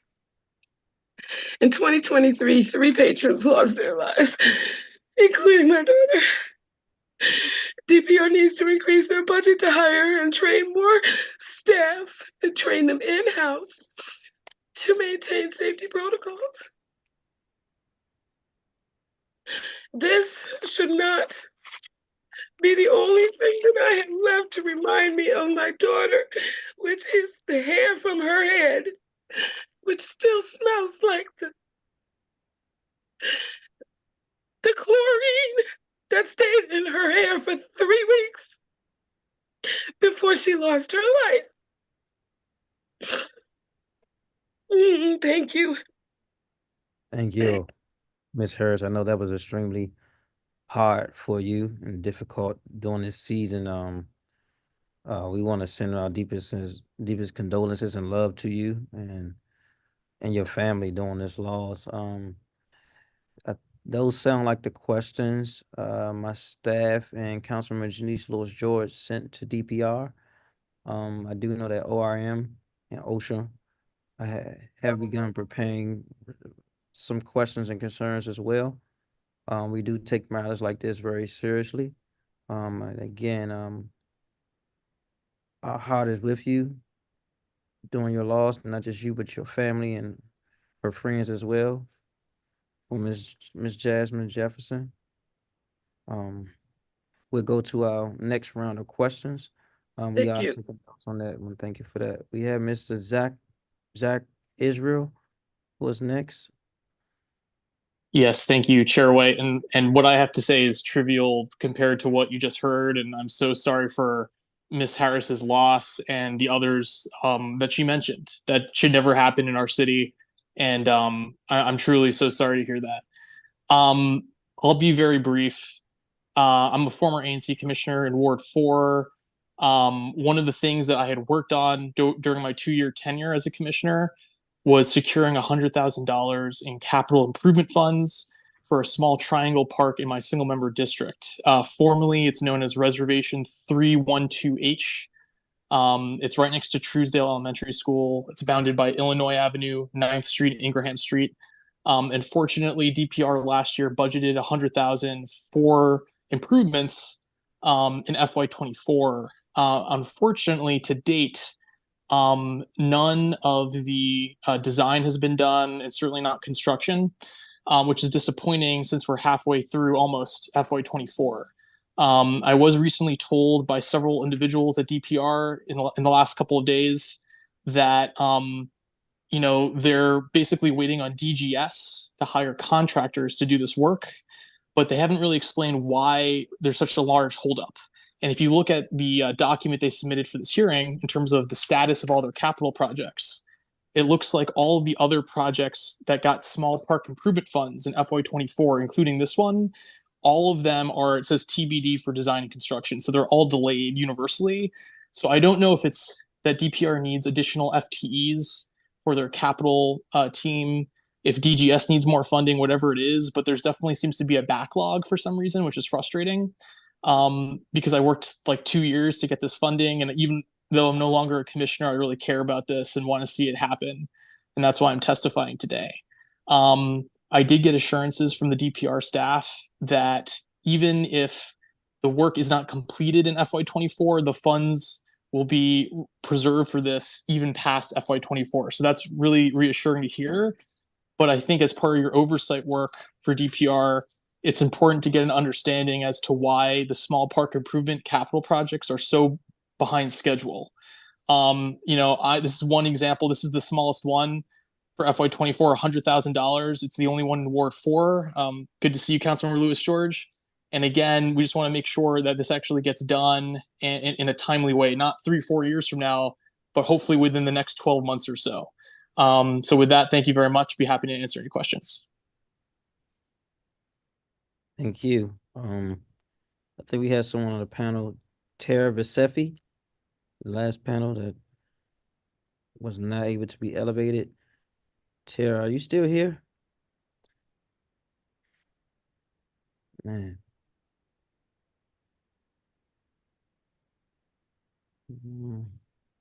Guess not. I'm getting notes that you're here, then we call you. I'm not sure what's going on, but if you are here, send us a note so we can get you back up on the screen. We have Scott Parker, Washington, D.C. pickleball. Scott? As I think you know, I'm the managing director of Washington, D.C. Pickleball, which is a not-for-profit 501c3 organization now of nearly 700 DC pickleball players, whose purpose is to grow pickleball, to develop player skills in DC, and to assist DPR in resourcing the play sites. All the directors are unpaid volunteers. As I noted, and you may remember from last year's oversight hearing, DC pickleball has grown faster than nationally and continues to do so with approximately 1,400 players now citywide.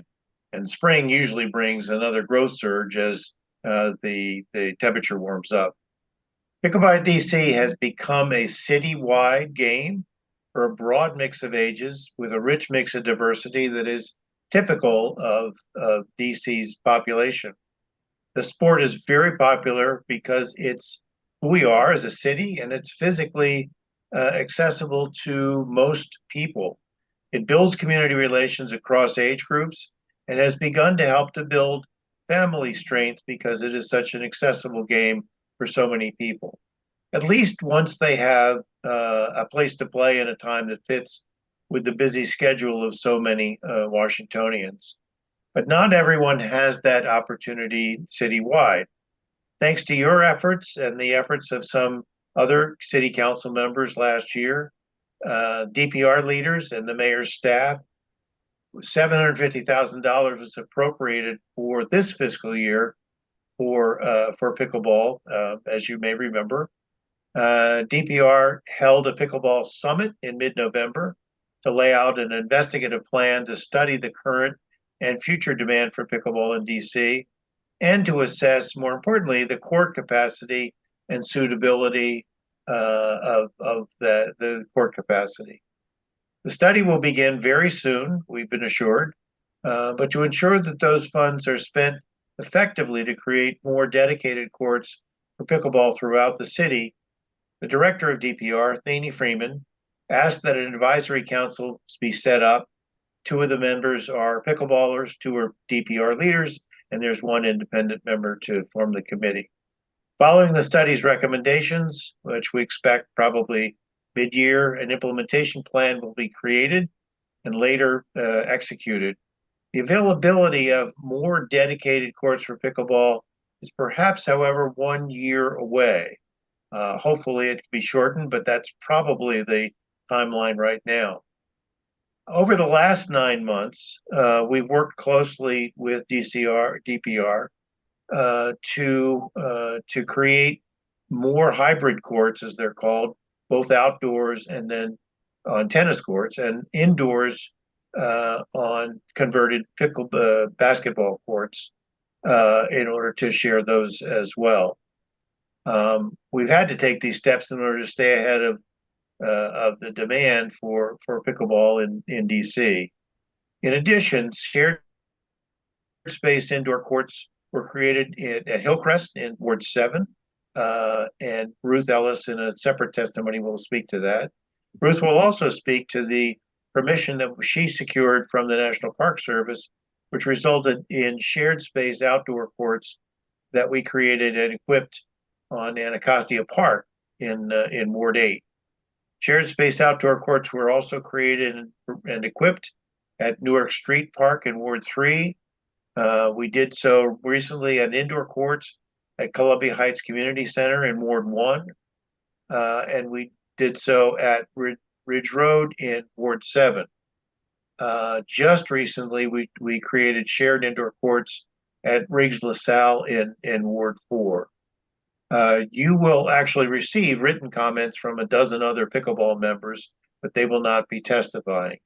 So, for example, you'll learn about a piloting of a program at Rosedale for Parkinson's affected players.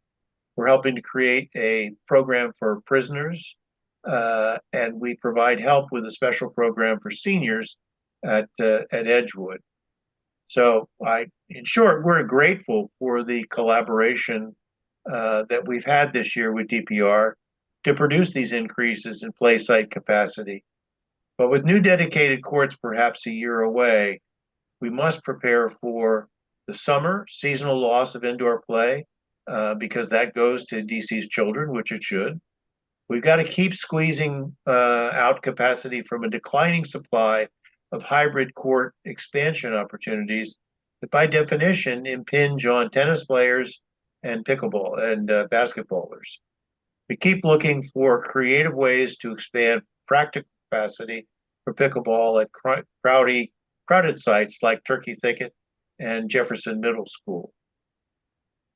In summary, I think our purpose is to make sure that you don't believe that the demand for pickleball has been satisfied by last year's appropriation on which work is continuing. Continuing growth throughout the city means more demands on DPR and S. If the city's financial resources for the coming fiscal year cannot be additive for pickleball, please keep us in mind for fiscal year 26. Pickleball has already helped to build the DC community in very positive ways, and we can do more with financial help. Thanks for listening and considering our needs and the opportunities. Thank you. I am noticing that some of the panelists that were called were not in the queue and are joining back in. If you can raise your hand so my staff can find where you are and get your correct information so we can see where you are to testify. Next, we have Charles Romaninghi. Yes, thank you. Can you hear me okay? Yep. Thank you, Councilmember White and the committee for making space today for community input. My name is Charles Romaninghi, and I'm the manager of the Well at Oxen Run, which is a program of DC Greens. We're a local nonprofit with nearly 15 years of experience advancing food access and health equity in the nation's capital. I'm here today to express my gratitude towards DPR for their collaboration with DC Greens in nurturing and sustaining the Well at Oxen Run. Sorry for the hammering in the background. Fixing some things on the farm. Additionally, I'd like to offer some insight on how further backing for essential DPR initiatives could empower organizations like ours to amplify our impact within communities we serve. The Well at Oxen Run is an intergenerational farm and wellness space located in Warren. This unique project could not be possible without collaboration from the DC Department of Parks and Recreation, organizations like the Green Scheme, Friends of Oxen Run, as well as our dedicated community members living near Oxen Run Park. The well serves as a food access point and wellness asset for community members to explore different aspects of their well-being. It stands as a safe and secure place where the community can learn about nutrition, where youth are inspired to discover the importance of green spaces, and where individuals from all walks of life can reestablish their connection with nature.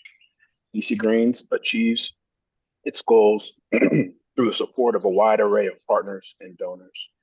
Over the past few years, DPR has made several financial investments in the well, all of which have been crucial for farm maintenance and community activities. As the community at the well continues to grow, we anticipate the need for financial support to grow as well. This year, we're heading into our third growing season in the space, and we plan to expand opportunities for community engagement and programming based on community feedback we gathered last season. We hope that the council will ensure that DPR continues to prioritize urban agriculture and community wellness spaces like the Well at Oxen Run. Thank you for the opportunity to speak today. I welcome any questions you may have. Thank you. I'm gonna start with questions for this panel, and then we'll add the other ones that join to the next panel. Go back.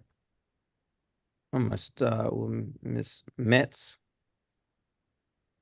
How has the DC Action advocated for increased transparency regarding out of school time? Are you still here, Ms. Metz?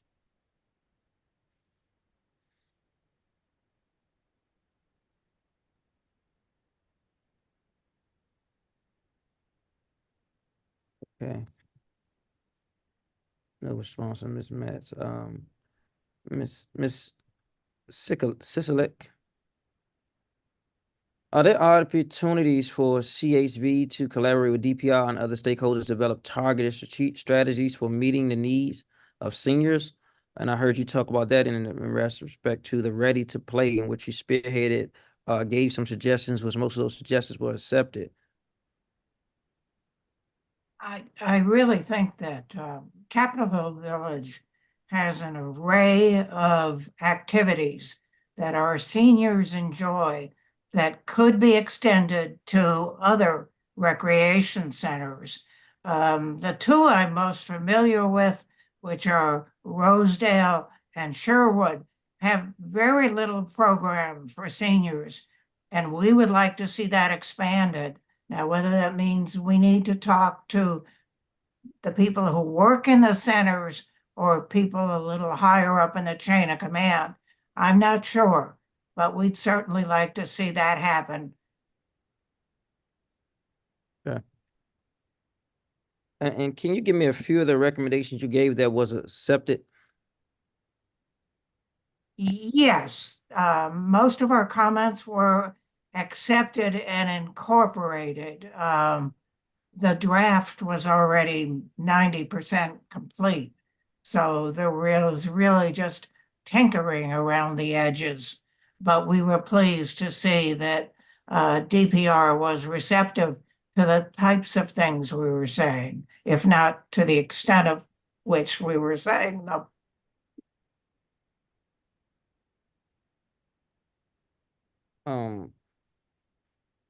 I guess you gave a broad answer, so I'll just take it as that. I want to go to Miss Diddy Green. She's still here.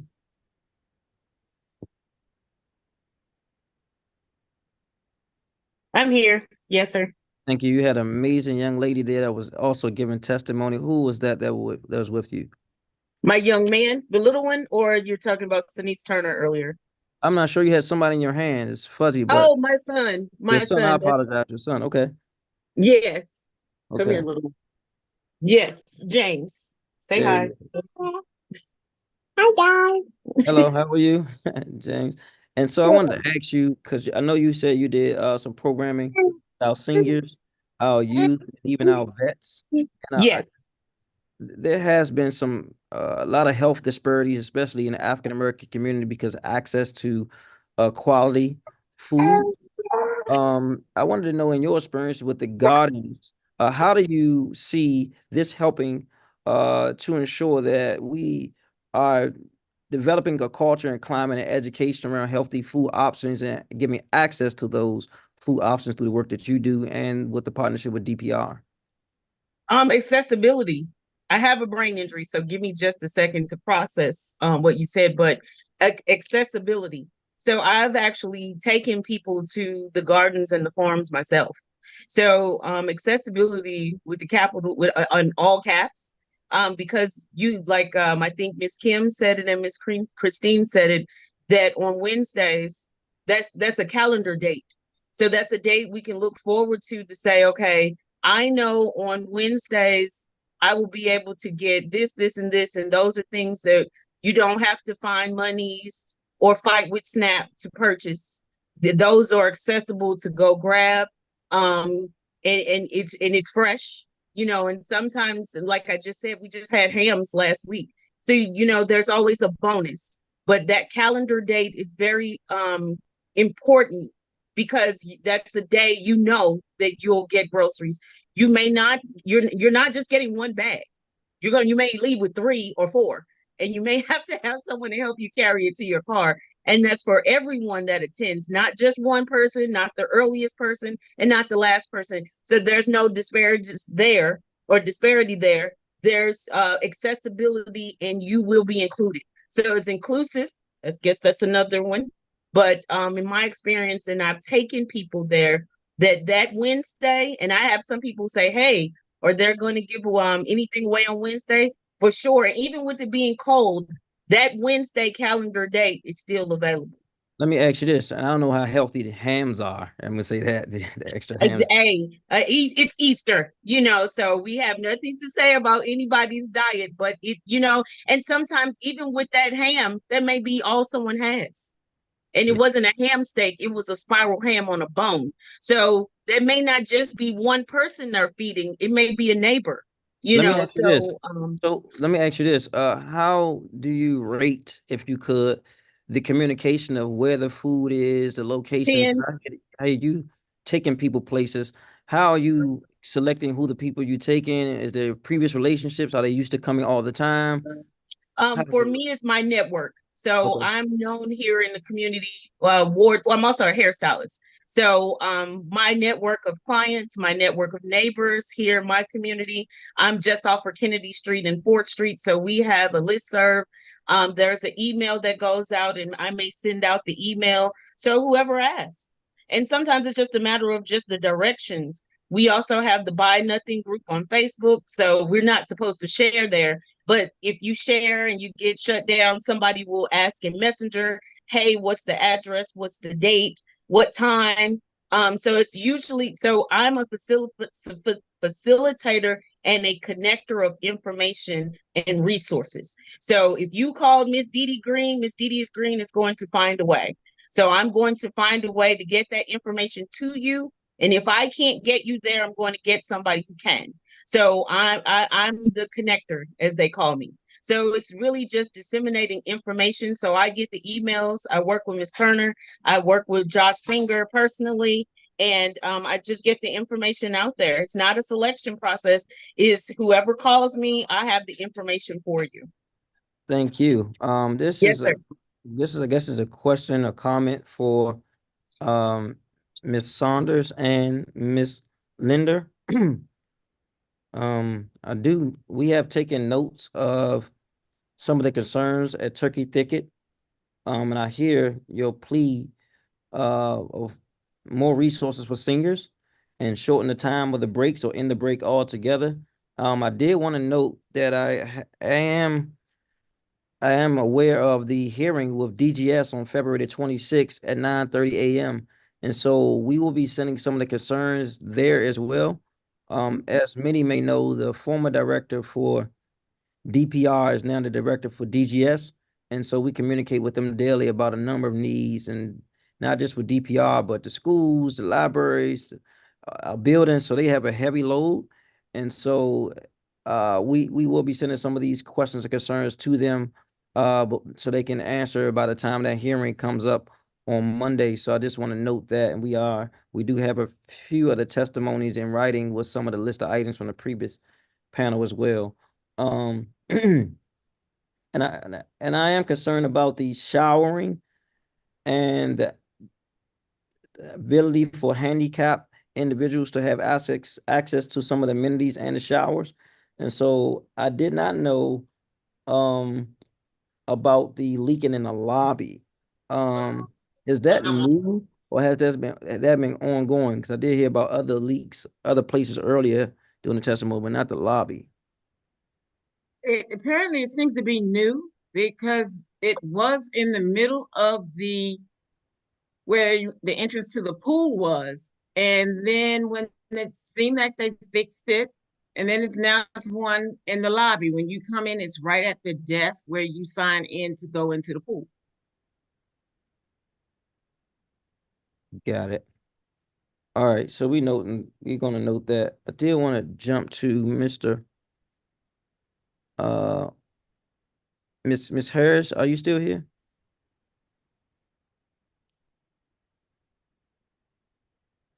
First, again, I want to thank you for your bravery and coming on and advocating for not just your daughter, Miss Jasmine, but others individuals who are going through things at DPR and surrounding areas involving safety. And I'm hearing your concerns, and it seemed like the questions that we had was the questions that you had. Is that accurate? Well, I didn't, this is the first time I've done this, and I didn't know really what the format was. Okay. So I saw a list online of questions that the Oversight Committee had for DPR. And so I just addressed my comments to those questions. Yeah. But I wanted to just say that, you know, Washington, D.C. is an international city. It's more than just the nation's capital. And anyone can find themselves in the pools. And so we have to work together to ensure the public safety for anyone who ever finds themselves in a pool, because this cannot happen to anybody else.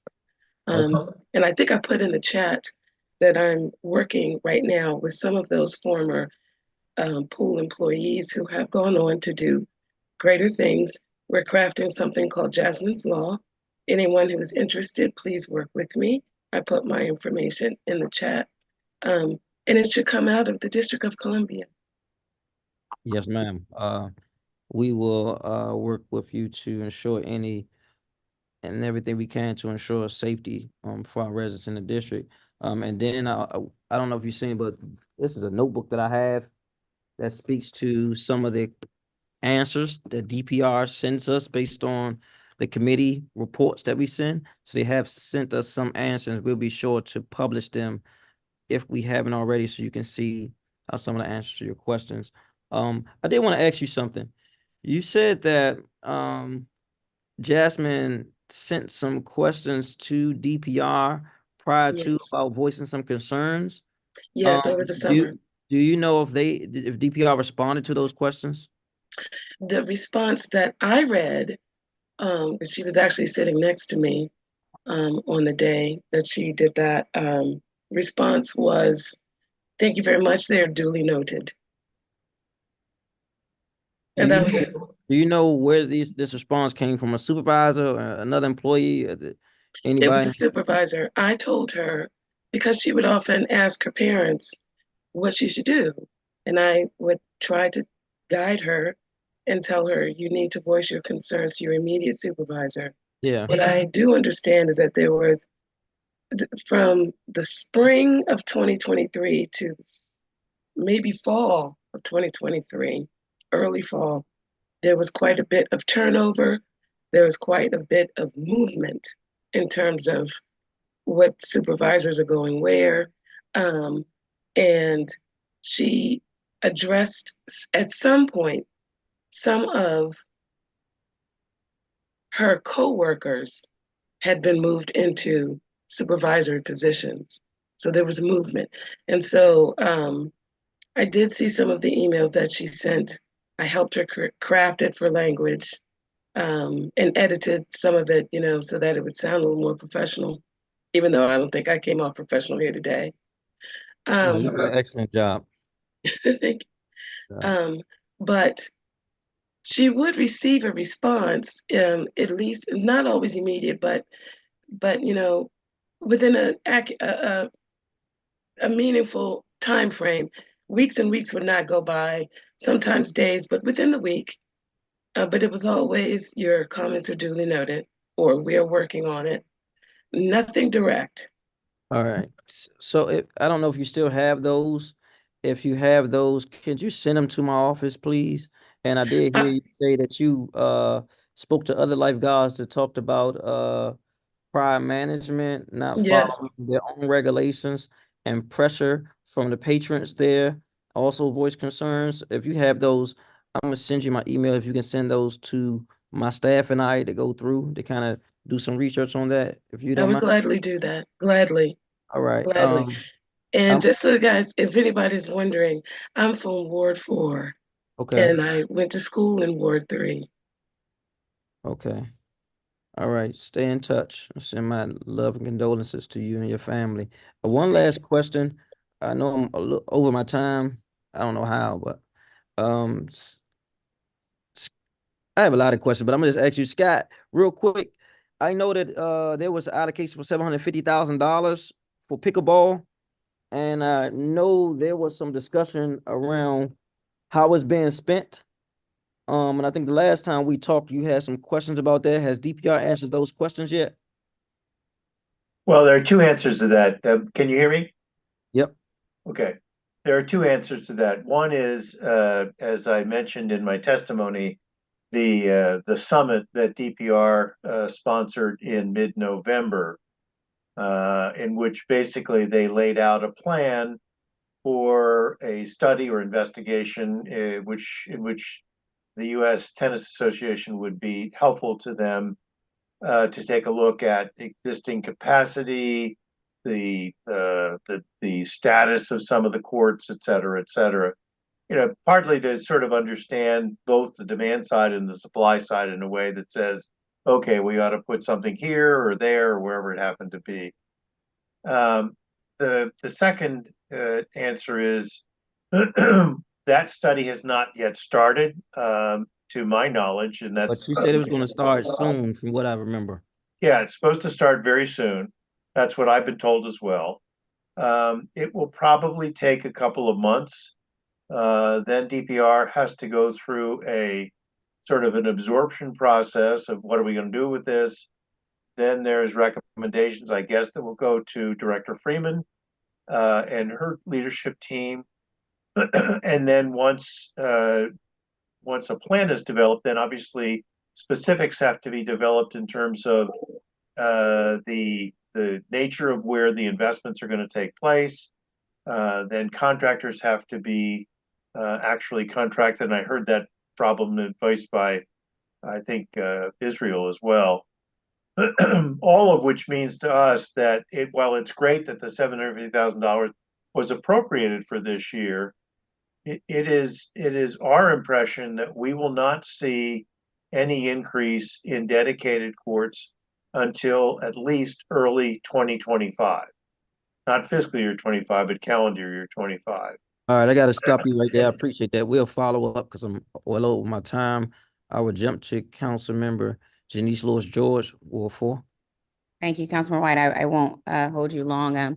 I did just want to acknowledge Ms. Harris and thank her for her bravery. And thank you for raising such a phenomenal young woman. Jasmine was such a phenomenal young woman. And at the homegoing ceremony, just to hear her friends and her family and our fellow teachers talk about her. Jasmine was a graduated from School Without Walls like me. And so I called her my fellow penguin. And when I visited her at Howard Hospital, I was like, come on, penguin, come on, pull through. And I desperately wanted her to pull through. But there are some questions that need to be answered. And, you have my sincere commitment along with Councilmember Trayon White, who's been phenomenal, and his staff. I want to thank his staff as well for getting to some of those questions and answers. I just wanted to thank you for your love and your bravery and to just uplift Jasmine Jefferson as an amazing young woman who deserved more from this city and who deserved more life. We will be following up on those questions and getting to the bottom of it. But we stand ready to support you and your family now and in the future and in whatever way you may need for Jasmine's sister and her brother.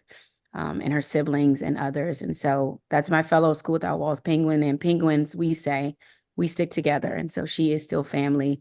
And we will be sticking together to get answers, but also to uplift her life forever. So just thank you so much. And let us know how we can be helpful and in what ways you need us to continue to be a support for you and your family. Thank you. Thank you. I'm also a fellow penguin. Oh, I didn't know that.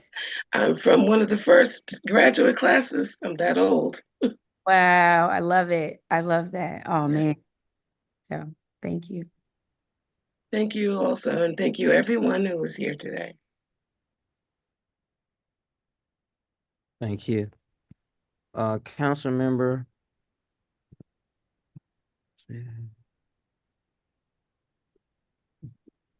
I see we have Council Member.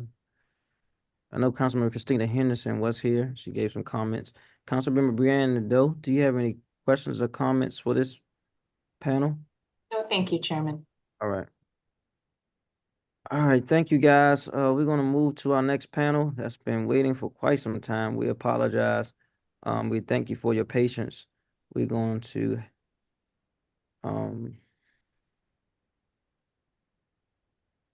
still have questions for this. Fiona Lamans.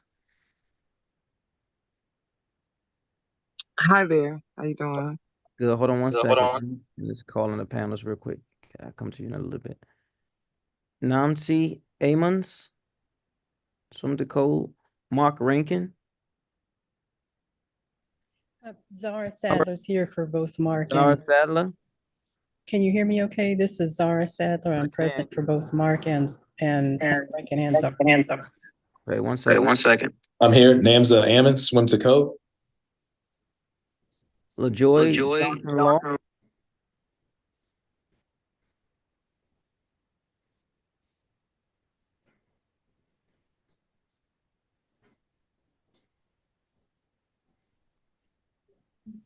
Hi, Councilmember LaJoy is present. Okay, great. Ronnie Webb, the Green Scheme. And this looks like the last group of panelists. If we are missing anyone, please say something immediately before we go to our government witnesses. Councilman White, can you hear me? This is Zara Sadler. I'm only present by audio. I'm here at the library and there's no video on the desktops. Yes, ma'am, I can hear you. Yep. Okay, thanks. Okay, seeing and hearing none. Let me check. Oh, and Councilmember White, this is Namza Ammons from Swim to Code. Yes, sir. I see you. Okay, just wanted to make sure. I guess. All right.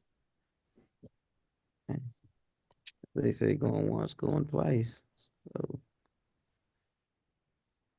Fiona Lamons, if you can start with your testimony and help me pronunciate your name. So I can... Hi there, Chairman. I'm Councilman White and DC Council staff. My name is Quiana Lamons. I am a paid parent leader and resident of Ward 7. I have 2 children who currently attend DC public schools and both have special needs and are on individualized educational plans. My 2 boys are involved in a DPR boxing program at Langdon Park Recreation with Durham coach Turbo T. Tyson, who is a former pro boxer himself. All my children have been through this program, most of them starting in the 3rd grade of elementary school. The Department of Parks and Recreation plays an important role in the educational landscape of the district. DPR offers a range of programs for children of all ages, which many DC parents rely on to complete their children's education and provide them with opportunities for new experiences. Today, I am here to testify to the importance of the Department of Parks and Recreation advocating for the following: ensuring that all children in DC have access to DPR programs, ensuring that all DPR programs are high quality and inclusive of students with special needs and disabilities, ensuring that DPR programs are led by qualified individuals who have been trained to work with students with special needs and disabilities, calling for increased funding to support facilities, update, and renovate, especially in wards with the greater needs, and all of the above incentives. It is not only essential for children to have access to quality programs, but also just as important that these programs are led by individuals with necessary training to cater to the students with special needs and disability.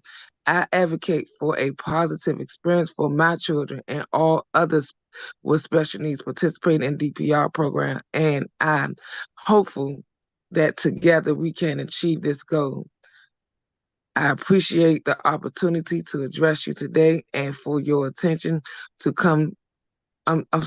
your attention to the concerns and experience with DC residents. Thank you for your time and consideration. Thank you so much. Appreciate that. Mr. Almonds. Yes, yes, Councilman White, thank you so much for having me on. I encourage everyone to read my written testimony. So I won't try to regurgitate that too much, but I'll just kind of give you guys the gloss over. So I'm from Swim to Code. Swim to Code is a nonprofit 501c3 here in Washington, D.C. I myself, I'm a product of Washington, D.C. swimming.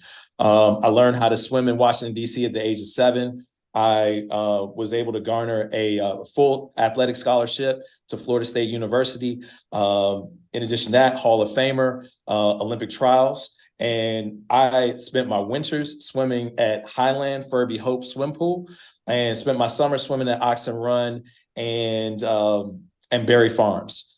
We had our inaugural program in January of 2023. And it went all the way until March of 2023. And, really, we would not have been able to do the program without DPR. Our program, Swim to Code, it took place at Berry Farms.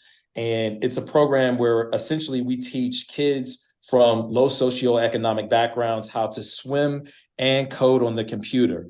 The thought process behind it is if you can overcome the mental challenge that it takes to learn how to swim, you can apply that to technology where in the IT field, less than 3% of the IT field are African American. So these particular kids, extremely smart. I'm sorry, say it again. I can't hear you.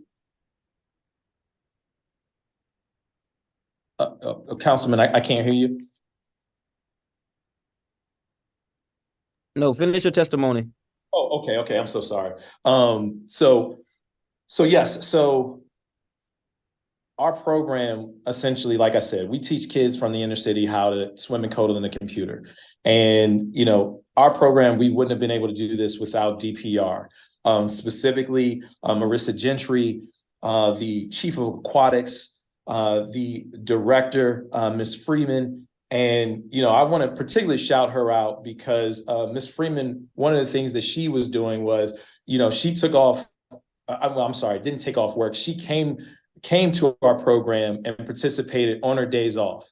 And so she was out there really teaching the kids, learning how to learn how to swim, really on her day off. And that wasn't just impressive and important for the kids, but it was really important for the parents as well. I mean, the majority of the parents in our program are single parents, and they are lifelong DC residents and DC natives and taxpayers as well. So for them to see a DC government employee come in and really give their time and effort, and, really for them, it's important for them to see, someone who cares about their kids.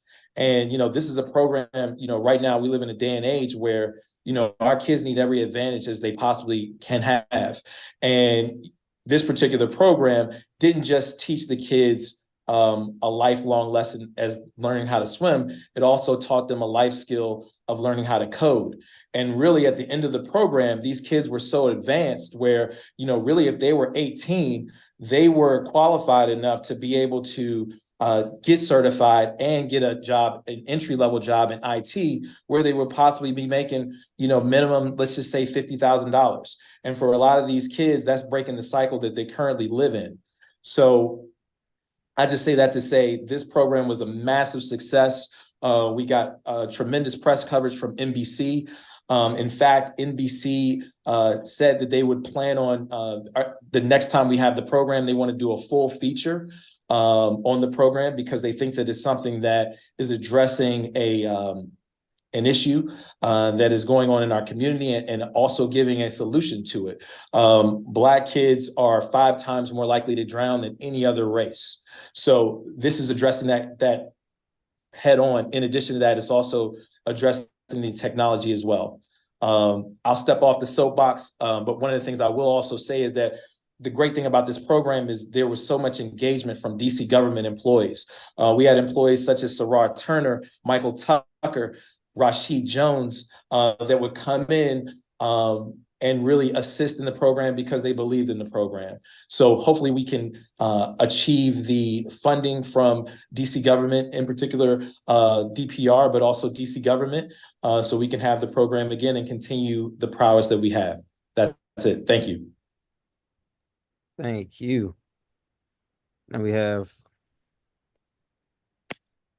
Mark Ranking, and I think it's Zara, you guys are together. You said. Right, Mark Rankin and Zara Sadler. Thank you, Council Member White. This is Zara Sadler. I'm a Ward 4 resident, and while my parents are originally from what was called or known as the Black South, from Georgia and South Carolina, and had attended graduate school in Pittsburgh when they were looking to purchase a property and decided to make DC their home, our Ward 4 homestead has been in the family since 1970, and they passed away in 2008. And I'm proud to be able to say that we've been able to maintain the property, as it's the only homestead that we ever lived in as a Sadler family of 3-person. When my parents passed away, I had to decide if I was going to come back to this area, and with the comments of it being an international city and the programs that are offered are second to none, I decided to come back, and at that time reconnected with our active living and healthier eating colleague, Dr. Mark Rankin, as a patient. I'd like to leave with you the metaphor, if you will, of power of one. We're supporting the communal farm. It is at the DPR power location is the only one of the 3 that's actually in Northwest DC. And for us as Ward 4, it's 1 bus ride, 1 car ride away. Dr. Rankin, when I was seen by him in 2018, his admonishment, which I took as encouragement, was that 1 pound weight loss is a 3-pound stress, is a 5-pound stress reduction in weight bearing. And so I really took that to heart, that if I was going to get back to my goal weight, I would have to be a bit more physically active than I'd previously been in North Carolina doing repatriation litigation with the Eastern Band. And while many of the agricultural opportunities to support local commerce on the boundary were intertwined with tribal commerce, the opportunity to do so here in the district is as a SNAP recipient. And so what's a wonderful opportunity with the power location is, while there are farm hours once a week and volunteerism is encouraged, I'm also a recipient. And while volunteerism isn't required, it is certainly a benefit to be there and be a part of the food producing and not just the food consuming. So another power of one is that, excuse me,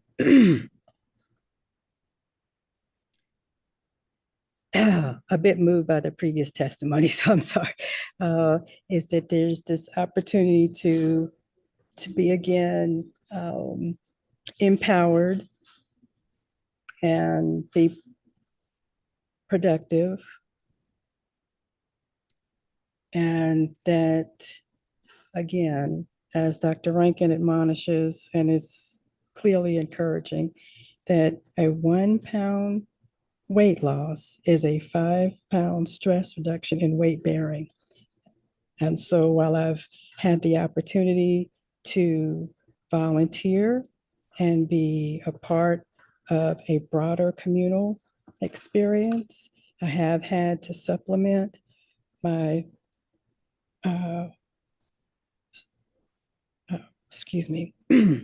my abilities to care for myself, food opportunities through food pantries. And again, most of the locations are spread out through the district. And so you have to be very prudent about how you shop, where you shop. Most of them have staples that are shelf staples. And while there are 2 locations that offer the farmers market alternative, it's once a month. So again, places that are very large, like Bread and Salvation Army, again, just 1 bus ride away. but the opportunity to shop there is, or frequent there, is once a month. So Yeah. again, communal farms are a wonderful opportunity to be a part of both the food consuming and food producing. Thank you. Thank you. I appreciate your testimony. Next, we have Ms. LaJoya Johnson Law, Ward 8 resident. Thank you, council member. Can you hear me okay? All right. Hi, everybody. My name is LaJoy Johnson Law. A lot of you know me as Miss Law. I am a proud Ward 8 resident, and I am the mother of Miss Abria Law. Abria is 12, and she attends Eel Haynes Public Charter School, but she is also my neurodiverse baby, and we use that as a term for our students that have disabilities. And so I'm coming to you all today as a mother of a child that has special needs and how we're navigating out of school time, but also how we're navigating DPR. So last year, Abria attended the Therapeutic Rec Center. So I know that Therapeutic Rec Center is under construction. I'm really excited for it to be coming. If those who don't know, it's located in Ward 7. But they have amazing therapeutic programming.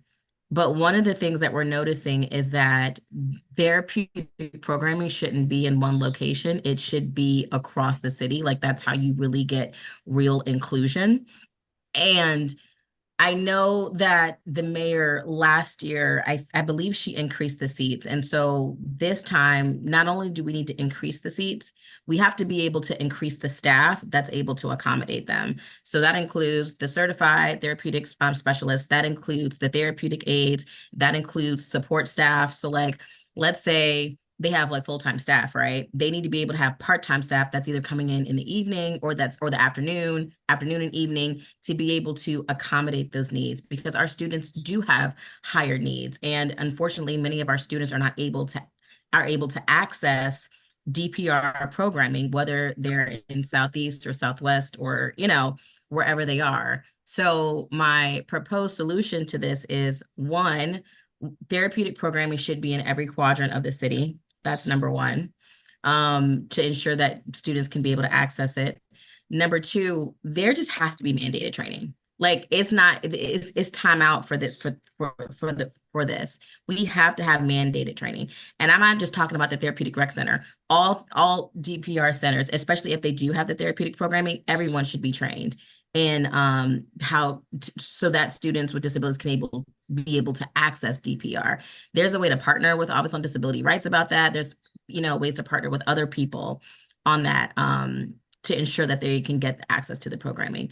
Again, number two, we need to also maybe even to look into like a mandated ratio between the staff and the students that do have disabilities, so that way the staff is not overwhelmed. Last year, I noticed that it was like the same people.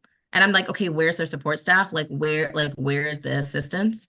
And how does that affect other students who have maybe higher needs? So I know I think I'm out of time, and I can talk about this more in questioning, but I appreciate what DPR is doing.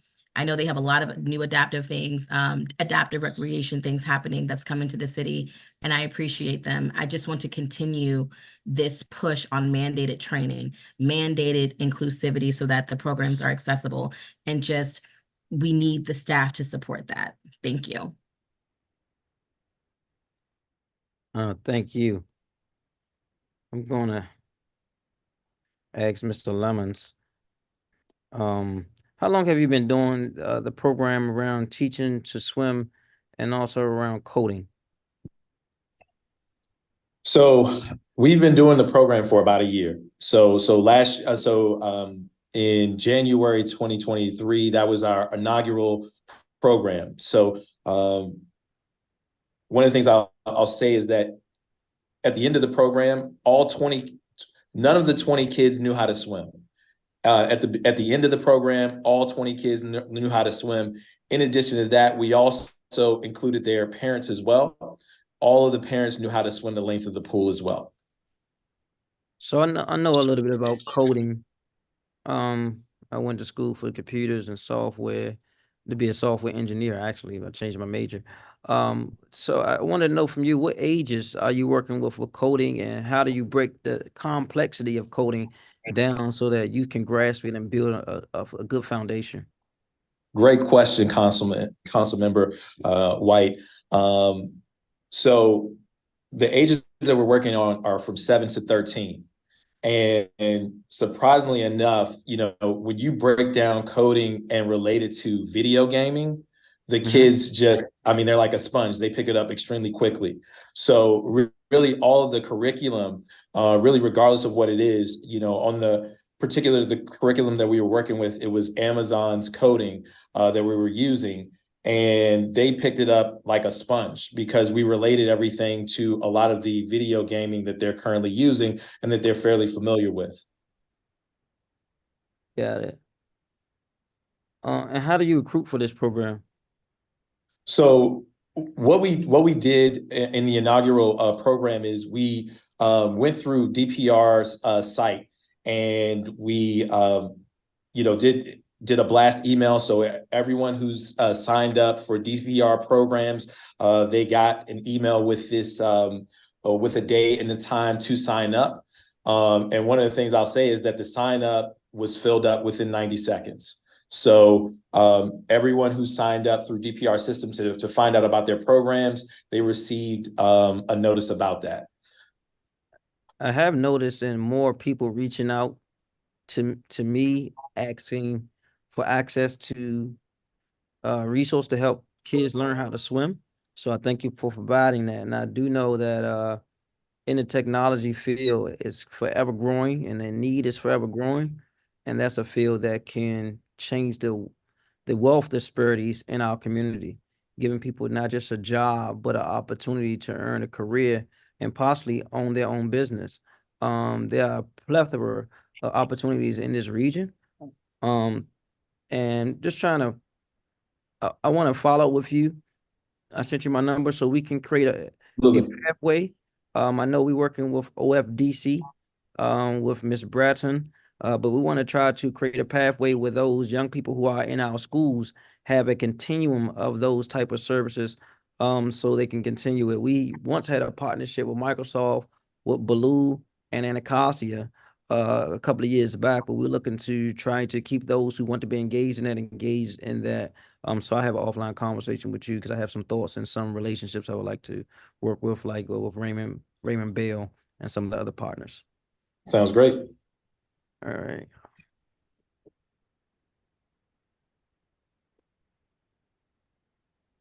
Ms. Zara? Yes. Thank you for your testimony. I did want to comment about the food pantries and the access to groceries. And I think you were speaking about it being spread throughout the district. I didn't know if you were saying in a reference to it being a plethora of locations or the lack of access to getting there. And I heard you mention the one bus to get to your location from that's in Ward 4. Right. You in Ward 4. Can you give me some clarity on that? Right. Thank you, Councilman White. Interestingly enough, one of the resources that the library has made available is a flyer of food pantries by ward. And while it's useful to have the information by ward, and I initially was traveling by our health plans ride share to a Connecticut Avenue location, when the plan changed from one MCO to another in April of last year, then that meant I had to find my own transportation. So that changed from ride share to Metro. And more specifically, looking at what was relatively close, given during the spring season, growing season, where I could volunteer at Powell. And so on Thursdays, I knew I would volunteer for about an hour, hour and a half, and could get groceries as we needed. And that changed in November after the growing season. So I had to quickly change how we could have fresh produce in the home. And what I found was that the food pantries that are located closer to us on the 70 route versus the 16th Street S2 route, meaning one bus, while they are much larger in their production, their food pantry is mostly shelf staples. And while they may offer a very similar experience to the farmer's market. It's also once a month. So the larger places, you can only shop once a month. Now, what I will say is the food pantry shelf staple, they'll check IDs. The farmer's market curbside market is no ID, no sign-in. But I mean, they'll say they won't turn you away, but that is the policy that they'll explain when you first appear. I guess, so how does that affect the unhoused or homeless population who may not have IDs?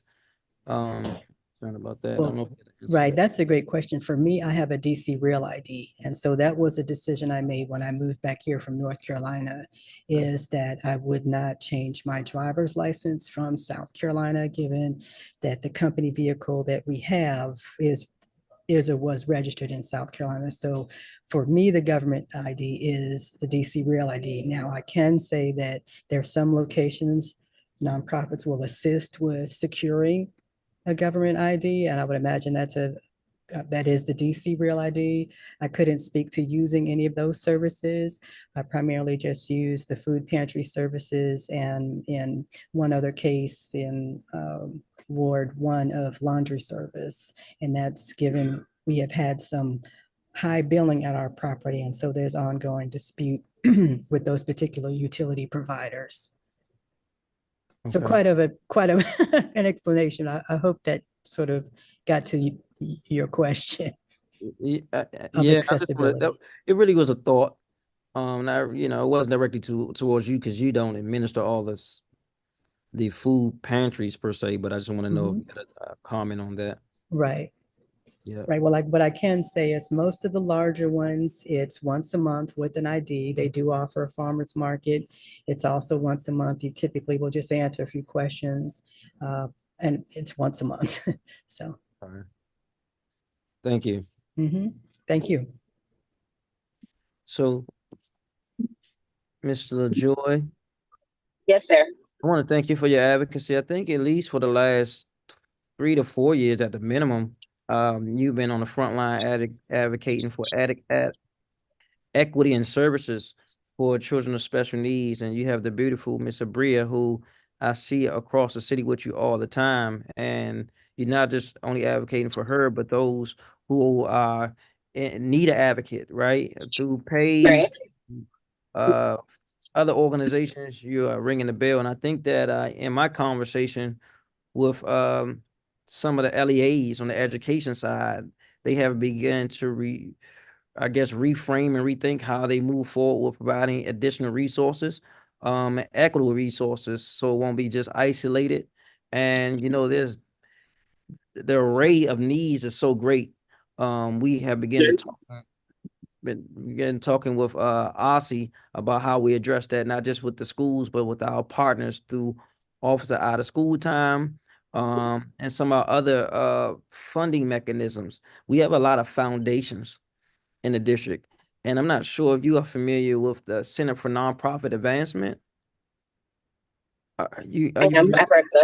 Yeah, I've heard of them. Yes, sir. Yeah, would like to connect you with Glenn Ogilvy, who helps to pull together other foundations and resources to support different works. And I know they are focusing on special needs, education, including special needs for kids. And so I will connect you with today with Glenn Ogilvy, because I did know that they are doing some things around that. And I'm also trying to understand the work of Progressive Life Center, who is a sub-grantee for our resource that we give out to some of our community partners. And they primarily focus on prevention and intervention, but I'm not sure if they focus on special needs. In my visits to DYRS, this is more of a statement than a comment.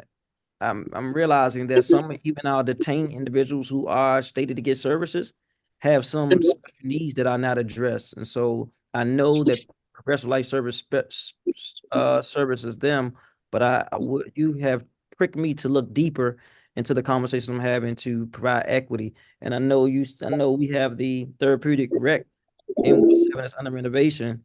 What programs there that you experience with great programs that you think need to be duplicated in other spaces? So one of the beautiful things that the Therapeutic Rec Center is doing, hold on, Bree, I know, baby, it's a fire truck. Well, don't worry, we'll fix it. So one of the great programs that they have is think of every other hold on, Bree. Think of every other program in the city that DPR has. Now, what you do with that program is you make it accessible to children that have differing abilities, right? So let's take something simple. Let's take swimming. Now, I know this is something that's under construction that they're actually trying to do, right? Yeah. But they have different programs at the summer camp for them to be able to swim. But where's the actual swimming class, right? And is it adaptive to those with differing abilities? Right now, they don't have that. Okay. That's one of the things that we're currently fighting for. So just think about basic programming. Think about soccer. Think about tennis. Heck, I'll even throw in pickleball. And how are children with differing abilities able to access that program? Do we have the staff to do that? Are the staff trained to be able to, let's say, a child that has autism, a child that has an intellectual disability, a child who may be nonverbal, a child who may be emotionally distressed, right? A child who may have dyslexia.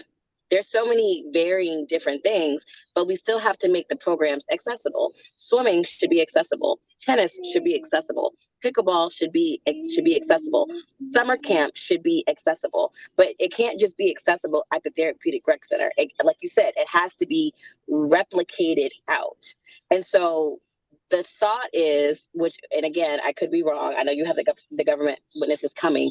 The thought is, if you have 4 quadrants in the city, we may not be able to get we may not be able to get certain staff members in every single DPR center.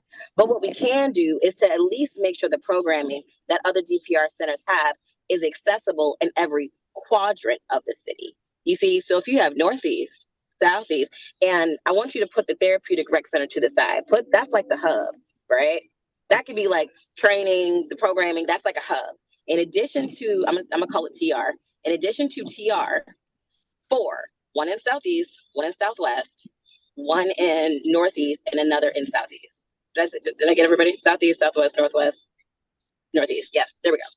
You see what I'm saying? So that's what accessibility is, because what we're about to run into is a problem with the American with Disabilities Act, a problem with Section 504, which is the Rehabilitation Act, where if we have these government funded programs, then children and individuals with disabilities should be able to access them. I shouldn't have to go to a DPR center where they tell me, hey, yeah, you can register your child here, but we're not sure if we can service them. And that has happened to me. I won't name the place, but it happened to me, and it was in Ward 8. And it was down the street from my house. I'm not going to put them on blast because we figured it out. But I shouldn't have to sit up here and be like, well, do I need to call the lawyer for us to figure that out? So I'm also we have to figure that out. So I'm also thinking, because I hear you say training and special needs and even disabilities are so vast and so broad, from youth to young adults to adults. Just trying to figure out, I'm gonna ask the director about the coordination between Department of Parks and Recs and DDS, Department of Disability Services, because that's a wide range to try to cover with staff, with training. To make So think about inclusive training. We can't train everybody in every single disability. But what we can do is to train to make sure things are accessible. You know how you have, when you go to buildings and you see handicap parking and you may see a ramp. That's so the person, right? So they can get out. If it's, it could be a child, an individual, whoever. They're able to go in, park in that spot, and to go through the ramp to be able to access the building, right? Now, just think about that in a sense of programming. We can't do we can't train everybody in every single disability, but what can we do to make it more accessible so that way more children across the city can be able to access it? It's more like, think of inclusivity training. Yep, I got it. And I'm familiar with some of that, being a former DC government and DPR employee, so I get it. So, all right, thank you. Thank you. Appreciate At you this, and all the work that you're doing. yes, ma'am. We got more work to do. At this point of the hearing, we're going to move to our government witnesses. For those who are just joining, this is our performance oversight hearing on the Committee on Recreation, Libraries, and Youth Affairs. And we are hearing today from public witnesses, also government witnesses, for the Department of Parks and Recs. And so with that being said, we're going to prepare to transition to our government witnesses. We can elevate Director Theny Freeman and anyone else who will be testifying on behalf of the agency.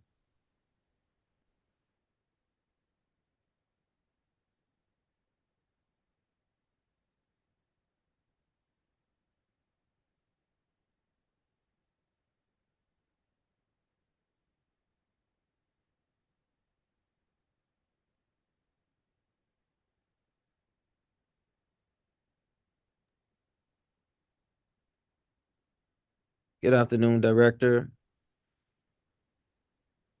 If we can do a sound check real quick. Good afternoon. It's a heavy echo. Is it still here? Yes. Hold on 1 second.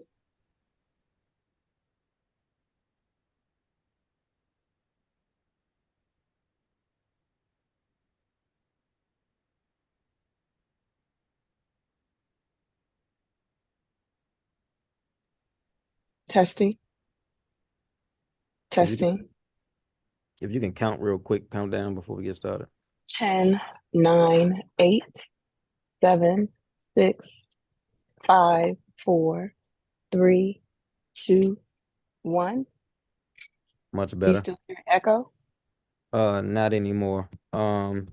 Director, if any other persons on your staff will be testifying, we're going to ask them to come on screen so we can swear in our government witnesses. Okay, Brent Cisco is here. All right, what's Britton Cisco's title? Brent is the director of the Capitol. Brent, tell the people your title, please. Hi, Director of Capital Projects here at DPR. Gotcha. Thank you. Yes, sir. It is the practice of this office to swear in all government witnesses. If you can cut your screen on, your mic on, or stop by raising your right hand. Do you swear or affirm under penalty of perjury the testimony you given today is the truth? Yes. We require Mr. Cisco a verbal. I can see you nodding, but I need to hear from you. Yes, apologies, yes. All right. I think if you can mute your screen, there you go. I see you have a presentation, Director Freeman. Whenever you're ready, you can go right ahead. Hold on 1 second.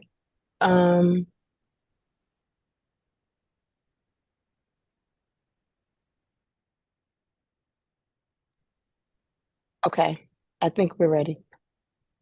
We're ready? Good afternoon, Chairperson White, members of the Committee on Recreation, Libraries, and Youth Affairs, council members, and residents joining us today. I am Theny M. Freeman, Director of the DC Department of Parks and Recreation. I am pleased to testify today on behalf of Mayor Muriel Bowser to discuss DPR's performance during FY23 and FY24. I want to thank Mayor Muriel Bowser, City Administrator Kevin Donahue, Deputy Mayor for Education Paul Kine, and former DPR Director, now Department of General Services Director Delano Hunter, for their steadfast leadership, mentorship, and support as I transition to the role of DPR Director in 2023. I also wish to express my continued appreciation for their ongoing support as I lead DPR through FY24 and beyond. I take to heart that Mayor Bowser trusts me with leading an agency that improves the quality of life for all of our communities by delivering recreation programming and services 365 days a year. DPR provides DC with equitable access to recreational program services and facilities. We manage an inventory of over 80 recreation centers, 35 pools and aquatic centers. We operate 243 park sites across nearly 900 acres of space, which includes 104 playgrounds, 110 recreation fields, 36 spray parks, 138 tennis courts, 52 outdoor pickleball courts, 19 dog parks, 38 community gardens, and 7 urban farms and more. DPR is a national leader among parks and recreation agencies. In 2023, DPR received its reaccreditation from the Commission for Accreditation of Park and Recreation Agencies, CAPRA. The CAPRA accreditation requires the agency to implement quality assurance systems and establish a continuous improvement mindset for all of our department activities. It is the only national accreditation for recreation agencies and demonstrates DPR's ability to deliver the highest level of service. Also in 2023, Washington, D.C., we were ranked again #1 for the 3rd year in the row, #1 by the Trust for Public Land Park Service Index. We are proud that in D.C., 99% of our residents live within a 10-minute walk of a park. The Trust for Public Land also chose DPR to join 13 other cities in its Park Equity Accelerated cohort. This effort supports leading cities in exploring and adopting new approaches to common challenges. DPR's newly released Ready to Play Master Plan will help us maintain one of the best parks and recreation systems in the nation. Ready to Play is an ambitious, people-centered plan that sets a bold path forward for DPR's planning, design, programming, and operations over the next 20 years. Using comprehensive research and community engagement, we proudly developed Ready to Play in-house with our community planners. The plan focuses on addressing existing inequities through future investments and current operations. We hope you had a chance to review the copies of the Ready to Play provided to the committee and members of the council by DPR staff. Public safety remains top of mind for DPR, district agencies, and the city as a whole. Across all 8 wards, DPR recreation centers and facilities provide a respite for residents. Still, over the past year, we faced our own difficult circumstances as we experienced several incidents in our pools, playgrounds, and facilities, some of which have resulted in profound tragedy and loss. But in every situation, no matter how trying or traumatic, I could not be more prouder of our team for serving the public with the utmost professionalism to deliver on DPR's mission. I wish to express my gratitude to the entire DPR staff for their tireless efforts and deep commitment to service. I would now like to take a moment of silence to acknowledge several members of the DPR team that we lost over the past year.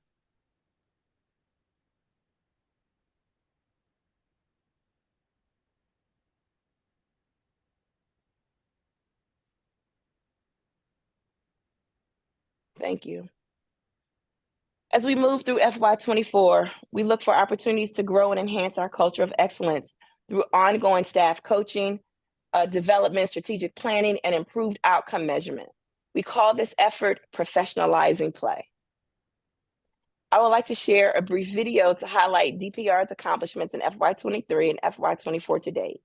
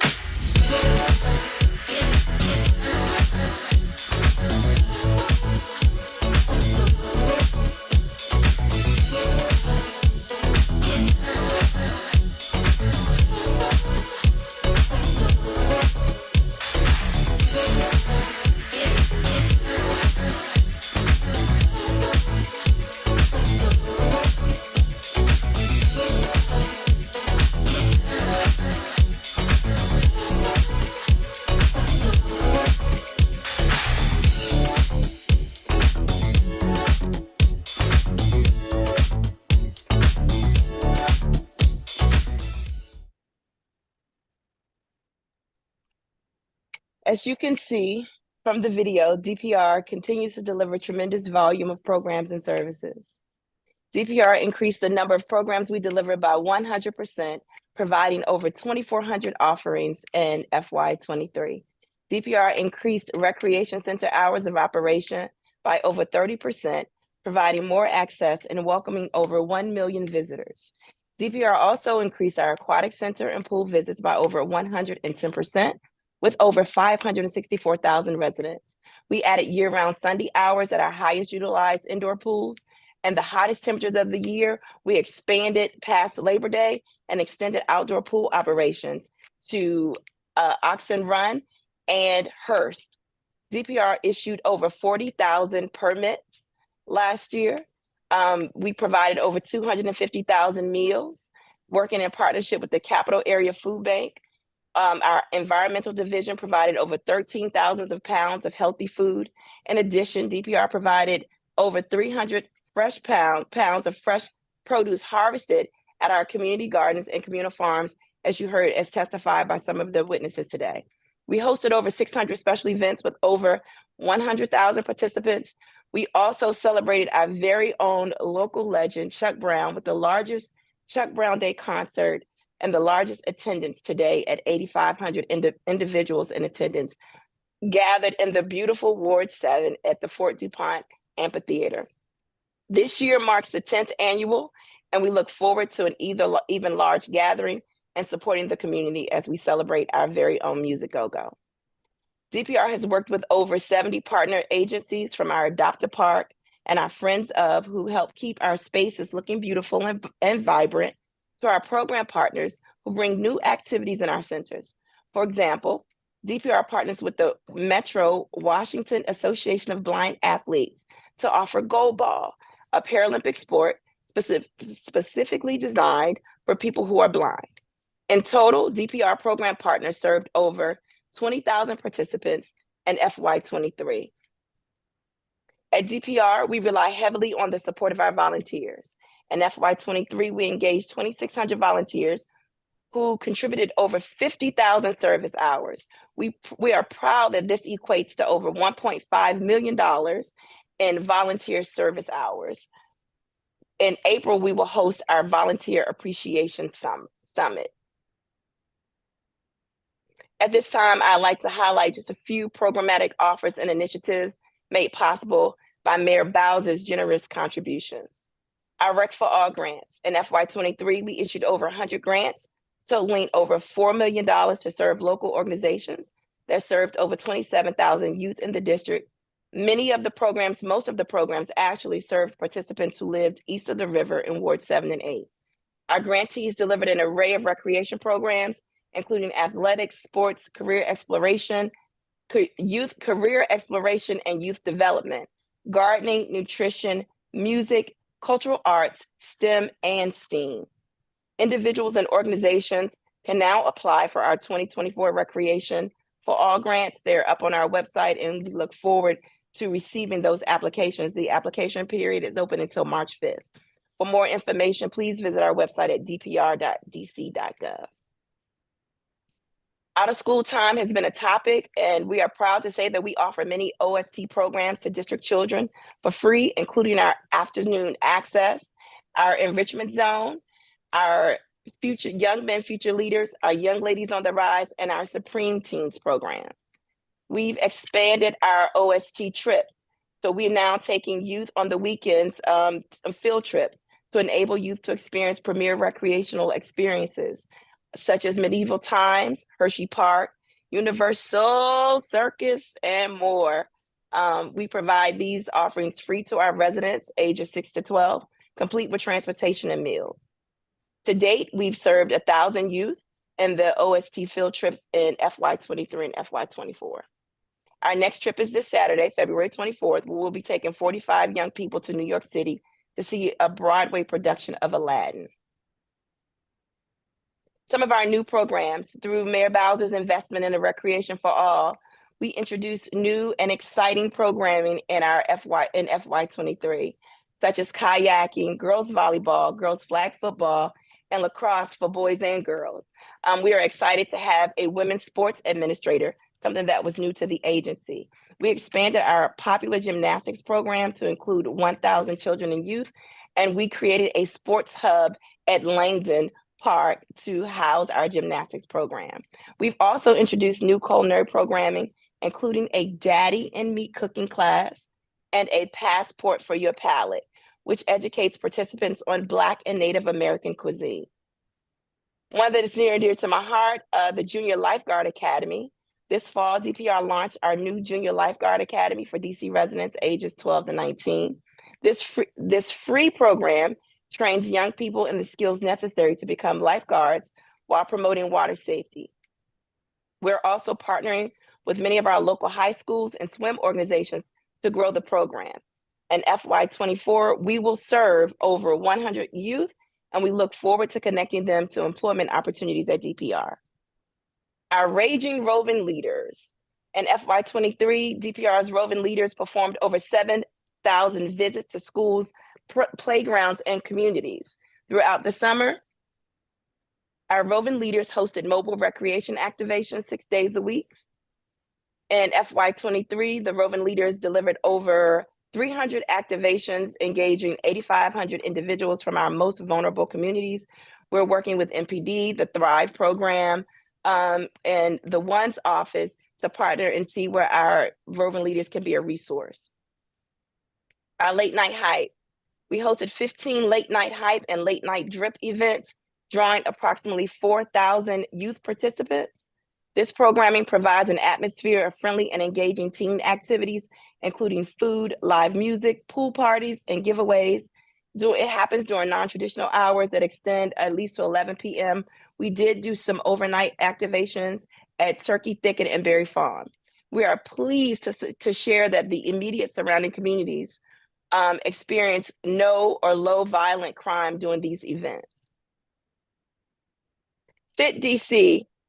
We are proud to, Fit DC is home, DPR is home to Fit DC, and we're proud that it provides all residents with free high quality health and wellness resources year round. On January 1st, 2024, Mayor Bowser and DPR celebrated the 10th annual Fresh Start 5K with its largest installment ever, attracting more than 5,000 individuals to downtown DC to kick off the new year. We had participants joining from as far as Texas, New York, Alabama, and Canada.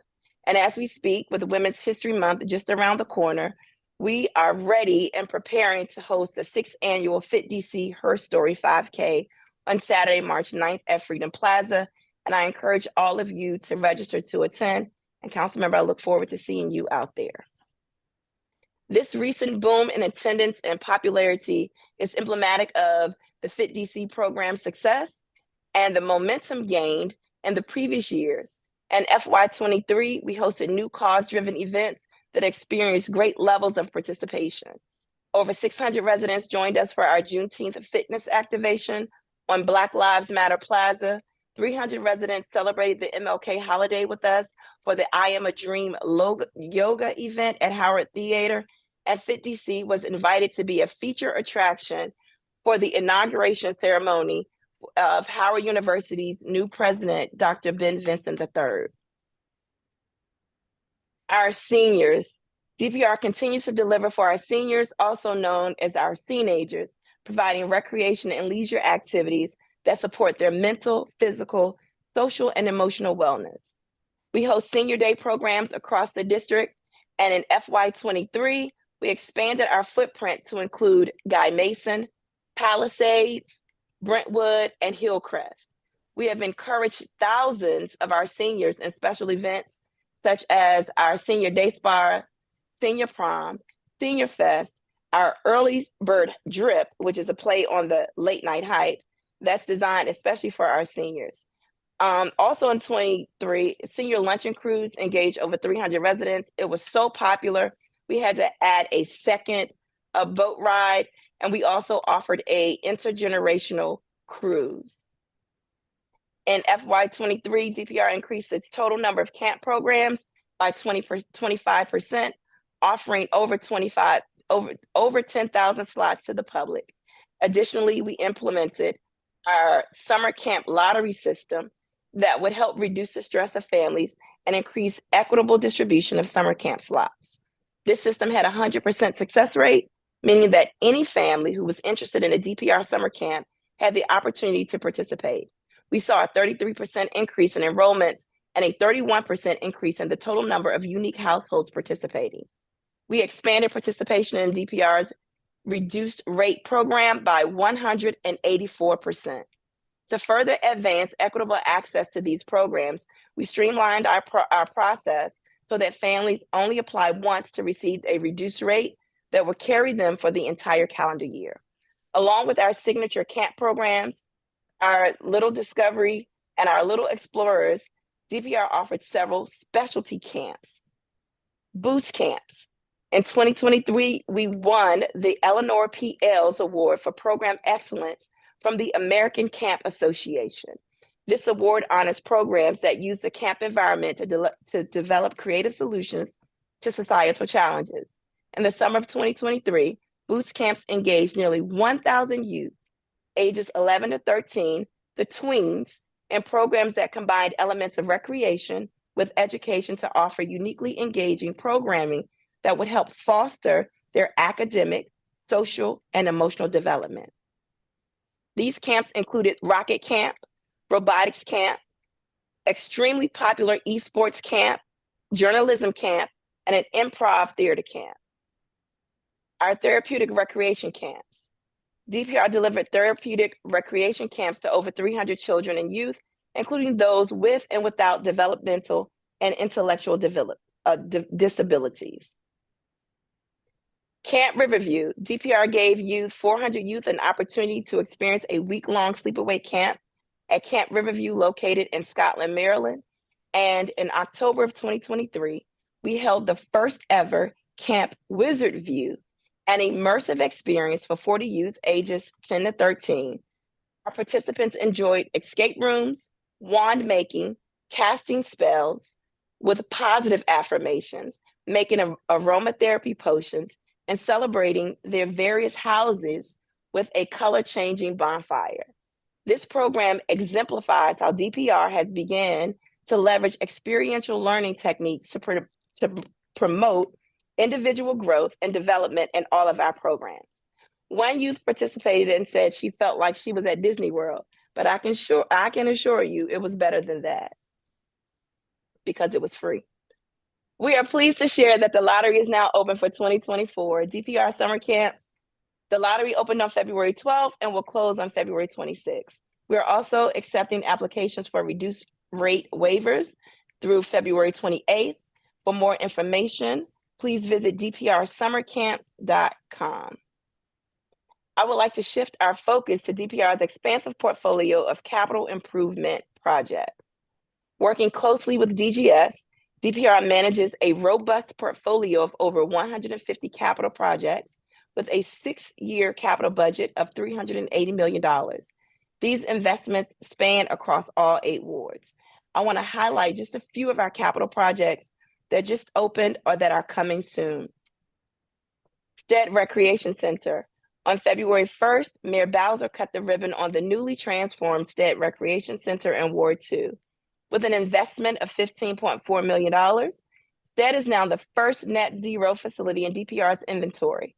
As part of the unveiling of Stead, DPR launched its new Kid Playground Tester program. We brought youth in to inspect and explore the playground equipment. Through this activity, DPR will ensure that every new playground is kid tested and kid approved. Kennedy Recreation Center, with a new $1 million investment, substantially enhances DPR's ability to serve residents of all ages, providing larger multi-use spaces, a renovated and reconfigured kitchen, and the infrastructure to deliver more audio-visual programming. We look forward to reopening Kennedy's doors very soon later this spring. Delivering on our small parks. At Crestwood Triangle Park in Ward 4, DPR worked closely with the community to enhance the park's usability for all residents, adding a nature-inspired play area for children while preserving and enhancing the park's open green space and natural elements.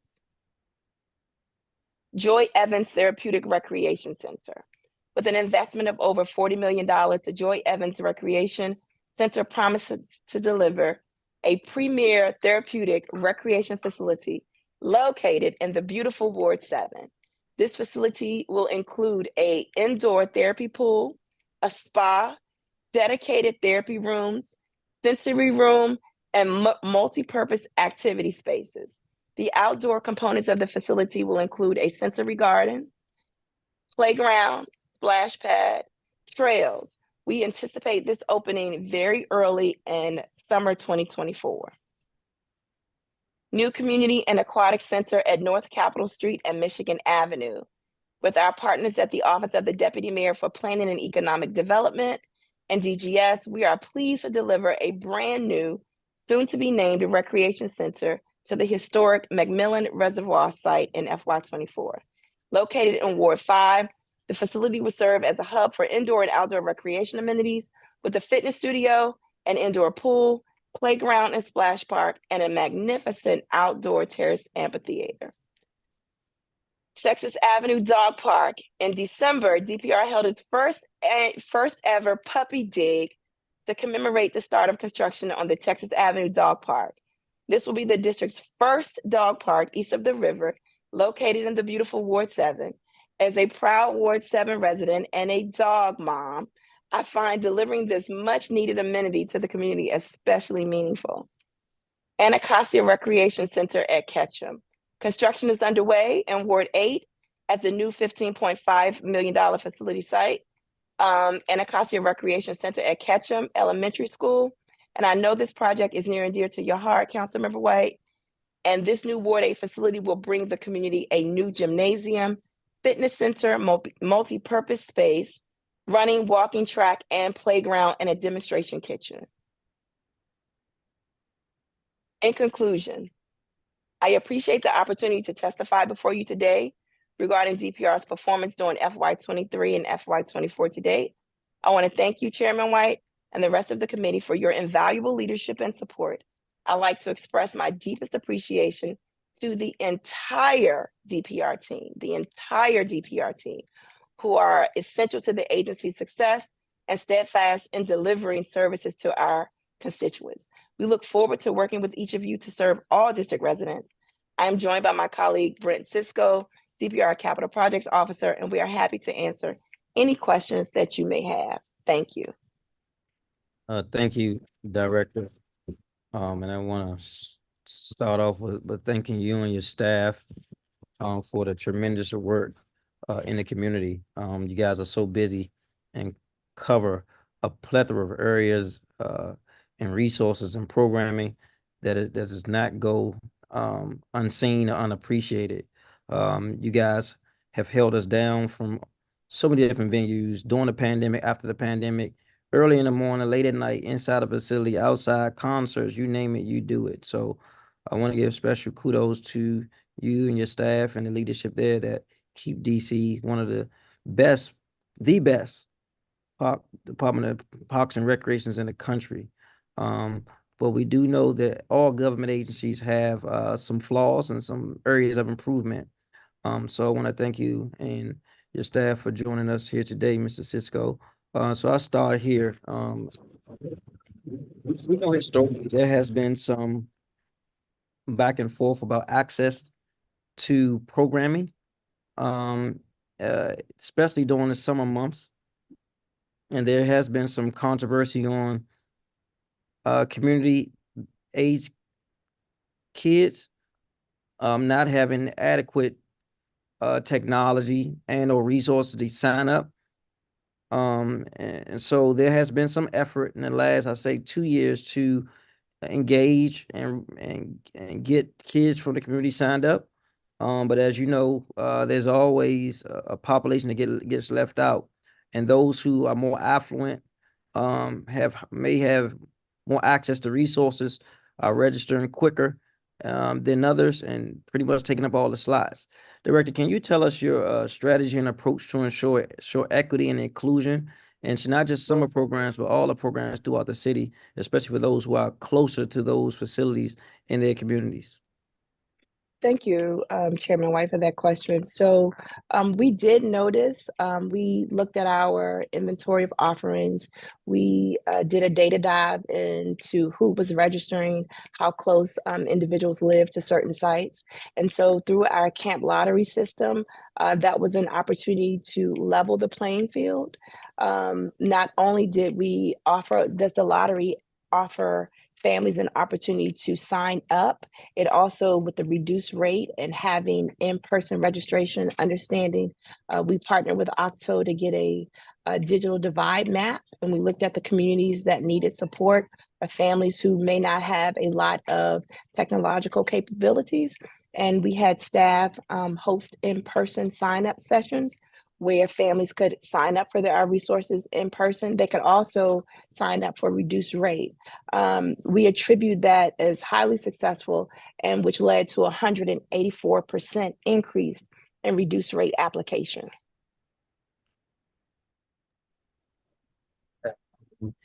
In previous testimony from DPR, it was noted that those in the community were able to get a time frame in advance of the general District of Columbia signing up. Does that still exist? And if so, how's that working? Yes, and so with our programs, we do have members of certain communities allow them to sign up so that families can have access to services that are happening at their site. For example, Bald Eagle or Berry Farms, families can come in and register for programs before they're offered to the public.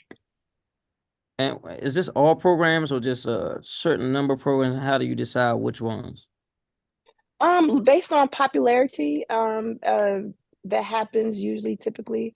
We want to make sure that if we have a candle making class for young people, that the young people in the community are able to have access to that program. And we also promote those programs directly at the site before they go online. And so we talk to the community, we ask the community what programs they'd like to see. And once they determine what the programs are, and then we promote them internally at the site before going on the website. Thank you. I know historically in my time in DPR, some of our successes have been the staff being engaged and out in the community. And that happens at some facilities, but not all. What is your thoughts on the ability to reach those hard to reach youth who need programming that may not be as engaged as those parents who consistently sign their children up or to programming? Great question. So with intentionality, we're proactive. This is where our roving leaders come in. We hear from sites about young people who may, I don't want to use, young people who may not treat their community the best. We hear about young people who may find themselves in troubles at the rec center. So instead of banning or barring them from the rec centers, we are intentional about engaging them. We visit their homes. We're visiting their schools. We're working with the families to get them connected to programming. Thank you. I'm glad you mentioned Roving Leaders was an excellent department. Some of their purpose have been restructured. I wanted to know, because there's a lot of conversation about public safety in DC and at every government agency, facility, organization, street, library, you name it. I wanted to know what is DPR doing to ensure that residents are safe in and around our facilities and partnerships with, let me ask you this, in partnership with the police department, the one's office, credible messengers, VIs, are you connecting with other government agencies in this effort, if so? Absolutely. So we're part of the Thrive cohort that MPD has. We're working directly with Chief Smith to look at areas and facilities where crime is prevalent or we've seen an increase in crime. We've expanded our security footprint at sites that need a little more TLC. We're also working with the DGS and PSD to see how we can activate their support. We also have our DPR Rangers who are manning the sites and ensuring, that we can safely and effectively ask patrons to not do some things that are prohibited on our sites. So for example, if a group of individuals show up at our site and they're standing outside and they may be smoking or drinking, we're moving them along or asking them, not to do those things because the children are out there. And for the most part, the community is receptive and they're listening and they appreciate and they're like, okay, my bad. So it is a holistic approach. It's also using our partners who know the members of the community, having our partners speak with the community members to kind of get them to buy in, to help us support with our communities, whether it's picking up trash and having them own their stake in the recreation centers as theirs. Thank you for that. And how often do you communicate with MPD and these other government agencies? There's someone from your agency assigned to do that? How's the coordination? So our risk management team coordinates with MPD daily. We also have a coordination thread where we're all actively speaking and looking for potential blind spots and risks and how we can support and mitigate any issues. Thank you. And we'll be asking more about I guess budget items related to hiring security officers and where within the next couple of weeks. So I want you to be prepared for that, Director, which I know you will. Let me check my time. Okay, so we got a few more moments here. We have a number of council members here, which we hear from today as well. Director, as you've heard and know about the issue relating to Miss Jasmine Jefferson at Roosevelt Aquatic Center, we heard from her mom today, who has expressed some of her concerns around staffing. We had a number of other individuals, even outside of this tragic incident, that talked about staffing and availability of staff. In general, how do you see the agency as far as like staffing? We can break it down to different departments if you can. And what do you feel is needed to have adequate staff if you don't think you all are adequately staffed? First and foremost, I'd like to express my sincere condolences to Jasmine's mother. I appreciate her testimony. I'm sure that wasn't easy. As a mother myself, my heart,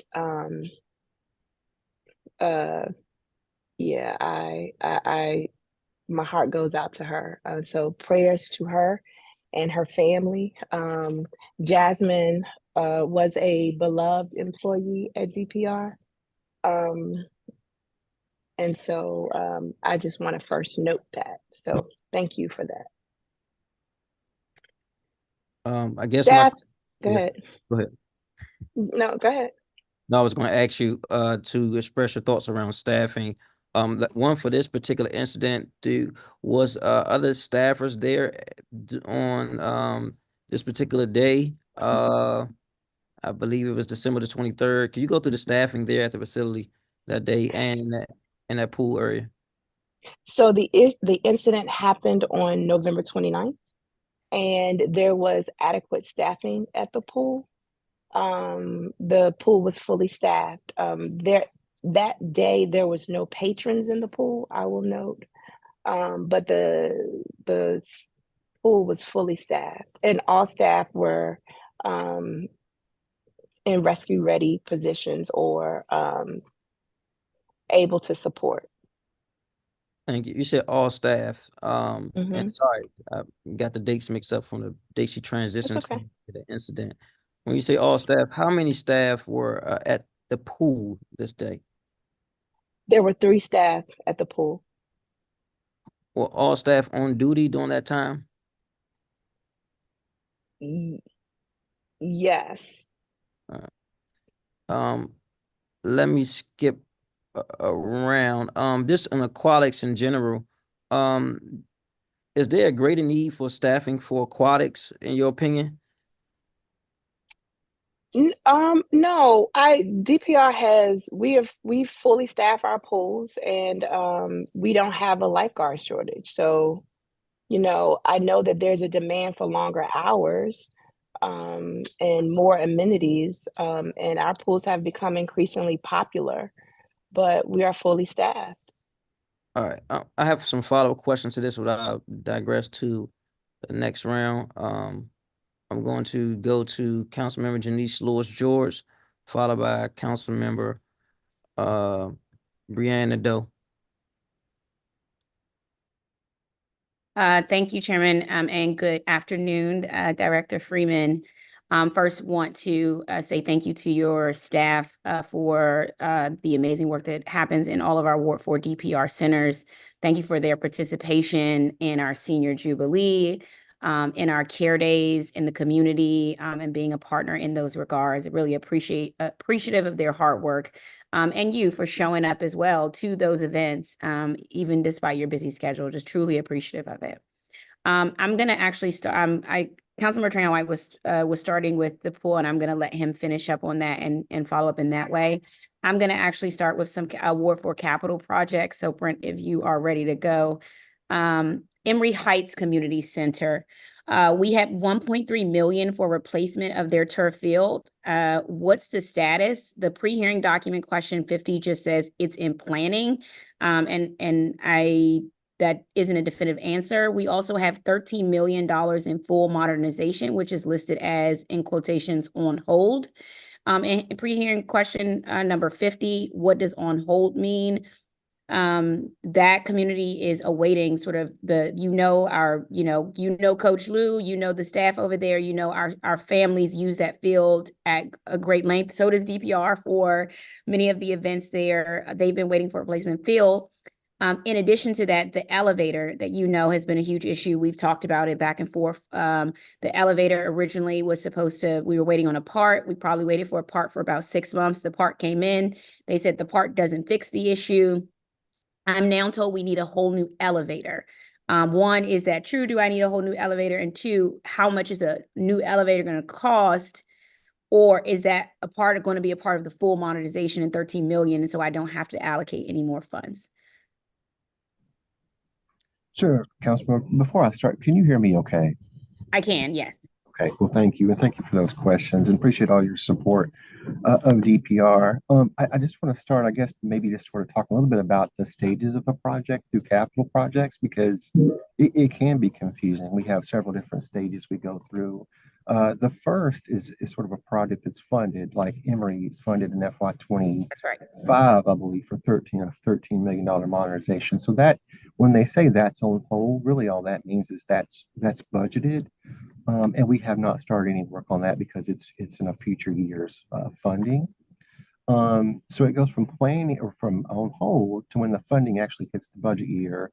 Like this year for Emory Heights Athletic Field, we have the $1.3 million for that turf field renovation. So what we're in planning, which basically means we are working with DGS to develop the scope of work. And DGS then takes that scope of work, works with their procurement division to get that on the street for bids, and then it's in what we call a procurement phase. So right now we're working with DGS to get that out on the street in that procurement phase. So that's the status of the athletic field project right now, but that is Right. 1.3. So the 1.3 million is in fiscal year 24. So that's for the planning, which is developing scope of work, which works with DGS procurement division. And so right now you all should be, what's the ETA for the field then? Right. So it's a little difficult to sort of project out, determine the ETA. I can tell you though, the DGS procurement folks there's a minimum number of days they have to put bids on the street for legal sufficiency. I don't know the exact number of days, but when we get those bids back, it typically takes, I would say 3 to 4 months to produce a set of drawings to get the permits needed. So there's several different stages, but I believe we are counting on this project to start in FY24. It may be, we may need to work with Coach Lou and the staff there if that field needs to be used for football this coming football season. Maybe we wait and start after, or if it's okay to start before, we can start that work before, but that's something that I expect will start this fiscal year. Okay, so that one, the field will start 24, 13 million for the full modernization. It's fiscal year 25. So when would the planning begin for the full modernization? It should be this year, right? We do. So that's actually one thing we've started to do a little differently. We typically used to wait till the fiscal year of funding hits before we started anything, just because of the volume of projects we have. But what we've learned, and what we're trying to do more, be more proactive, is we have a couple of community planners that work on our capital team that are going out before these projects hit, the funding hits, to get some preliminary feedback from the community. And hopefully that helps us shave time on that. Okay, well, Emory, let me stop because I get through a bunch of capital projects. Emory community wants to know when the first meeting is going to be for the planning of the full modernization. When can I tell Emory community members the first meeting will be for design and planning of their community center? I think we can have that this summer. Okay, so I can say estimated summer 2024. Yes, ma'am. Okay, and you'll work, and our offices can work together. Fort Stevens Recreation Center. There was money for a new splash pad, part of the $5 million in the fiscal year 24 splash pad blitz. When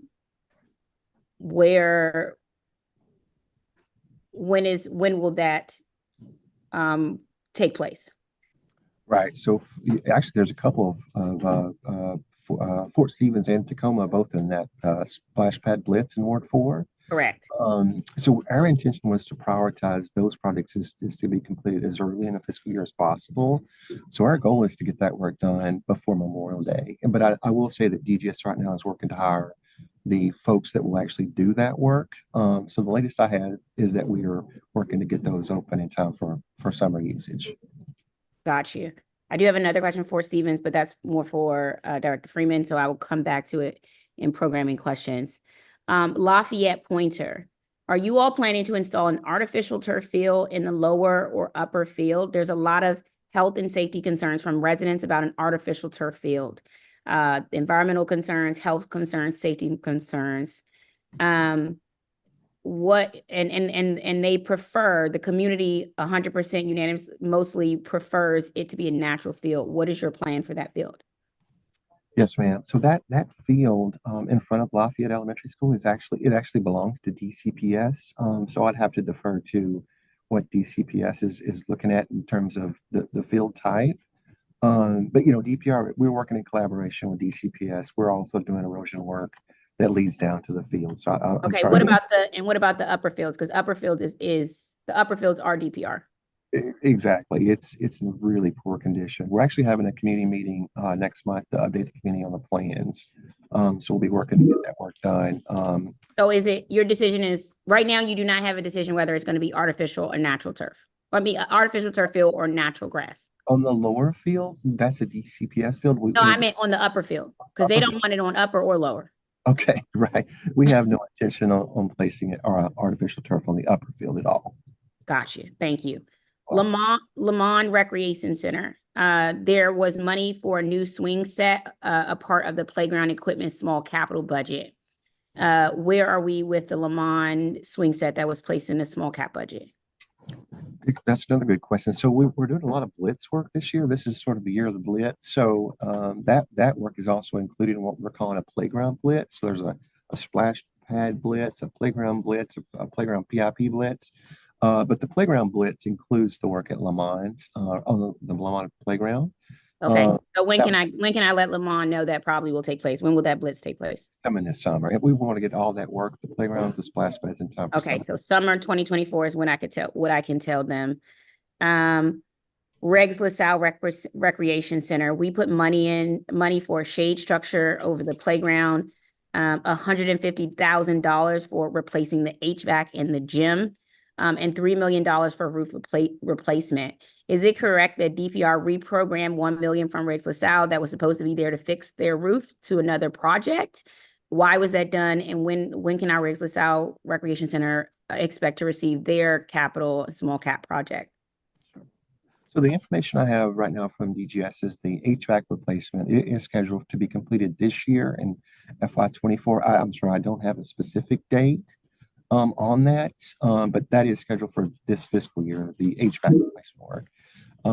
The athletic field replacement work is for Riggs LaSalle is scheduled in FY25. We had some priorities with fields failing GMAX tests. So those kind of took priority, and then FY25 will include the Riggs LaSalle athletic field. And I'm sorry, you also The mentioned roof replacement. There was 3 million for roof replacement, and then we found out that DPR reprogrammed 1 million from Riggs LaSalle that was supposed to fix their roof to go to another unrelated project. right there were two sort of priority roof projects right now. But the first one at King Greenleaf, the second at Riggs LaSalle.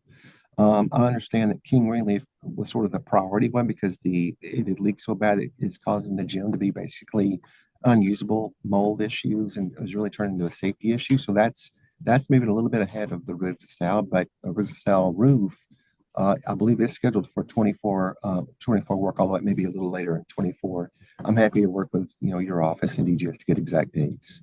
Okay, I got 30 seconds left. I want to do Shepherd Park Community Center Tacoma together. Then Shepherd Park, we put money in for the vertical netting by the soccer field and a small cap project. I want to know when that is set to happen.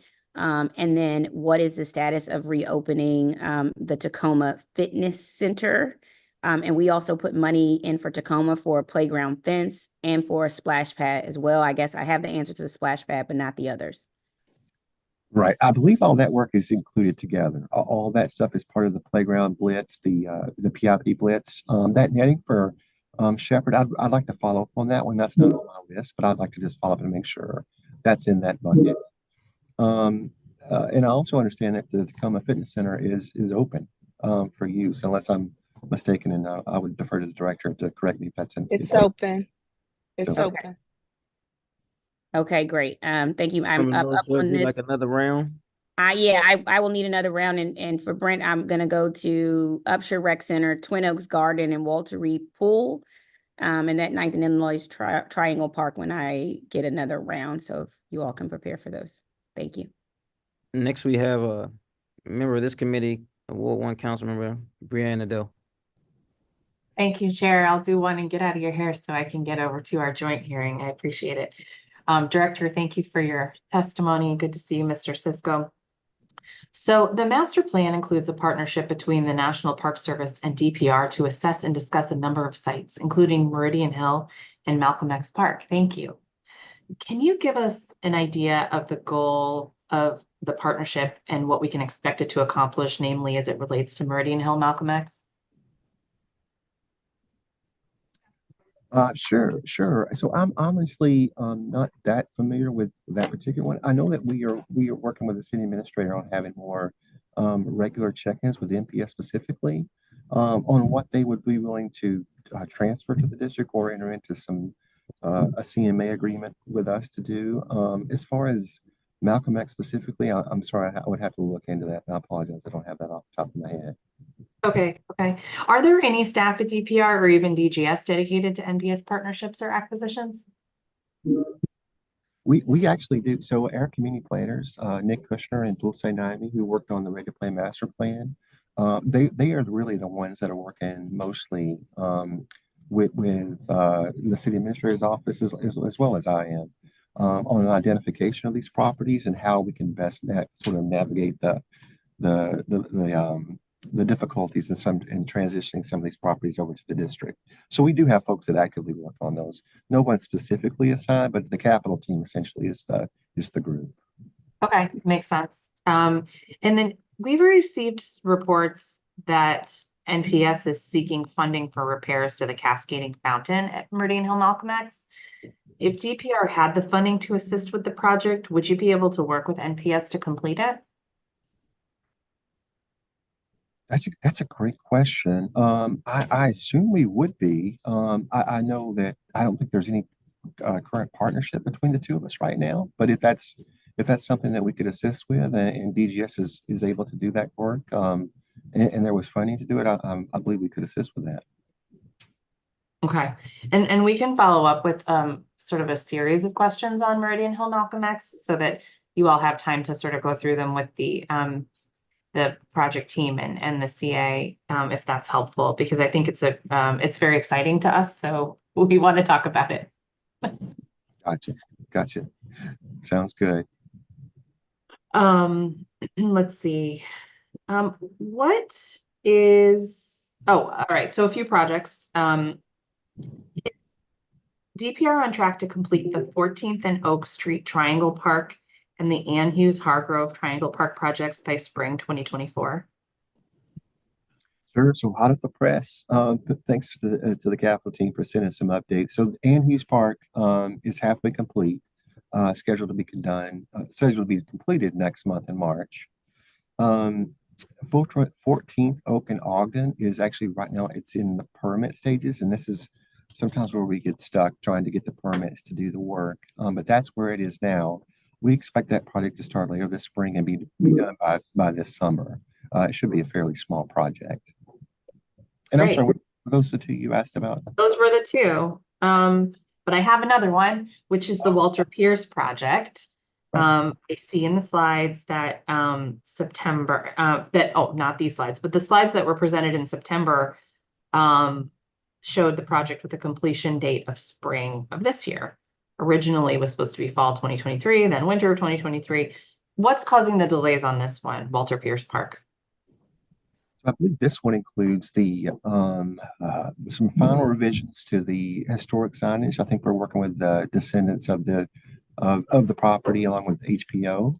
I think it's another matter of permits moving slower than we'd like for them to move in order to install the Portland Loo. That's actually going to be the first Portland Loo installed on DPR property, and we are honestly having a lot of back and forth with the folks that issue the permits to get that installed. I know that's important to you. I know you're a big advocate. Oh yeah, and that one's got plumbing and electrical and all of that. So it does. It's caused a lot of head scratching within the permits. Yes, I think that's why we went with Throne for the rest of them citywide. So live and learn.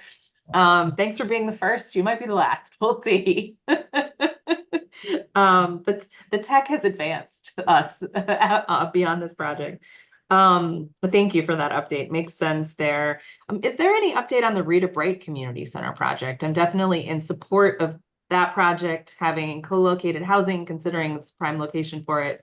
And are you still working with DemPed on the details of an RFP? We are. Actually, matter of fact, I think last week they had sent some follow-ups. Can you confirm that the scope of work or what DPR had envisioned for that space is correct? And I did, brought them back and said what they are envisioning for that space is in fact correct. We want it, to have the kitchen, the multi-purpose room, a gym. So that's back with DemPed. I don't know the anticipated timeline for the RFP release, but that is going through their pipeline. Yes. Any update on the Parkview Rec Center project? Yeah, so fingers crossed. We're working on hiring a design team, and as soon as they are hired, we can start the design process with the architect at community meetings in earnest. We believe right now that we're looking at this spring for that design process to start. With construction probably winter, or I'd say we go through 9 months of design with construction starting in the winter, and probably 12 months of construction at that site. So it'd be winter of sort of 25, 26 for project completion. That's going to be exciting for sure. Thank you. When can we restart the community process for the Bruce Monroe Park redesign? Right. So we actually, this came up a lot last week. I think that the litigation was over, the case was over. Someone from DemPed actually reached out to us and said, this is moving forward again. So we, as you may know, we had a community meeting back before COVID. 2019, yeah. School across from Parkview. Right. Great turnout for that meeting. So the money we had for that project, the architect, everyone is now gone. I understand that contract for that architect it expired, or there was the future was uncertain for the future of that product. So I believe that money was swept or reprogrammed or redone. So what we'll have to do is rehire a design team to sort of restart that project. And that's what we're working on internally. So we're in sort of that initial planning stages to get that back on track. But I understand that the DEMPED development on, I guess, the north side will happen first, and they will need some of the DPR space to use as staging. So our actual park construction would happen after the vertical development of the DEMPED project. So we want to work in lockstep with DEMPED and make sure we're not getting out in front of them as far as planning and design goes. But happy to keep your office updated. There may be some people around who do remember that DEMPED promised park would remain usable in some form while the vertical development was happening. I am not sure why they promised that, because it seems really like a dangerous idea, but I'm just warning you that it was a commitment that was made. I do remember that now. You're right. It was a tense meeting. Okay, so any idea a timeline for getting all that reorganized, and is there a budget component that has to happen now? The timeline. And so I think we're looking internally at the funding we have. We have several different buckets of funding, from general improvements to small park improvements. So we were looking internally to see if that could be absorbed in some way, or if there needs to be some funding request. I mean, it was honestly a small, a small project to begin with for $250,000, and we actually got quite a bit of feedback. But I think we don't want to lose the momentum and the information we got. But I don't think this is going to be a huge financial commitment to the agency. Okay. Well, the reason I'm pressing on it is because I think the lack of community engagement in the moment, because we have to start over, is undermining the forward momentum on the housing piece. Many people have moved in that didn't even know there was a community engagement process and are surprised that there's housing going there. And so what I want to do is reassure the public through this process that there will be a beautiful park there with things that they've asked for. And I'm hoping that we can get a timeline on that as soon as possible so we can start talking with folks. In the meantime, I've got a Google Doc where I'm collecting email addresses of people who want to participate in the process, just so we don't lose any momentum from the announcement of the lawsuit. Fantastic. Thank you so much.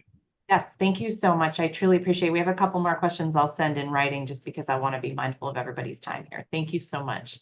Take care, everybody. Councilmember Nadeau, really quickly, I just wanted to correct.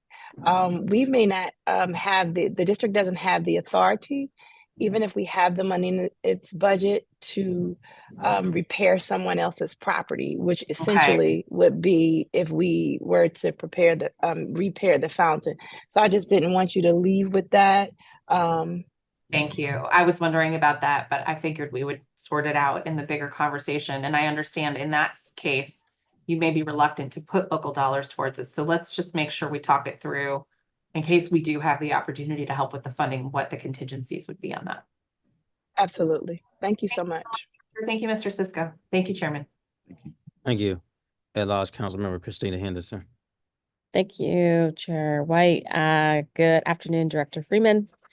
I first want to start with a clap and kudos to your team. You guys did what you said you were going to do in terms of opening up the DPR Summer Camp Lottery earlier than last year. I have to report, I couldn't get my act together last week when it first opened, but I was able to do it today, and it was a no stress situation in order to do that. And so now we wait, but I want to say kudos to all of you on working on that after some snafus that had happened in the past in terms of signups. I want to ask, one of the things that we had talked about in the past was, obviously summer camps are a busy time, but there are very popular recreational programs that you all offer throughout the year, where we continuously have this sort of frustration of parents feeling like they have to rush to sign up. And then once you get access to the website, it's all gone, whether it be for aquatics or gymnastics or cheer. What's the progress in terms of modernizing the sign-up systems for those programs for fall, spring, et cetera?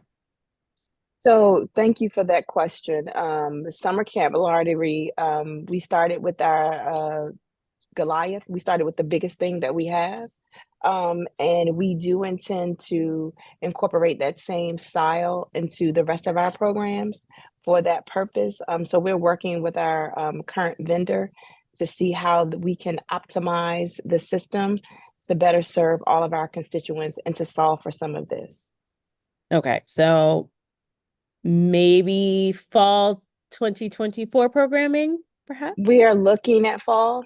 Okay. We're anticipating, yes. So we're looking at bringing this online for fall. We All right. still have the waiting room for our parents, but of course that happens more in the summer. And to your point, we don't necessarily. I think that I know that there's some opportunities. The biggest challenge that I've heard from constituents is the 12 noon open time, Yeah. when parents are at work, and even the seniors, right? So we've heard it, and we're looking at ways to solve for it. Okay, good to hear. I noticed in looking at the Schedule A that you all have quite a few vacancies. I'm curious, so we see 81 recreational specialists, 30 supervisor rec specialists, 29 rec specialists in aquatics. Are these for seasonal positions, or is DPR on some sort of hiring freeze at the moment? So that we hire approximately 700 individuals to support our operations in the summer, and so those FTEs are used to fill those positions for the summer hiring. So Okay, those great. are it's funded so that the temporary hires bump up against those FTEs. All right. I also just want to check in. I think you all announced that in April, you're going to launch an expansion of hours at 22 additional locations, including adding some more times on Saturdays. Have you all hired who you need to hire in order to do that? I think that was 23. Okay. And yeah, so we did. We fully activated in 23, and we have hired for that. We were able to use vacancy savings for some of our seasonal positions to fully, and we also moved staff around to support staff who may have had other opportunities to better fit the need. So yeah, we were. Okay. Apologies for that. I want to ask about the co-op program. So I think this is like one of the unique offerings that you all have by, expanding the locations. For those who are listening who don't know about the co-op program, this is for 18 months to 4 years old. So for some kids to be able to have access to group play in a controlled environment. But I don't often hear about sort of what are the curriculum programmings for the co-op program. Do you all work with OSSI as you sort of set up, I guess, the guidelines for the play groups? Yes, we do. It's the play group, and it's not necessarily academically facilitated. We work with the parents.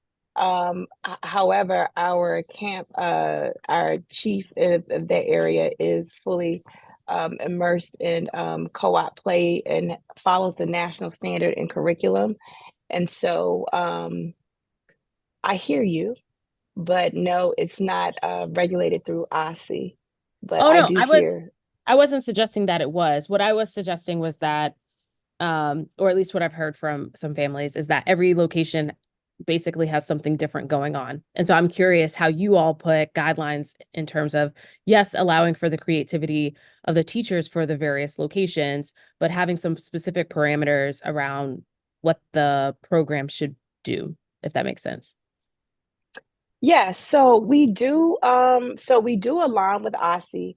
We also allow, because every recreation center is unique, and it has its own pulses, it has its own community lens.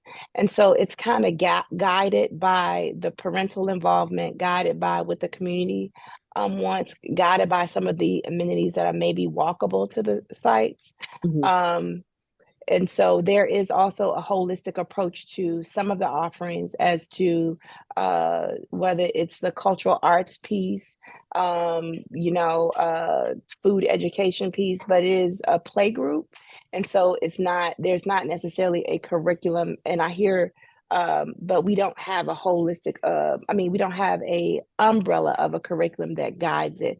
More so children will have this play group, they will have a play group on this particular subject and this particular subject, but the site leads and the parents kind of guide how they're going to do them and the design of the programs at each site. Okay. Let's talk about lifeguards for a second. So I checked in the DCMR. So right now our ratio is that we have to have one lifeguard for every 50 swimmers. But when we sort of check national benchmarks around whether it be the American Camp Association or the US Life Saving Association, they recommend a ratio of 1 to 25. I guess I'm curious how we got to 1 to 50. I'm not sure if you know that backstory there. So 1 to 50 is the national standard. Some others may have a suggested standard, but we are in line with the national standards and the national best practices on lifeguarding, and we follow the DC Health regulations, and 1 to 50 is what is listed as pool in the spa regulations. Right. Okay. One of the things that we often hear complaints about in terms of like many residents obviously enjoy the class offerings. We heard a number of seniors who testified this, but sometimes when the classes get canceled, there's a lack of communication around whether or not an instructor is showing up. And so they feel like, we're just sitting here, we're waiting. How can we better improve this type of system in terms of notification to residents? So one, they're not just waiting in a gym for someone to show up that is not going to show up, or two, for them to just have a more predictable schedule. So I did hear that, and we are looking into that. You're right. Time is valuable, and you've heard me talk about the time it takes to prepare, especially if you have children, to go somewhere only to get there to find out that the class has been canceled or the event has been canceled with no communication. We do nixle and send text messages to registered participants in advance when we know in advance. Unfortunately, sometimes we just don't know that vendors are not showing. And so in instances like that, staff is on the back end calling, trying to figure out and trying to mitigate what is happening. But the moment we know, as soon as we know, we make the necessary adjustments. Okay. What are the 3 most common reasons that there would be a cancellation? I think the most common would be that the vendor didn't show. Okay. Right? So an Because outside if it's vendor, not a DPR yes, staffer. right. Because hypothetically, if it's a DPR staff, the moment that staff is not at work, right? And so we know that this staff is responsible for teaching the shea butter class. And so we can make the necessary adjustments or send out communication at the top of the tour versus a vendor who teaches a class from 7 to 8, and they usually show at 6:30. Right. I'm over my time. Councilmember White, if I could get one more round later to talk capital, that'd be great. Yes. Thank you. Thank you. Fruman? I think I'm up. Is that right? Yes, sir. Yes, sir. Thank you very much. Great to see you, Director Freeman. Great to see the video. Great to see the clip from Chuck Brown Day with Dr. Eddington addressing the crowd. Thanks for making that happen. Couple of Ward 3 specific things.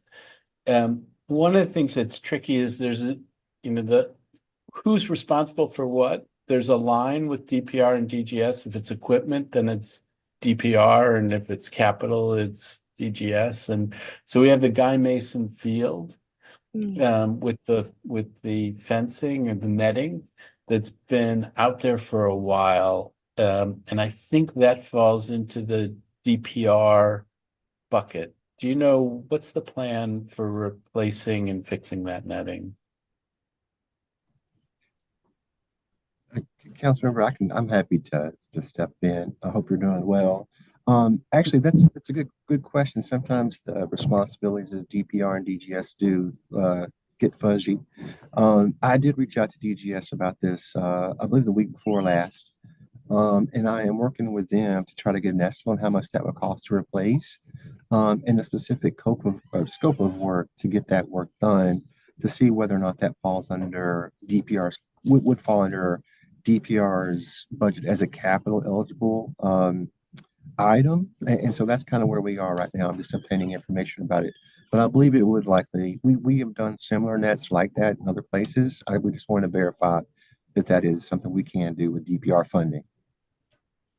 Yeah, okay, so I'll be curious to hear back on that. There's also the netting at Livingston Park, Chevy Chase Park, the baseball field there. I think that there's been issues with the netting, if you could look at that. I think I have the idea that it's in your bucket from the DGS pre-hearing answers. So if you had, and from your pre-hearing answers, the Hearst Field, you talk about the Hearst Field and you talk about what different things would cost.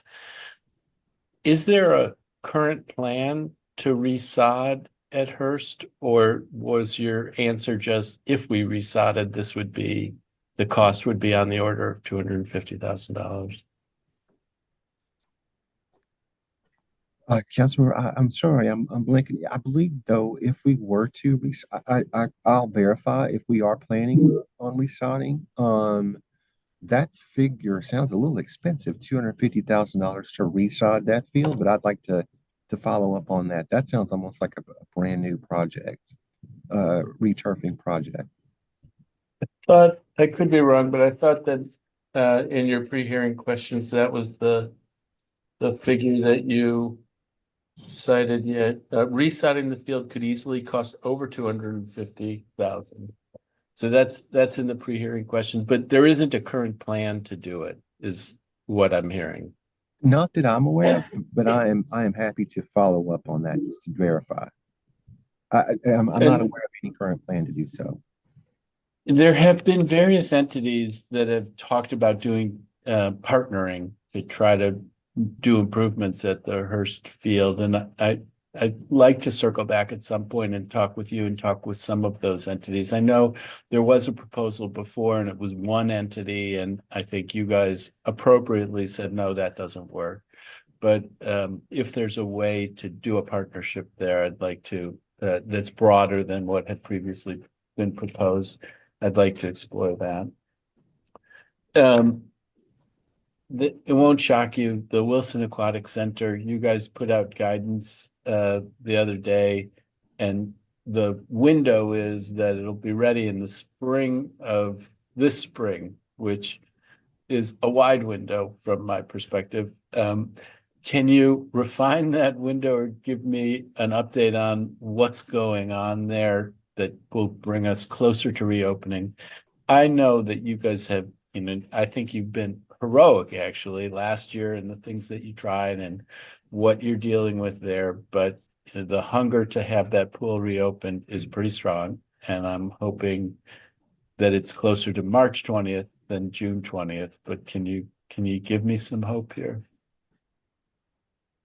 Oh, Councilmember, I apologize. I would really want to defer to DGS on this one.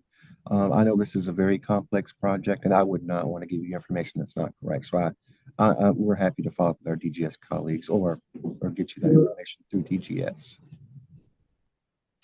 Okay, so I'll come back to them on this question. Hopefully we can, it's been a long time. Hopefully it'll be the best it's ever been when it comes back, but let's get it back as soon as we can. While we're waiting, or in any case, last year, you did some great things where you extended the hours at the Hearst pool into the early morning, and you extended it after Labor Day, as you did at Oxen Run. Is there a plan to do that again? Can I put in a plug that both of those things were very valuable, and it's not that it should just happen at the Hearst pool, but I think doing that sort of thing, we used to have the East Potomac Park pool, that stayed open into the fall. To the extent that we're in a position to do that, I really would encourage you to do that. How are you thinking about that? Thank you. So that is an unbudgeted request. And of course, we were able to do it using cost savings from vacancy savings. As you know, many of our lifeguards seasonal go back to school. We were able to use lifeguards who were attending schools locally, and through the cost savings from, you know, all of our summer hires leaving earlier.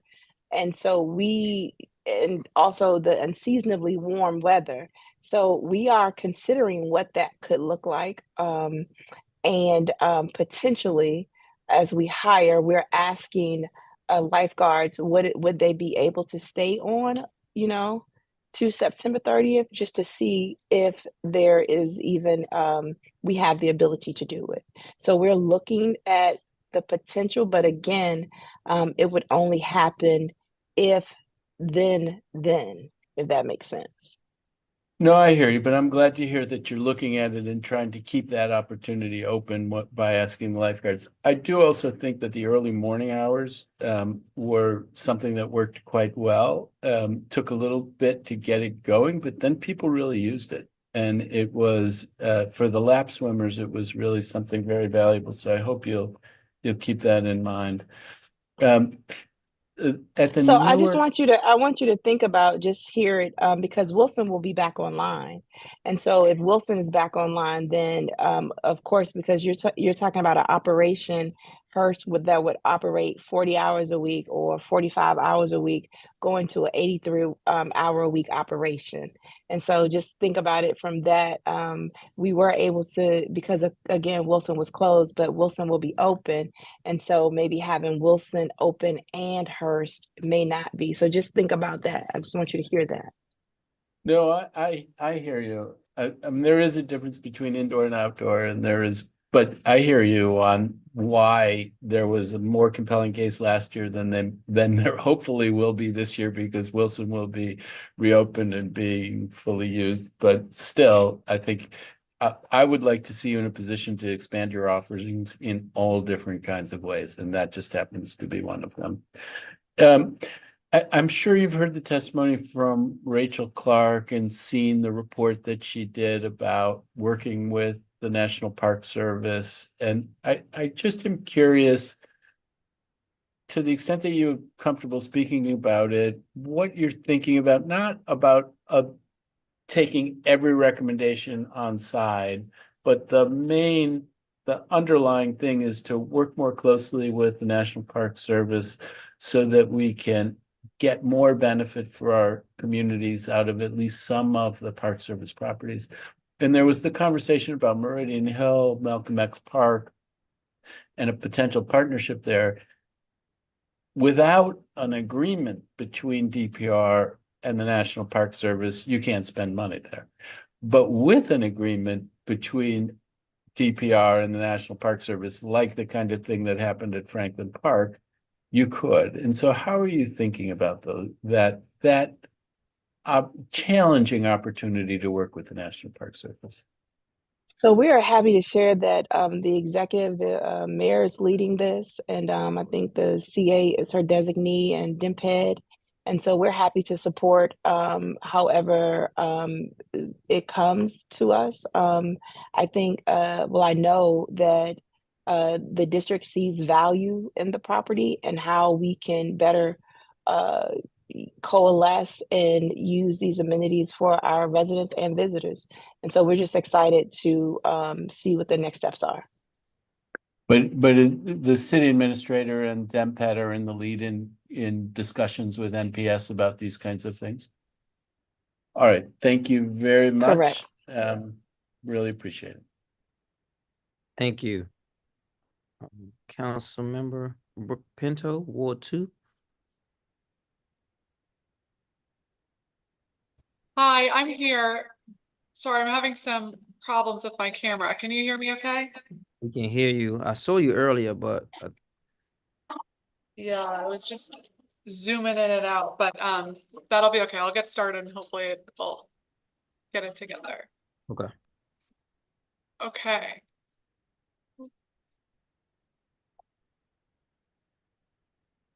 Okay, there we go. Thank you. So hi, Director Freeman. Thanks so much for being here and all you do throughout the year. We have so many fantastic parks and recreation facilities in Ward 2 and around the city. And we know that it's a really important dynamic for our communities and really important for our public safety goals to have access to clean and safe recreation space. So thank you to you and your team. I want to start with asking about a pilot that we created last year in the budget for custodian and security support at Garrison Elementary and Banneker High School. The council allocated $197,000 in fiscal year 2024 for what we called a community access pilot. And these are meant to provide custodian and security supports for when these locations are open after hours on evenings and weekends. We were told that the outstanding issues would be, well, first we were hoping that it would be up and running by October. Then we were told that the outstanding issues would be finalized by the end of the year. So what is the current status on the MOU to get this pilot up and running? We're currently working with DGS and DCPS on it. There was a lot of different details to work through for the funding for the cleaning and security. And so we're almost there. Okay, and do we have a timeline that we can expect that to be up and running? No, soon, but I don't want to commit to, but we are working with them. We're meeting with them. And so we'll respond back to you on that. Okay, I appreciate that because I'm worried about the year being, almost through the school year, and we were hoping that this would be up and running by October, which is why we started the conversation so early before the fiscal year even started, so that we could be ready to go. Are there any other holdups that we should be aware of that we can try to shake the tree on? No, we're great partners with DCPS and DGS. I think it's just a lot of projects happening. And so this is one of many of the MOUs that we have, and we want to also get it right. And so, yeah. Okay, so when can I tell parents and families and school leaders that they can expect an update on this? Because I told them in June it'd be ready to go by October, and so I understand that you don't want to share a specific date, but I don't know what I should tell the community who's been asking for this and asking for updates. Let me give us till the end of next week, and we can come back to you offline with a definitive something. Okay, thank you very much.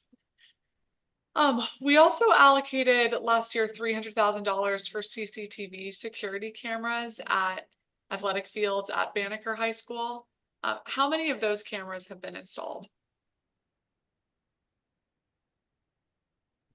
That's included in that agreement. Oh, okay. So it's included in the agreement for the funding for security, custodian supports, and the CCTV cameras. Yes. Okay, so have none been installed to date then? No. Okay. Do you know how many will be installed as part of that MOU? We're still working with DCPS and DGS to determine the best for that field. Okay. Okay, so maybe we can add that to our discussion at the end of next week on what the status is of that entire project. So for Kennedy Rec Center, there are a number of things that have been going on lately that I want to ask you about. One is the programming for the roving leaders. What is your thinking on having the roving leaders be based out of Kennedy Rec Center, and if that should be continued and if it's been effective? So Kennedy is one hub. The roving leaders, of course, the roving part of their name, they do move about. Kennedy just happens to be centrally located, and is also part of the district where the additional support and services were needed. So I wouldn't necessarily say that that Kennedy is a hub. It's just one of the locations that we found necessary for roving leaders because they have an additional level of training. And as you know, everybody uses Kennedy, and sometimes it can be a lot.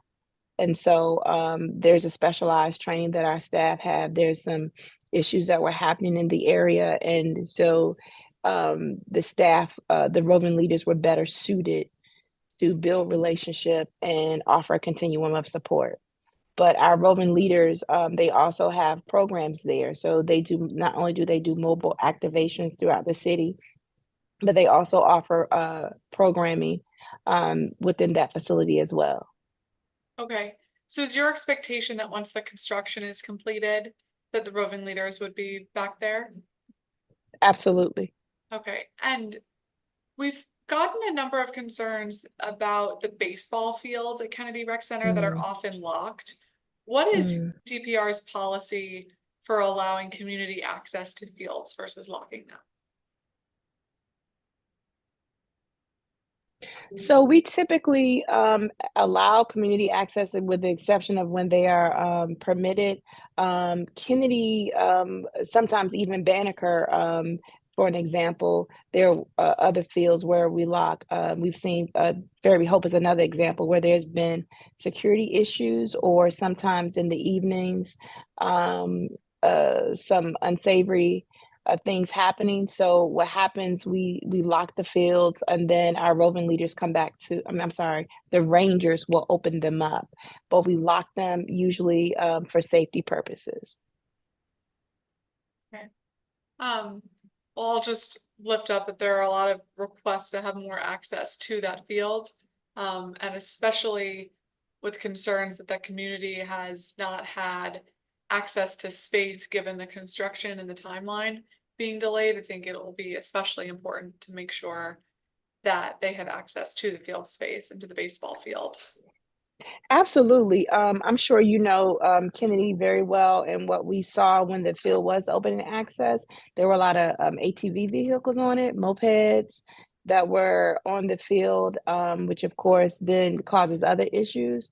So we, of course, looking at it holistically, how we could best support and actually encourage individuals to apply for permits for organizations, but then also when the field is open, having it monitored by staff members who can support and kind of see some things that were happening that were not appropriate. And so I hope that answers your question. Okay, no, it does. And I know it's complicated, and that goes back to why we're hoping and are hoping to start this pilot that can hopefully be expanded, because the custodian support and security to make sure that the fields are being used appropriately and accessibly, I think is the best case scenario, so that we don't have dangerous or unacceptable uses and then close it down for everybody, and then kind of nobody wins with that. And so some additional security I think is really important. Okay, I know we only have a minute. I want to ask about Book Hill Park upgrades and Rose Park repair work that we've been waiting on a timeline for. Both of these are in Georgetown.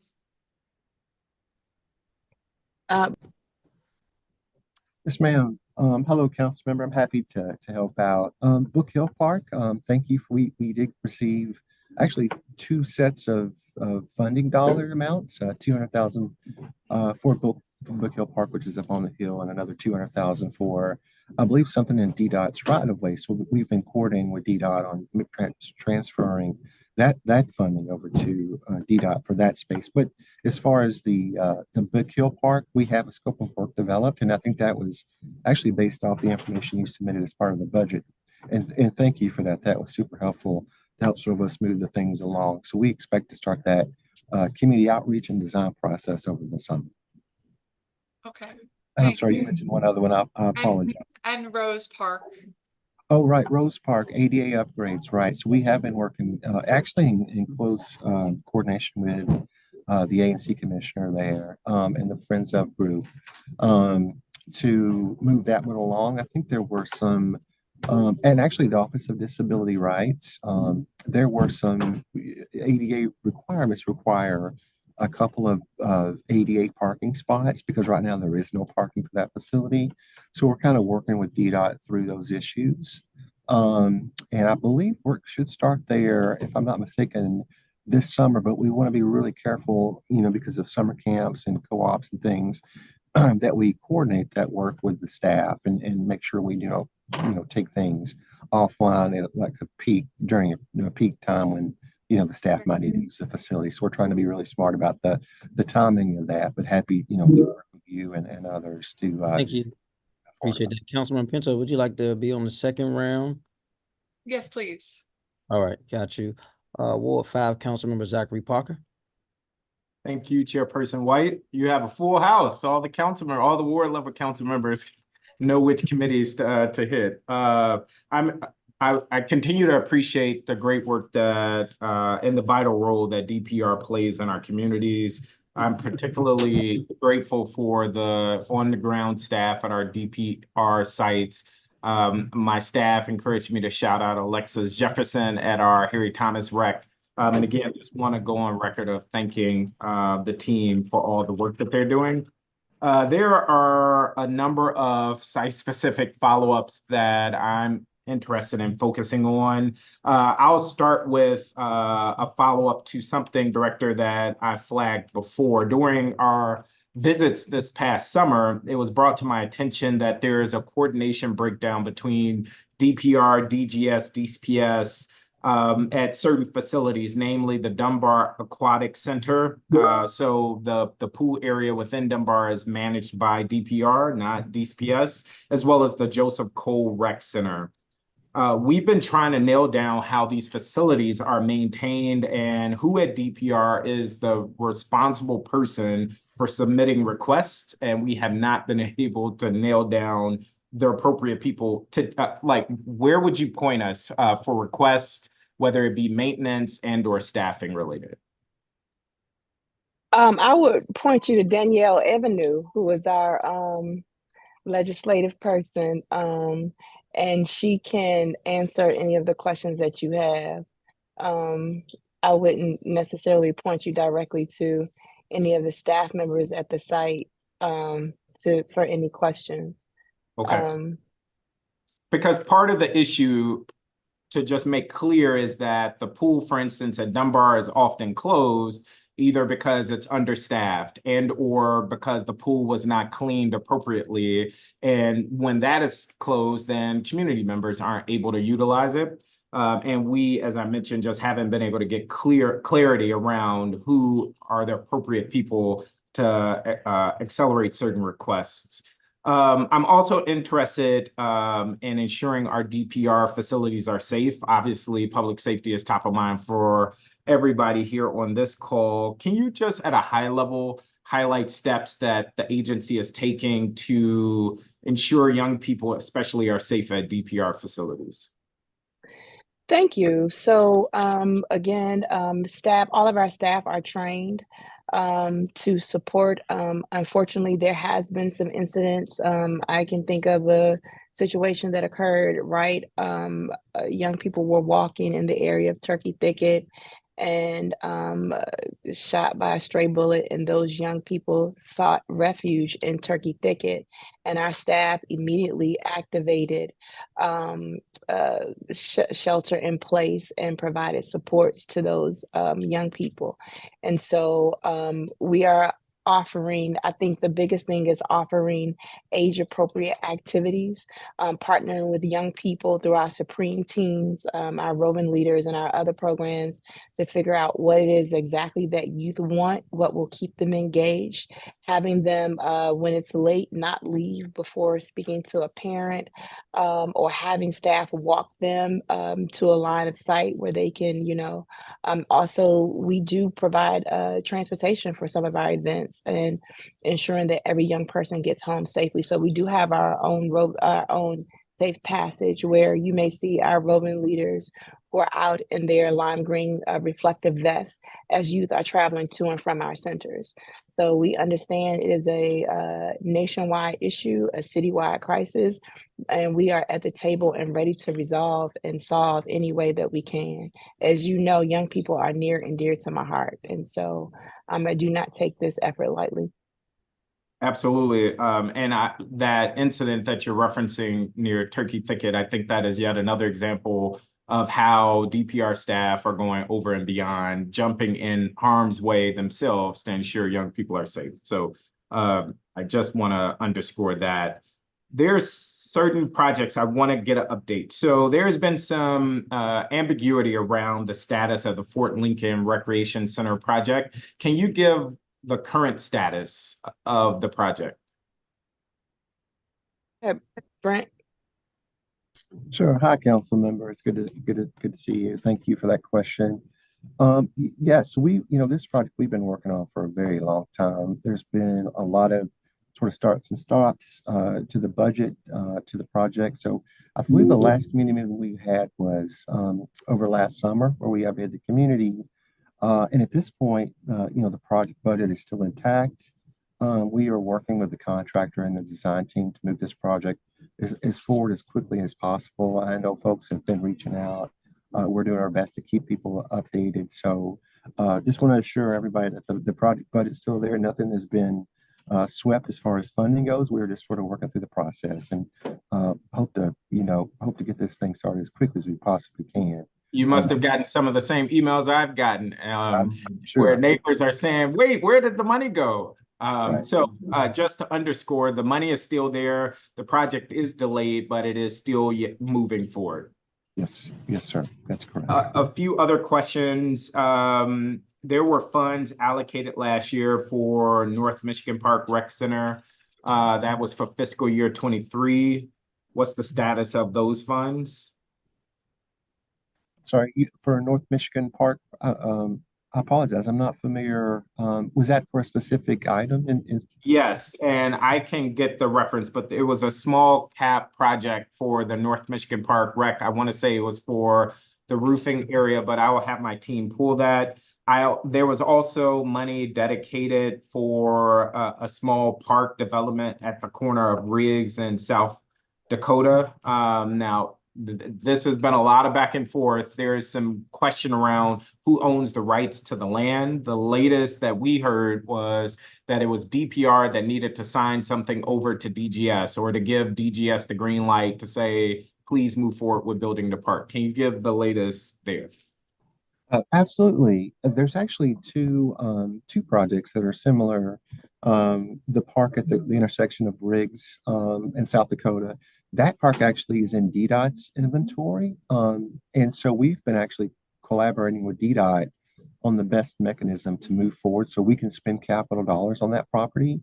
And we have also received the developer EYA's concept for what I guess the community or community benefits package, what would like to be seen there.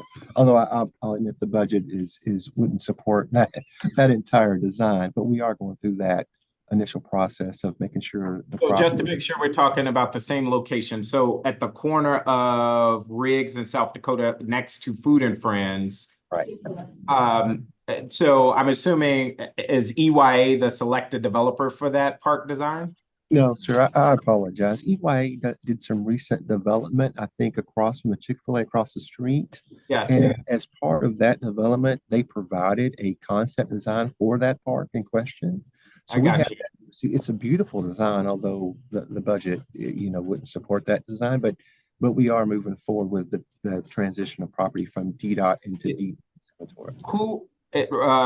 Brent, is it possible to follow up with you or director? Should I follow? If we wanted to have a community update, because the issue is we keep fielding questions from community members. Respectfully, I went to DDOT and then they say, oh, it's DPR. And then, so sometimes our office is caught in the middle, and I know you all are working hard at this. We just want to make sure we give community members the most up-to-date and accurate information. Would that be something you would be amenable to sometime in the future, to just have a community update to say, this is where we are with this park design? So we will be hosting we've heard it. I hear it. They don't, the community, they email us all. And so we are going to be proactive and start hosting more meetings in coordination with DDOT, DGS, on our project. So you should be seeing the schedule come out soon. And we will start with the higher priority projects so that we can get the communities, they can hear something from us. Understood, but related to this specific park, and the reason why this is so important, I know it may seem like a park is at the bottom of the totem pole when we're talking about designing whole rec centers, but this community has been fighting for this one little park for over 10 years, Absolutely. So they are very passionate about this and they're really excited about it. And so I'm happy to follow up. I just want to know now, Director, I don't want to bother you with something like this if you're not necessarily the person. So who would be the right person? Danielle. There you Avenue. go. Danielle. So she's going to get several follow-ups. I'm running out of time here. I do have some other questions, but just to underscore for this park at South Dakota and Riggs, DPR is actively working with DDOT on the design of the park there, which I'm assuming that means everything is a go, the money is still there, it's being allocated to move forward with the project. No, just to clarify, we are working with DDOT on the administrative section, which would let us spend money on the park. We don't have any design yet, other than what EYA provided as a concept. We're happy to share that. Okay, so just I want to be crystal. So DDOT is the holdup. So DDOT needs to. Well, it's not DDOT is the holdup. We are actually having conversations back and forth with DDOT about the best way for us to spend capital dollars on that parcel. Sometimes they may transfer property to us. Sometimes it's a permit. So I wouldn't say they're holding things up. We're just having these internal sort of deliberative conversations. Okay. I will follow up about that, but we want to make sure we get the money spent and the park delivered for this community that's been fighting for it for a long time. But thank you. Thank you, Chairperson White. Thank you. Director, while we're on the talk of capital improvement projects, give us an idea of the relationship between DPR and DGS and how often you communicate to move these projects along, because this is becoming concerning. So we have a great relationship with DGS. We speak often. We have threads where we're in constant communication. We have monthly meetings where we're checking in all of the stakeholders from our capital projects team, our liaison with DGS, even and down to discussing some of the issues at the sites to the very high level capital projects team. As you know, both Director Hunter and Ella Faulkner are both previously both worked at DPR, and so they understand the needs and just how important getting these issues resolved are to us and to the constituents. So is Mr. Cisco your point person that communicates with DGS? Who is that? If not, who is that person? So it depends, right? Because Cisco is capital projects, so he wouldn't necessarily communicate with DGS. We have a liaison who works directly with DGS on our maintenance issues, and then then we have security. So it's a multifaceted approach because it touches in so many areas. Yes, I guess I'm speaking in reference to capital projects, and I guess I wrote down Cisco. Based on your answer, if that's not accurate, let me know. And also, who is assigned to you guys from DGS? So we work with DGS holistically. Like we have several. It's a group of individuals. It's not one person. And with DPR, it's not one person who corresponds with DGS. So it's a team effort. So whose responsibility is it to keep you updated on these projects in your office? Well, so because of our relationship and our relationship with DGS, I am at the table speaking with Director Hunter. Of course, like I said, we meet consistently. We have our high-level checklist, our high priority. We have a liaison that's designed for maintenance and then someone else for security. But capital projects, it's me, myself, and the executive team, him, Director Hunter, his executive team. We're all in coordination with all of these projects together, even with the builders who are assigned to the projects. Thank you for that clarity. Director, I noticed in the line item for McMillan Park project, the budget was close to $138 million, which is really unusual. It's more than 3 times larger than the next largest capital project in the budget. And I didn't know, I just think about projects like Belusing High School, that is 2 schools in 1, pool, 2 gyms, is 126 million. Can you give me clarity on what this project is? It relates to this large real estate development project? Yes, it's a historic site that has the tunnels. I'm going to defer to Brent, who has some historic context about that as well. Director. Sure, Councilman. That's a great question. It is quite a bit of money. You know, that's a historic site. The reason I think for such the large numbers, it speaks to the historic nature of that site and all the remediation work that had to be done in order to build a community center and the features of the park that are going to be built on that site. So the DPR section is 8 acres in total. It's about a 16,000 square foot community center with an indoor pool. The outdoor area is going to be amazing with amphitheaters, 2 splash pads, a huge, probably one of the biggest playgrounds in DPR's inventory. But I believe the large dollar amount is due to the historic nature and the remediation of all the historic assets on that site. All right. Can you have someone send me the particulars on that? Thank you for that clarity. So it is a community center and a park. Anything else that I need to be writing down? Not in relation to that project. It's going to be amazing. It's going to be really nice. Historic, which I know costs more because of historic. I want to jump to it was announced recently that the boxing gym that was promised to the residents in Furby Hope Highland was going to be there at the rec. Can you give us the details on this project and when should we expect the design and construction to begin? And I was confused about the number. I think what was noted in the budget was 250,000. I don't know how you convert anything in Washington D.C. for $250,000. So somebody can speak to that. So so as you know, Fairby Hope, initially that space was not, when KIP designed the space, it was designed to be a partner spaces. So they had already identified the partners who would be going in the spaces, and it's a shell with 3 different entrances and 3 outfitted as a 3 operations to happen in that space. Of course, after the facility was built and it was time for the partners to move in, there's understanding that what the community shared with KIP was there was discourse.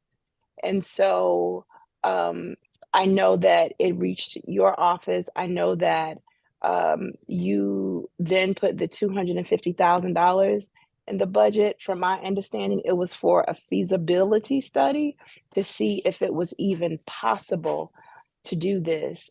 Simultaneously, the community asked that KIP transfer, because at the time KIP still owned and the property or maintained jurisdiction over the property. So the community asked that KIP release the property to DPR. So that happened late fall of last year. And as we know, to your point, because again, it was an unfunded initiative, it was driven by the community, the $250,000 that was designed for the feasibility study will not build the facility.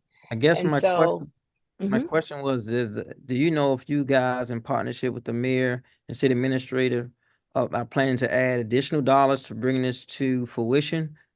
If you can give me a short answer to that, because I'm running out of time. In order to have a boxing facility, there would definitely need to be additional funding. Do you anticipate that coming in the upcoming budget? It was Well, the announced. mayor is making her budget deliberations now. And so, yeah. Okay. It was noted early on. No, let me go here.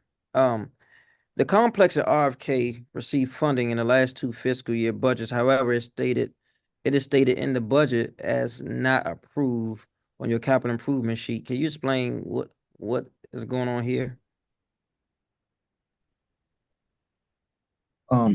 Councilman, I'm happy that if that's an NA that may mean not applicable, that means the funding is in a future year. That funding is still there. It just hasn't hit our books yet. As far as we're not in that fiscal year for that project to start. But the funding is still in place. Gotcha. I appreciate the clarity on that.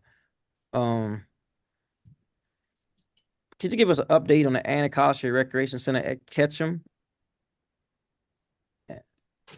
Absolutely, I'm happy to. It's coming along. The steel is being erected on site for the the gymnasium.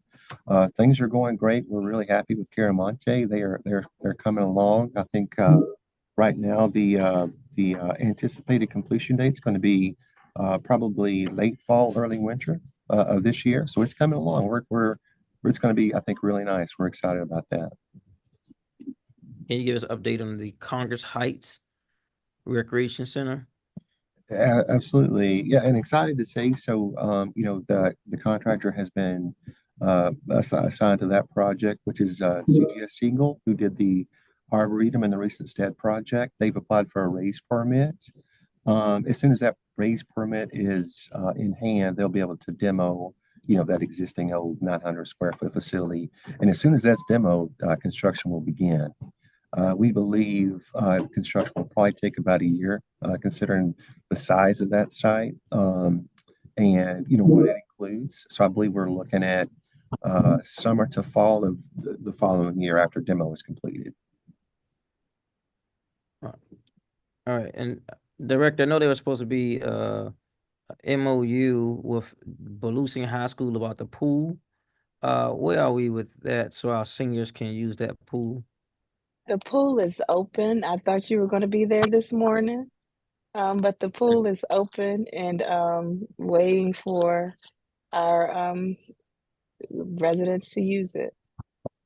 If you all can draft a flyer and send it to me, because we can get that message to them, especially the one wellness, we'll do just that. I'll come back on most of my time, so I'll go to my colleague, Councilmember Janice Lewis George. Thank you. Want to go straight Twin Oaks Garden. We put money in for a new roof, a part of the general improvement small capital budget. Their roof is at this point, it's falling in. It's danger to the community and everybody who uses it. What's the when will the repairs begin on the Twin Oaks roof? Councilmember, can I ask, did that funding go into DGS's budget or DPR's budget? I'm sorry, off the top of my head, I don't know, and I'm happy to follow up either way. I just didn't have it in my record. It went into DPR's budget, DPR capital budget. That's where we put it. Okay, can I follow up on that with you? Absolutely. Upshur Recreation Center, which our community is excited about. Our ANCs are engaged. We have $6 million modernization fully funded in fiscal year 24, but pre-hearing responses says that's not going to be complete until winter 2026. Why so late? And what's the current status of, sort of where are you in the DPR timeline? I know what the timeline, I know what the sort of phases and stages are. So where are we in the stages and phases? This is in the procurement phase, where DGS has put out a solicitation for what's called a design build contractor. We anticipate the design to start this spring, construction to start the following winter, 24-25, with about 12 months of construction. Okay, so will the Upshur be open this summer? Yes. I mean, in its current state. In its current state, yes, ma'am. Okay.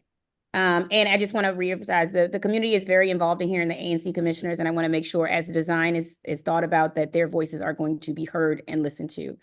Walter Reed Pool, there was $6 million new pool installation that was fully funded in fiscal year 24 by the mayor. But pre-hearing responses says not going to be completed until August 2026. Is that still accurate? That is still accurate. This is really a function of the location of the proposed location for the new pool. Yeah, it's really difficult with the easements and utilities. So right now it's going through a feasibility study, which is supposed to be finished next month, which will really.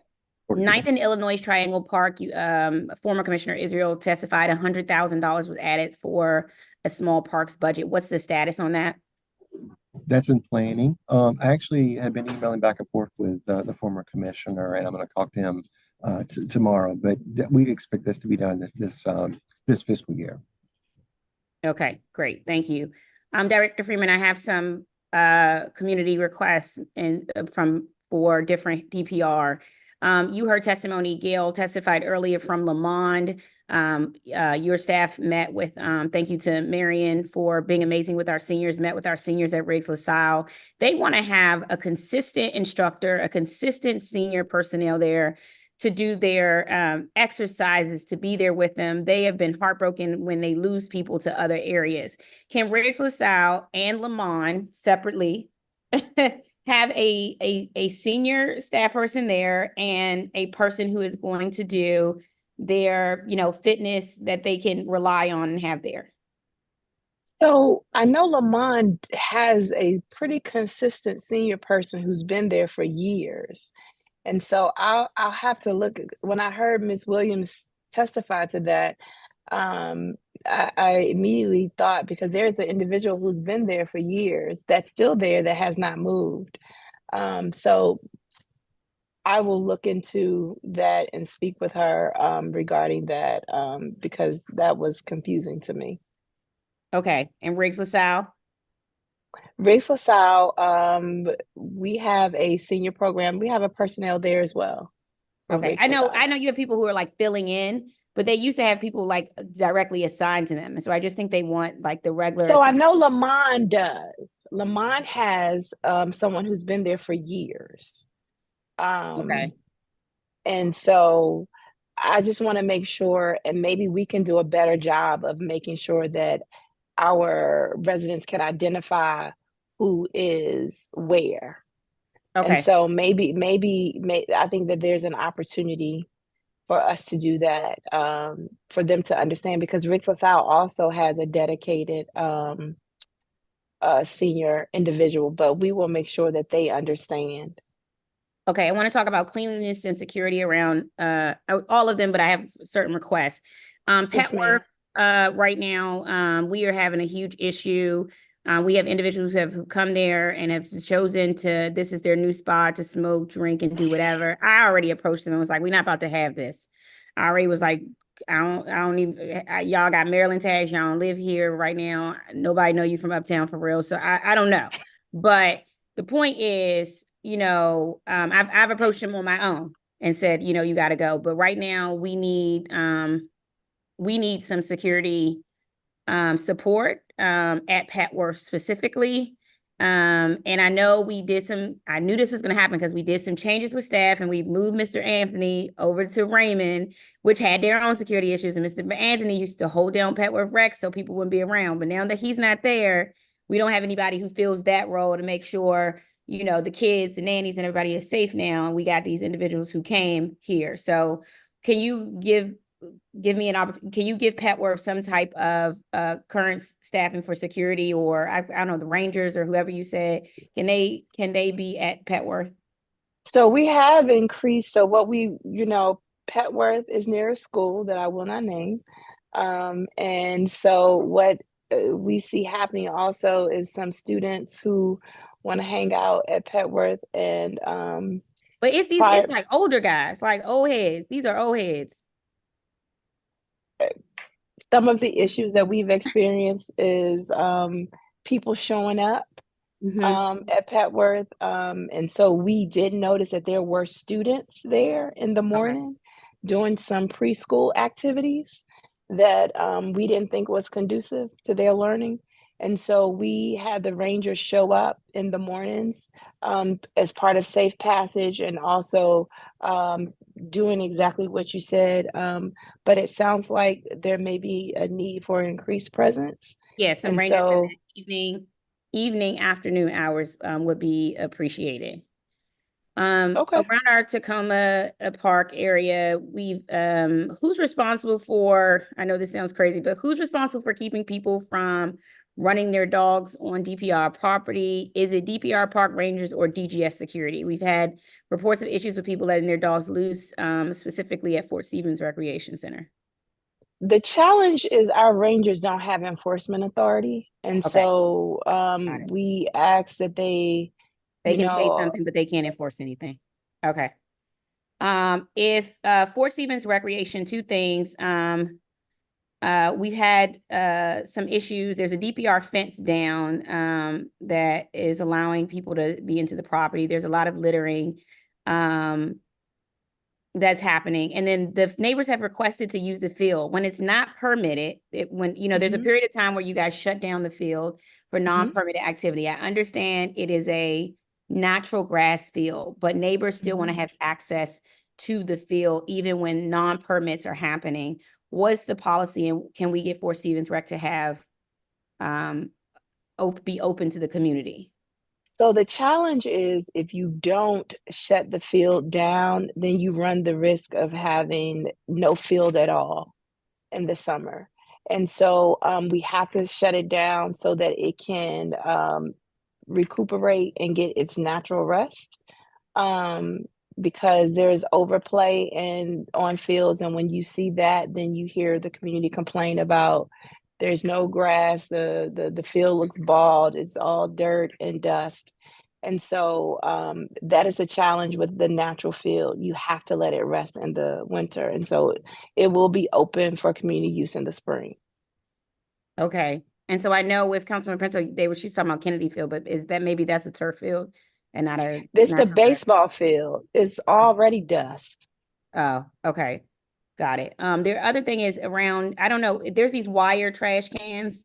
I believe they are DPR, but I don't know if they're DPR or DPW that are at Fort Stevens Rec. They overflow and they make it's trash everywhere. It's people, it's a constant issue. Who's responsible? Is it DPW or DPR that services those wire trash cans along Fort Stevens? And who's responsible for picking up litter along the outside of a DPR fence, but still on DPR property? So the black cans are DPW. I've visited Fort Stevens, and what I see the community uses, there's the grills there. So communities, they walk over, there's a lot of usage, there's a lot of trash. And so, but DPW picks up the trash, and the recycle cans are DGS. Okay, I'll send you a picture of it. I wanted to talk about the aquatic staffing. Oh shoot, I'm at -6%. Okay. I wanted to talk about the Jasmine Jefferson and aquatic staffing thing, but hopefully Councilmember White will ask those questions. Okay, thank you. Thank you. Who's still here?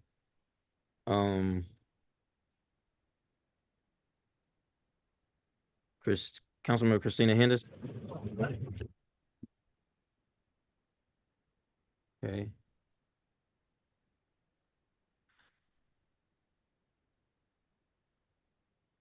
Councilmember Matt Fruman.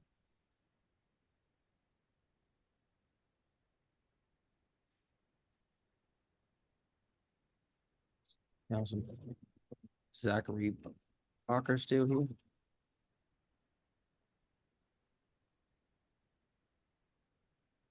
And I don't know if they can hear you. You're not that loud. Your voice sounds low, but I can see Christina and Zach here. I sound low. Yeah, you sounded low. All right. Councilmember Zachary Parker, are you still here? And I know there are a number of hearings going on at the same time, and in the Housing Committee hearing, the government witnesses just got on, and I'm trying to jump on there as well. Let me go ahead. Director, it was noted in the hearing that, or alleged that there was $1 million slated for Riggs LaSalle that was redirected out of the budget to another location. Can you get the validity of that?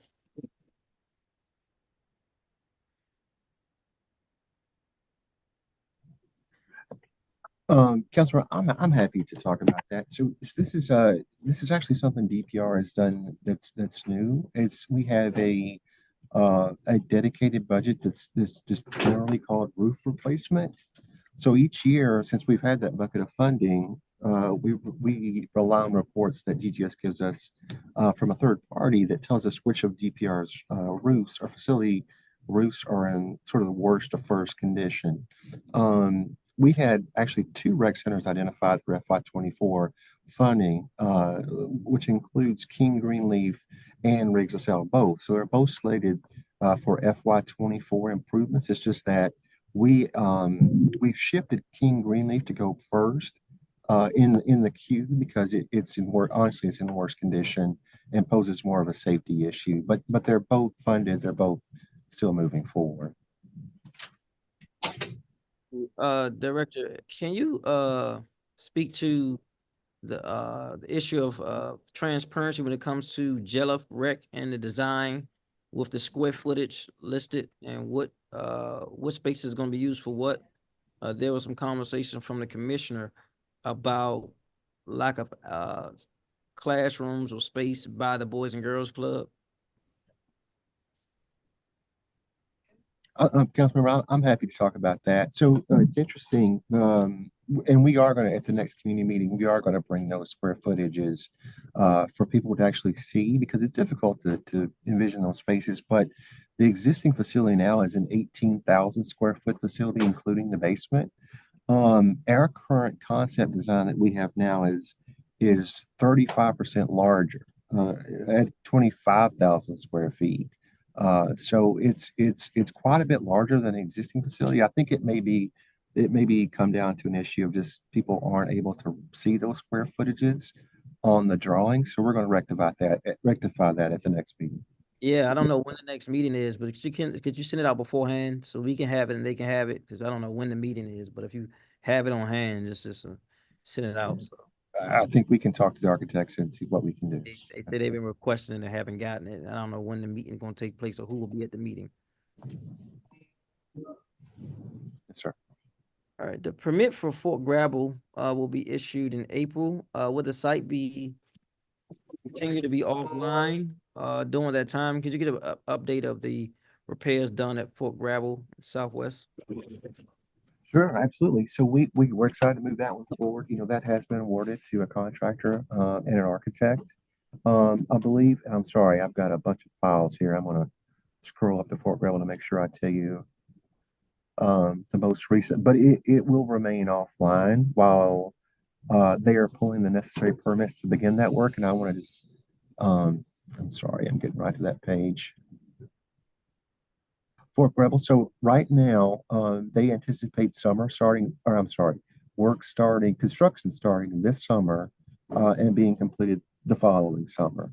So it will remain offline until the following summer, which is the summer of 2025, at which it will reopen to the community for the first time, you know, in several years. So we're excited to get that one back open. Thank you. Give us what's that field house? What repairs specifically going to be done to that field house for the record? It's actually going to get demolished. So that old field house is so old and outdated. It was going to be just throwing good money at bad. So we decided to demolish that old field house, construct a brand new energy efficient facility that's going to be larger, have multi-purpose rooms for, you know, A&C meetings, classroom spaces, kitchen, an outdoor learning classroom, office space, restrooms.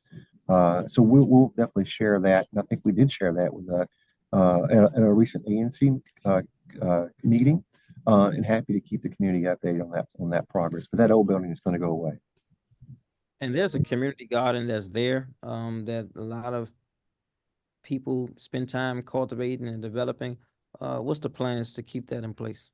It's actually going to get relocated because right now it sits adjacent to the existing facility and kind of behind it, and not in a great spot in terms of security and sightlines. So we are actually going to relocate with in coordination with the gardeners that to a sort of across the driveway to a more sunny spot and create a new garden space for that community. And that's going to be done in coordination with the folks that work that community garden.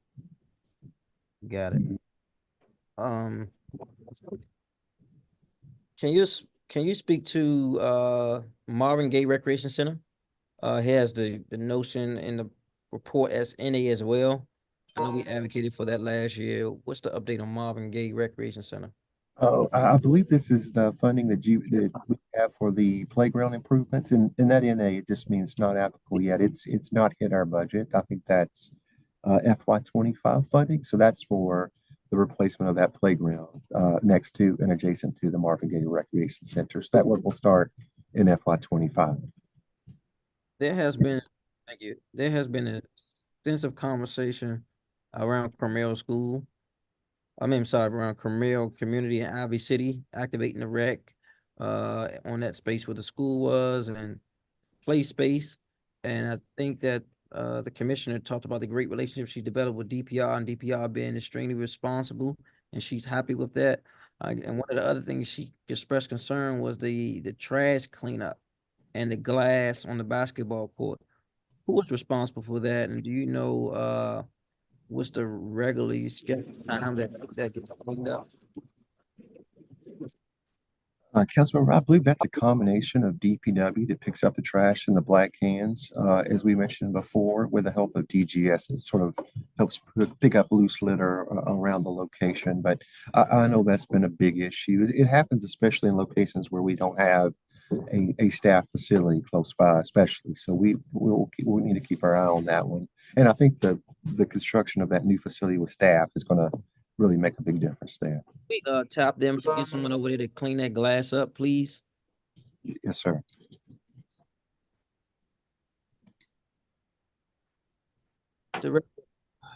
As of February the 20th, how many applications have been received? Do you know for the Recreation for All grants? I don't know. I don't know. I wouldn't have a notice of how many applications we've received. How would you rate talk about the level of successes you had last year with this grant, and who was reaching the community impact? Highly successful. Mayor Bowser, as a visionary, added money so that we could create surrogates in the community because DPR can't do it all. And it was highly successful. We served about 27,000 additional residents. We were able to track the progress. We did partner with an organization that was able to support the smaller grantees for the 5,000 to 10,000, the engagement grants for those organizations who, may not have all the credentials to do business with the district. So it was highly, highly successful.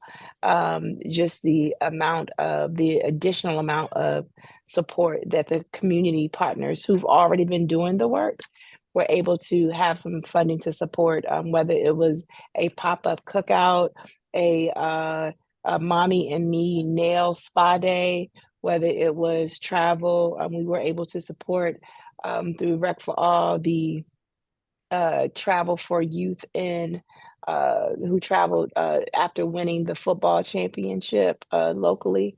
As you can see on the screen, you can see by ward who was serviced.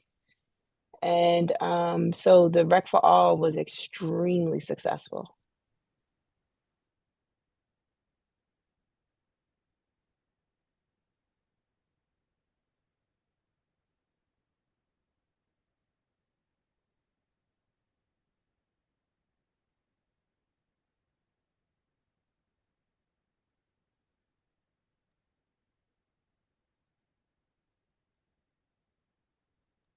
You're on mute, council member.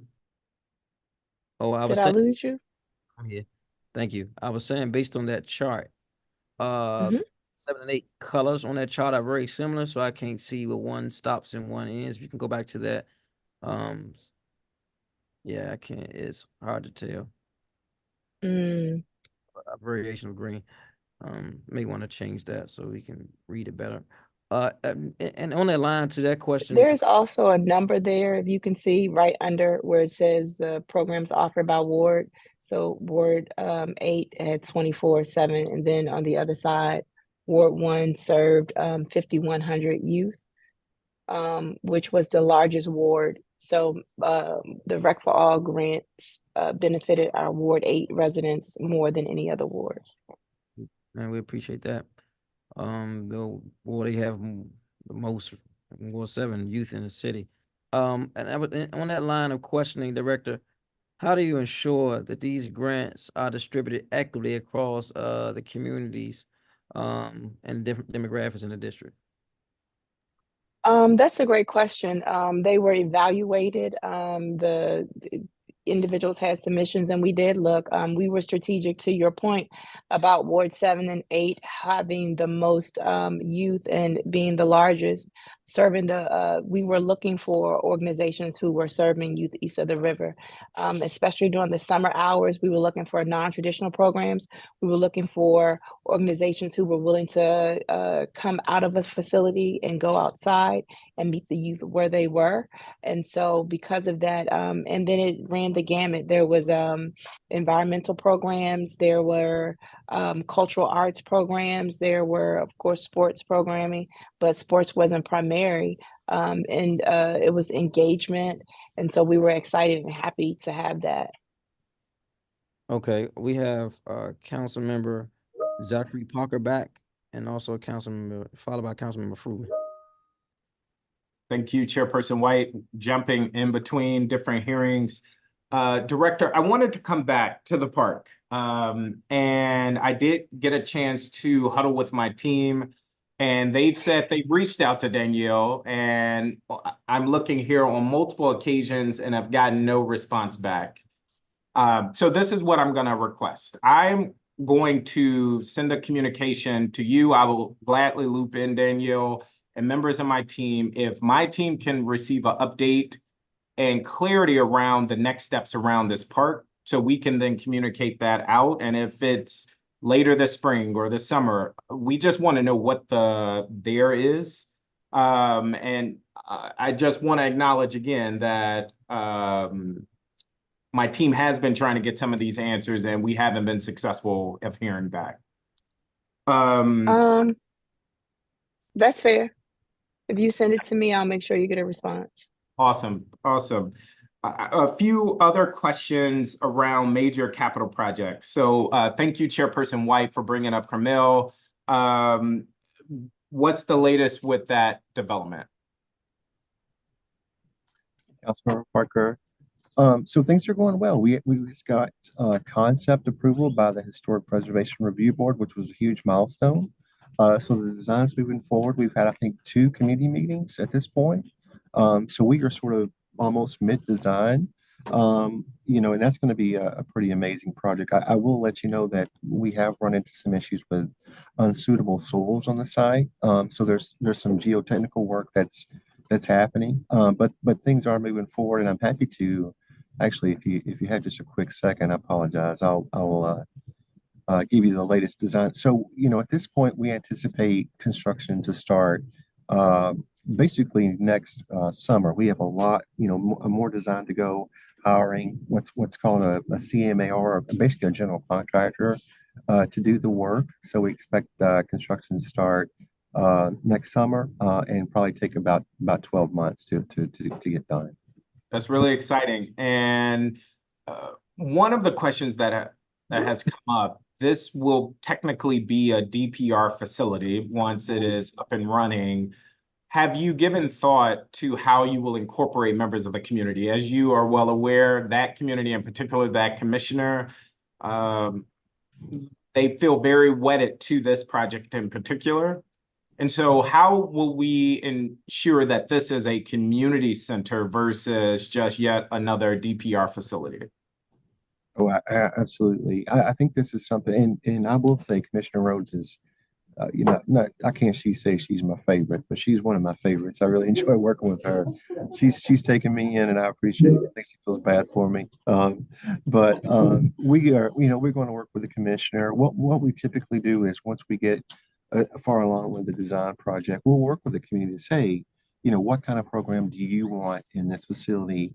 And are there any of you that would like to, help teach a class, help run a program? And I think that's something that's been very successful, especially people that are vested in these properties or these locations. Of course, they would need to go through the vetting process through, DPRs, all the partnerships and all the administrative steps to do so. But we're committed to working with the community to make this a space where they feel they belong and they contribute to the success of that facility. So we'll do that. I love that. I love that. And Commissioner Rose is one of my favorites too. Langdon Recreation Center, any update there?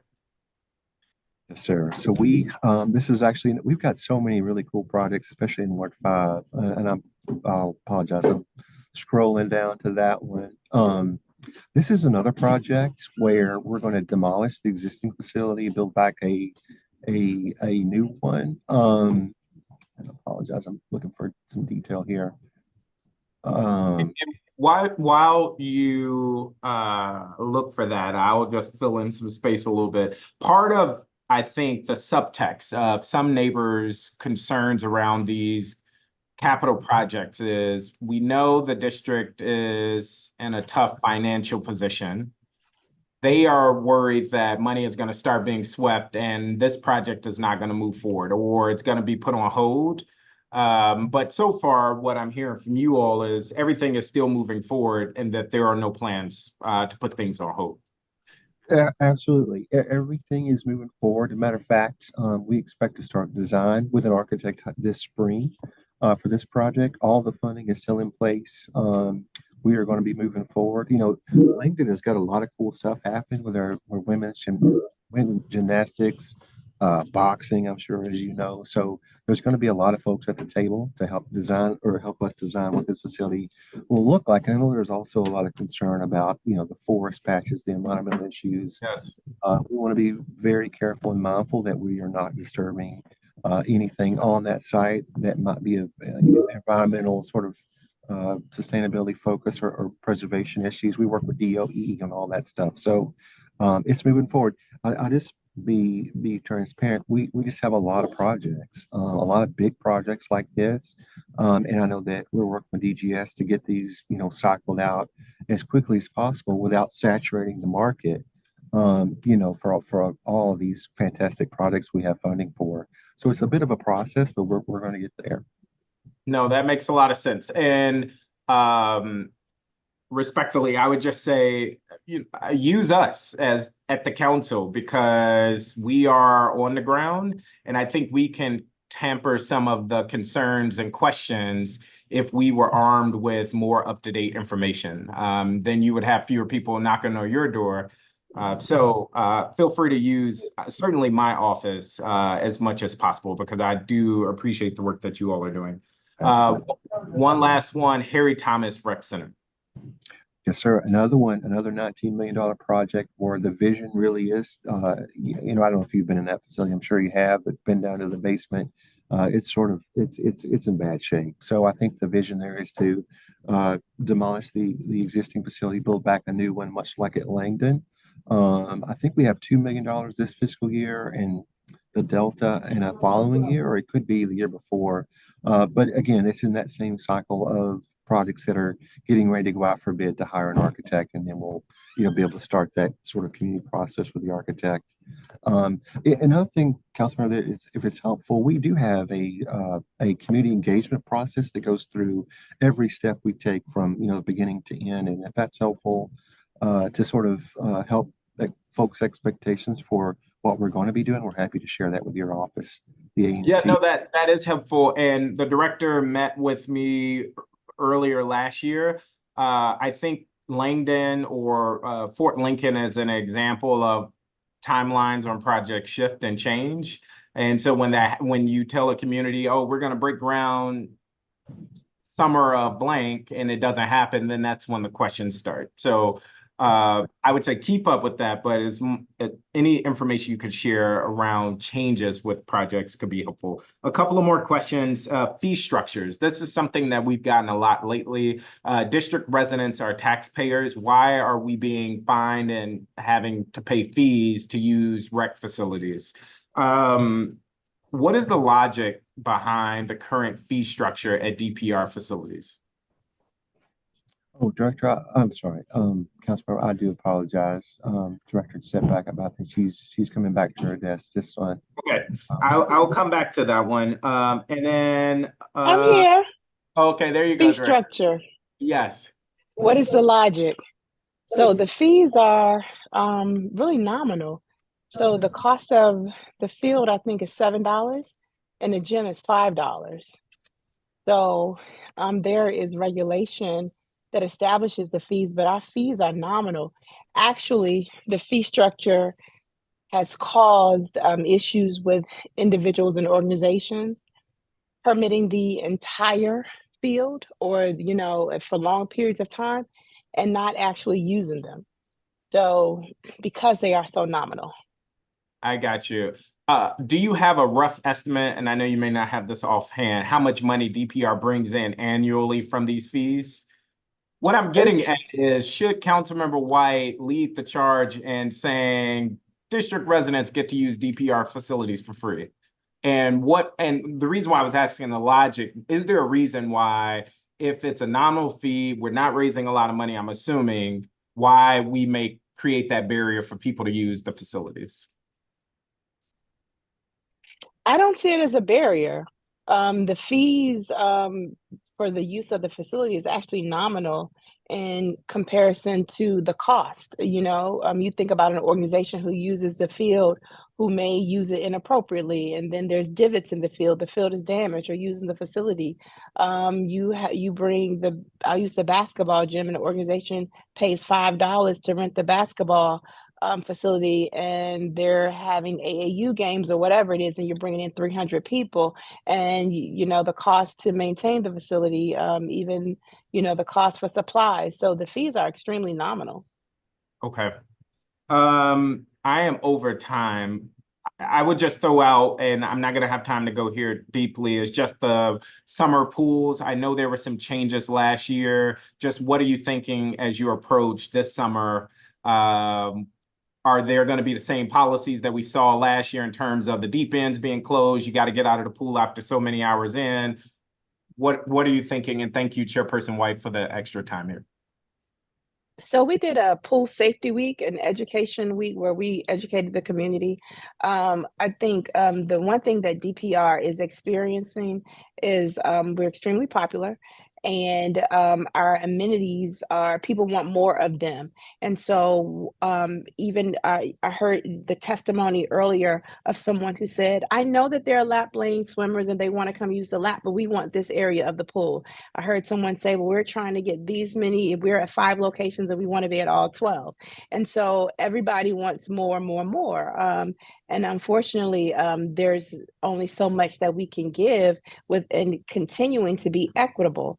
And so what we've learned last summer is I think initially we were trying to support a community's demand, but the reality of it was a drain and a strain on our staff members. So having our lifeguards never come down from the chair, or only come down from the chair, when they're changing shifts, and then when they go from the chair, now they're doing pool operation duties to come back to the chair in 100-degree weather. It just wasn't the best practice. And so we had to make a decision. I had to make a decision that the standard practices are on the 45, you get out. Now we softened it for the lap lane swimmers or the adult swimmers. And then you had adults who got in the pool who couldn't swim. And so, it's so much happening, and, yeah. No, I hear you. I want to be respectful of the time, but I appreciate and I'll follow up, Director. Thank you. So Chairman White had said that I should go next and jump in. I'm not trying to be rude, but I hope that that the others are good with that. Janice, you're looking at me sideways. Were you expecting to go next? Yes, because I have an Empowered DC meeting at 4:30, so I was trying to get in my Go, last. go. I'll go after Okay, you. thank you. I appreciate you. Director, I want to come back to aquatic staffing. I have to ask these questions, as you know, we heard earlier from Jasmine Jefferson's mom. And I know you talked to Councilmember Trayon White about it earlier. When you say a pool is adequately staffed, walk me through what that means. And in the instance of Jasmine, what does that mean? How many lifeguards are on duty for it to be considered adequately staffed, both when patrons are there and when patrons are not there? Got it. So Roosevelt had 3 lifeguards / pool operators on duty at the time. That is adequate staffing. What happened in this particular situation was an anomaly, was unexpected, was unfortunate, was unforeseen. There was a lifeguard on duty. Lifeguards have the option to sit in a chair. They also have the option to walk the deck while on duty. So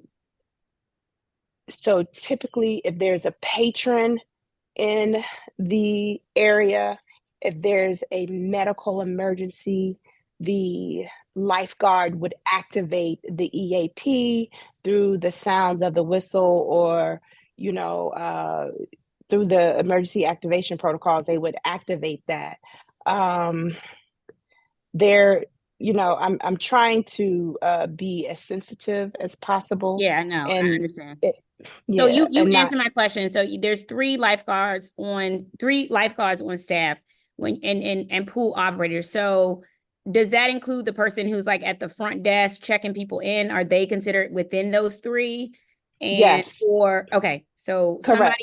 somebody operating the front desk, checking people in, et cetera, is considered a part of those 3. Mhm. And then the other 2 who are there are sort of, is there a requirement that they both can see each other at all times or are around each other at all times?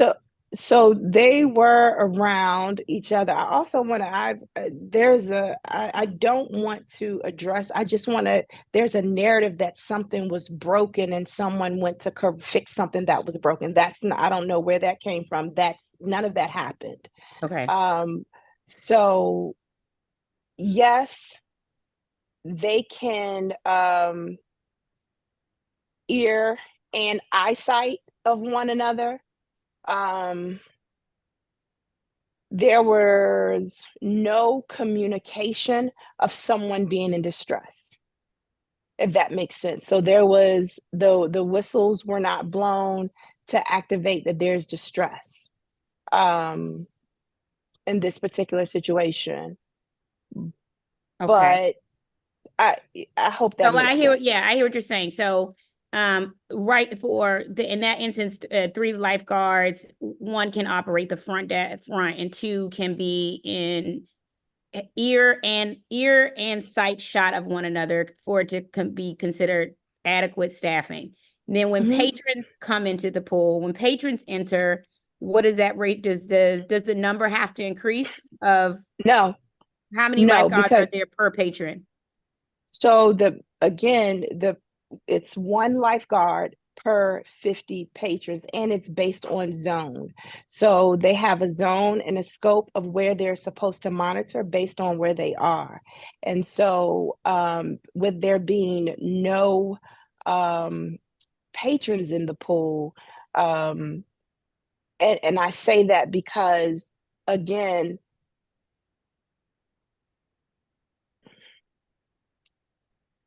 there was typically so if someone goes into distress, a lifeguard witnesses and immediately asks for help through whistle, voice, other commands.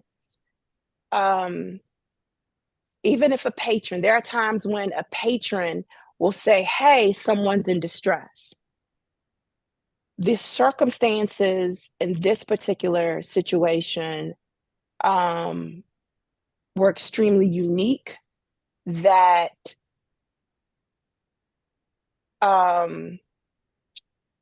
Was the other lifeguard an ear eye shot that falls within Yes. the policy? Ear eye shot.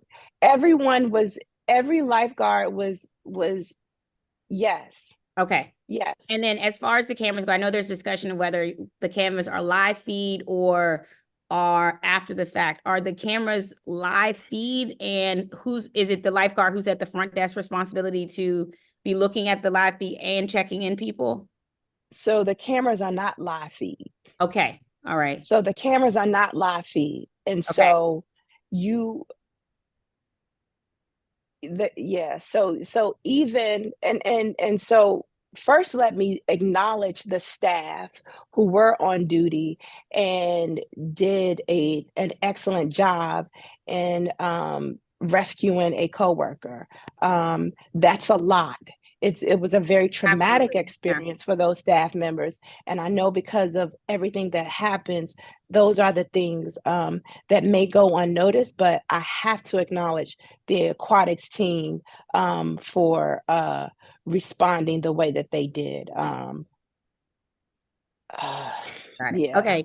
My ask is if you could share with the committee, I know you all do what's called an after action report, DPR's after action report. If you could share the after action report from the November 2023 lifeguard with Jasmine Jefferson at Roosevelt Pool, share the after action report for March 2023, which was the Tacoma Aquatic Center as well. Those are the two instances where I would be able, if I could see the after report, that would be great. Absolutely. I have two, this is another data issue. So as you know, we've been talking about this. This budget, I'm going to have to deal with overcrowding issue. I mean, the swing space issue at Whittier and Riggs LaSalle. And I know in the past, Tacoma is a very large space. It has field grass 1, field grass 2, field grass 3, and 4. That doesn't include the space that is the other space that's next to the dog park. What I'm asking, we did send questions to Danielle about 3 weeks ago, and this one is urgent because I have to make some decisions, and so I need an urgent sort of response as to the permitted what permitted activities are permitted in fiscal year 23 for the different fields at Tacoma. That includes grass 1, 2, 3, and 4, and the field by 5th and Van Buren, which is the dog park, because that would allow me to see whether it's actually viable at all for a modular space to go in one of those spaces. And so the one I'm really looking at is the one furthest to the back. I guess that's considered grass 4, which is closer to 3rd and Sheridan, and the field next to 5th and Van Buren by the dog park. I need that information ASAP. And if you could get that to me, it would make a huge difference. Okay. My other question is, earlier today, a Ward 4 resident testified that DPR had closed aquatics programming for 6 weeks without an explanation for what's happening. What happened, and is DPR keeping its contract with YMCA to help keep programming going? So we close during this time, usually February, March, for routine maintenance at our pools. And so they're usually closed down so that we can address we clean them completely. We drain them. We clean the filtering system. We may repaint the pool walls, replace tile, all of those things. And during this time is when this happens, and then we go right back into programming. So it's I know it's not usually that 1 to 2 weeks. So 6 weeks is just different correct. this time. The pool is not closed for 6 weeks. The pool is not closed for 6 weeks. And, they go closed to your point for operations and closures for 2 weeks at a time. Okay, And so and the programming I think was the issue is off for 6 weeks. Why is the programming off? I'll have to look at the and it could be the vendor, but we'll look at it. It could be the rotation and the cycle, but we'll look at that. Okay. Last question is Tacoma Fitness Center. I'm glad y'all DPR is finally reopened the Tacoma Fitness Center. The last update we had from last summer was that you needed to move this to another part of the property in order to reopen it. Now, my staff was in the area, so they went over and they're like, well, it's there, it's open, but it's in the same space. And we were worried about the degrees and the issue. So what happened? it's now open in the same spot. And so will the same issues persist, and we'll be closing it again after it hasn't been open for about 4 years? So we mitigated it with putting some dehumidifiers in the space, and hopefully with the repairs to the HVAC that will eliminate the excessive temperatures that get in the space. We're also working with a vendor who can treat the equipment, Okay. and so that so those are some of the things that we were able to do. Okay. Thank you. Thank you, Councilmember White. And I will follow up with your team. Thank you. Thank you. All right. So thank you, Matt Fruman, for allowing me that time so I can get to my meeting. I appreciate did it. My Matt go pleasure. yet? Matt go really yet? allowed me because I had a 4:30 meeting, so I appreciate him so much. Okay. All right, cool. All right, if it's all right, can I go now? Sure, go right ahead. Thank you very much. One of the things that's coming up on, I think it's March 14th or 15th, DCPS is going to be closed for a 2-day period. And other times where things like that have happened, you guys have had fun days as a way of helping parents and families. And, it's a really great thing that you do. I don't know if you're looking at a fun day for that period in March that's coming up. If you haven't been looking at it, I hope you will, but have you been looking at something like that? So we look at those, we look at spring break camps as well. So we're looking and looking at what makes the most sense so that we can support. You may not know, I was a part of that vision with DPR in 2008 when I was at DCPS to come up with the fun days for families. So it is something that we do anticipate having it continue to happen. Well, that's really great because I do hear from lots of parents who really value it. So thank you for your work in 2008 and thank you for your work now on that. You were doing out of school time then, is that right? Or am I remembering incorrectly? Yes, You're so remembering correctly. So you've been a part of a lot of good initiatives. So thank you for that. There was a question that came up about the fees and I 10 years ago, maybe it's more than that, task force for then council member Che on DPR park permitting. And I should send you the giant report that we did on that because it's You were on the permit task force. Am I remembering correctly? yeah, I chaired the permit task force. And we did a report that I think was valuable and still could be informative. I will send it to you. But one of the things that we talked about then was that there were folks who reserved fields and then didn't use them. And if there's no if there's no skin in the game in a sense, then you have a risk of that. You don't want to create a barrier so people are blocked from using fields because they can't afford it. You want to have a mechanism to ensure that. But if it was all free, then there would be a danger of inefficient use. So I raised that because it came up a little later. On a couple of specific Ward 3 things, the Newark Street Dog Park, there's been a leaky hose or leaky faucet that's been there for a while. And do you know where that stands? What are the plans for fixing that? We're going to follow up with DGS on that. What's that? Follow up with We're going- DGS? We will. Okay. We'll follow up with And then DGS on that. what about the Chevy Chase Recreation Center? There's been issues with the roof, leaking faucets, peeling paints, malfunctioning toilets. At some point, your co-op had to move over to the Chevy Chase Community Center. Where do we stand on getting repairs at the Chevy Chase Rec Center? Councilmember Freeman, this is Brent. Happy to update you on what I know so far. What I do know is that we do have an upcoming ADA improvement project scheduled for the Recreation Center on Livingston. I believe that work will take place over the summer to into the fall, but what I wasn't that aware of were the issues you mentioned. So I'm happy to follow up with either DGS or we can get some sort of facility condition assessment to determine what the issues are, so we can make some sort of action plan to try and remedy those issues. I'm just not aware of those. I apologize. Yeah, so I mean, I think there may be plans to turn to these things soon, but let's make sure we bring them home, because I mean, you had to have your co-op move from one place to another, and so let's do what we can to get those things fixed. I'm hearing about the plans for the Jelliff Recreation Center, and it's a Ward 2 project, but many Ward 3 residents use the Jelliff facility. And in some ways, when I looked at the plans, I think they're quite exciting.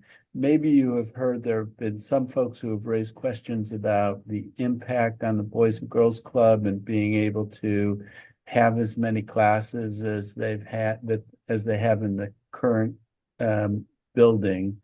And I wonder, and one of the other things about the plans is today there's a big basement there that gets used in different ways, and the plans don't call, there won't be a basement. And in a certain sense, it could be that having a basement's expensive, but on the other hand, if there's already a basement, there wouldn't be excavation costs. In fact, not having a basement, you'd have to fill it in. So what is the thinking been around the capacity of the proposed Jelliff facility to fully meet the needs of the Boys and Girls Club and the great after-school program that Director Freeman, I'm sure, is a big supporter of, and what is the thinking around giving up the capacity in the basement? Sure, Councilmember. I'm happy to speak to the square footages and the basement issues. I believe this came up previously, but the facility as it exists today is around 18,000 square feet, and that includes the basement. The concept design where we are today is around 25,000 square feet. So we're up around almost around 40% increase in square footage. So I think that this is probably something that in our next community meeting, we can label those drawings better so that people can have more of a spatial awareness of the actual, I guess, area or square footage of the building, because it's extremely difficult to read plan drawings and be able to take away any kind of spatial, arrangements from those. So we'll do a better job of exploring or explaining to people both in speech, but also graphically what the new space will look like in terms of usable square footage, because I believe we'll not only have more square footage, we'll have a much more efficient building in terms of flow and things like that. So I think we're in a good spot. All right, well, that's great to hear, and I do think let's wait to see the next community meeting and whether or not folks you're able to address the things that are on people's minds. It sounds like you feel like you will be able to. Is there any plan as you do the building? What's the state of the field? Is there any thinking about work on the field? It's interesting. That field is in really good condition. It was replaced not that long ago. What we are doing, however, is replacing some netting around the outfield, because once if some big slugger gets up there and hits a home run, it's going right over into the adjacent Georgetown property there. So we're putting up a net around the perimeter of that field to alleviate property damage issues that are causing from fly baseballs. But the athletic field is in really great condition. I think we are expecting that netting project to be completed this summer before baseball season starts. So and the field is, as you are fully aware, very heavily used by Murray, and Murray has got another project that is underway in Upper Northwest. And what's happening in terms of coordination with Murray about DPR taking back control of the Jelliff field for all of the time? Are you talking with them about that? Is there a timeline for that? How are you planning to utilize the Jella field once you get control of it? Well, in just in terms of the construction project, we have been in lockstep coordination with Murray on what the impacts of the field might be, especially the netting project, because that does directly impact the field. In terms of future use, I may have to defer to the director or someone else about the sort of the future use of that field in terms of any usage agreements or things like that. I apologize. I don't personally have that information. So Murray currently permits the field from 3 to 5 p.m. And there's a usage agreement. I know that I think it goes until 26. But we've been in conversation with what that looks like after that expires. Okay. Well, if they complete their other project before 2026 and move most of their operations there, then I sure hope that we can get it sooner. But that's a conversation, and we'll see what happens with the other project. All right, I've used up my time. Thank you very much. Member Christina Henderson. Thank you, Councilmember White. Director Freeman, I kind of want to pick up on a little something that Councilmember Freeman was talking about in terms of the agreement with Murray around the field use. Wait, where'd Director go? She's still here. Okay. I'm here. Okay. We have I know of at least one other well, Murray is not a DCPS school. So I'll say I know of a DCPS school for whom they don't have a gym, nor do they have their own field as well. What's the process for a DCPS school to enter into the type of agreement that Murray has entered into for the field at Jellef? The school I'm thinking about is School Without Walls. So, you know, they use the fields at RFK for soccer and other things, but for the basketball team, they don't have a court. So they're just basically, you know, going around the city looking for a home. But it seems like if we've been able to work out a use agreement for a private school, we should be able to work out a use agreement for a DCPS school as well. So we do. And we give schools priority. And we have a partnership agreement, the same with some charter schools who may not have access to a full-size regulation gym. We offer some charter schools practice space in some of our facilities and even some game space. So we are in contact with schools and we fully support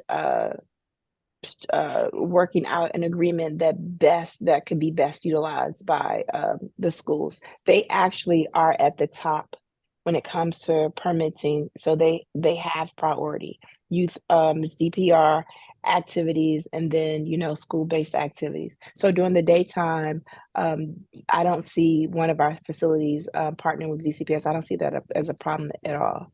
Okay. All right. We'll follow up on that one. Watkins is a great example of that. Watkins hypothetically is a great example of that. So just so you know. Okay. I've also been sort of listening to all of my colleagues, my ward-based colleagues, who are asking very specific, capital questions about, this playground here or this recreation center here. And one of the things I had a conversation with DPR about a couple of years ago was around how do we develop a master plan so that people know, all right, in 2027, here are the following playgrounds that are about to get updated.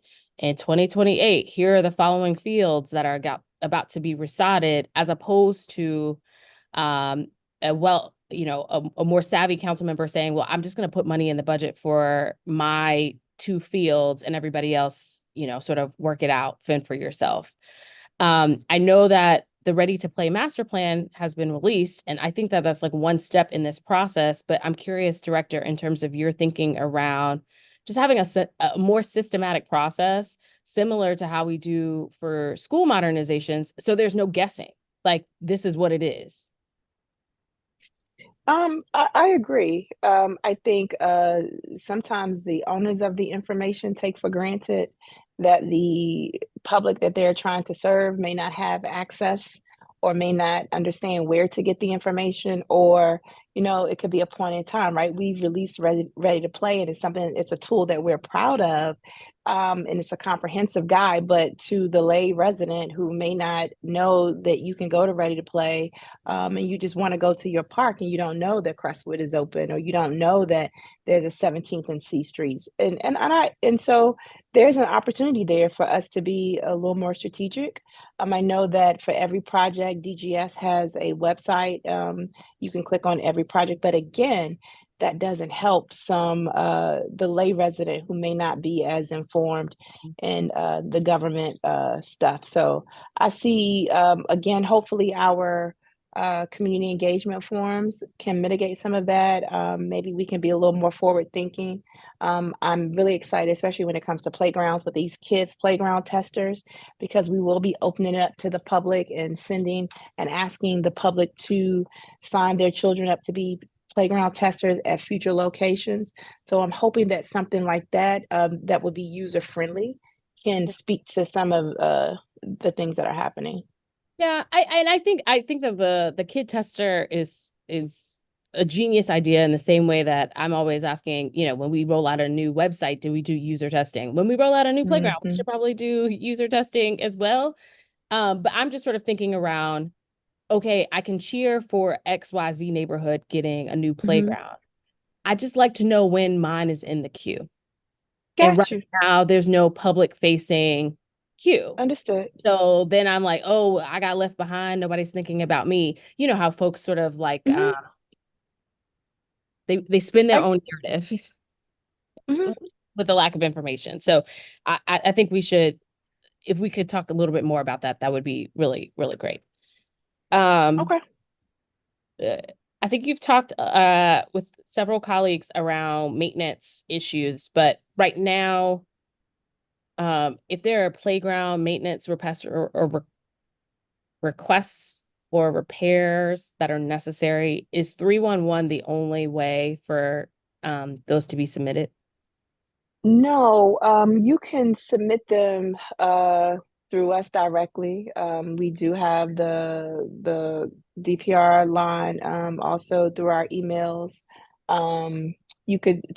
Constituents, I think there's a QR code in all of our facilities. That maybe we can implement something. Maybe we'll look at what it looks like to get a QR code at some of our standalone recreation or playgrounds or parks that may not have a facility associated with them, so that someone can. The other thing that we're working on is having a parks manager, someone who is responsible for our small parks. You've heard me speak about this before, because oftentimes we're finding out on the reactionary, we're more reaction. We find out after something is broken, or unfortunately after someone is hurt. And so maybe getting ahead of that with a parks manager who will have the whole inventory and be responsible for just checking and maintenance checks and stuff like that. Okay. So I went through the open work order documents that you guys sent. So there was an ANC commissioner in 7F. She testified about maintenance updates needed at the Benning Stoddard facility. And one of the things in the open work orders, it says that Benning Stoddard is in desperate need of a slip mat. Multiple people have slipped coming into the site for a basketball game. So this request was made in February of 2022. And right now, all it says still is pending assessment. Is that a you guys, or is that a DGS? So many of the issues have been mitigated thanks to DGS. They have been mitigated. It's just that we don't have the ability to close them out. I know Director Hunter is working to get his with his work order system to get those work orders that are just lingering and have those outstanding stale dates. There are mats at the facility, and that issue has been rectified. Okay. So let's just to sort of break out some of these, let's call them ghost requests. So requests that are still in the system but have been resolved. So how many work order requests are currently open right now for DPR?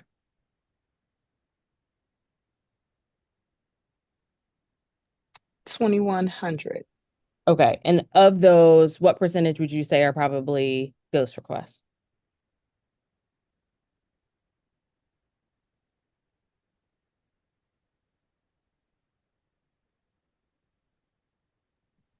Maybe 25%.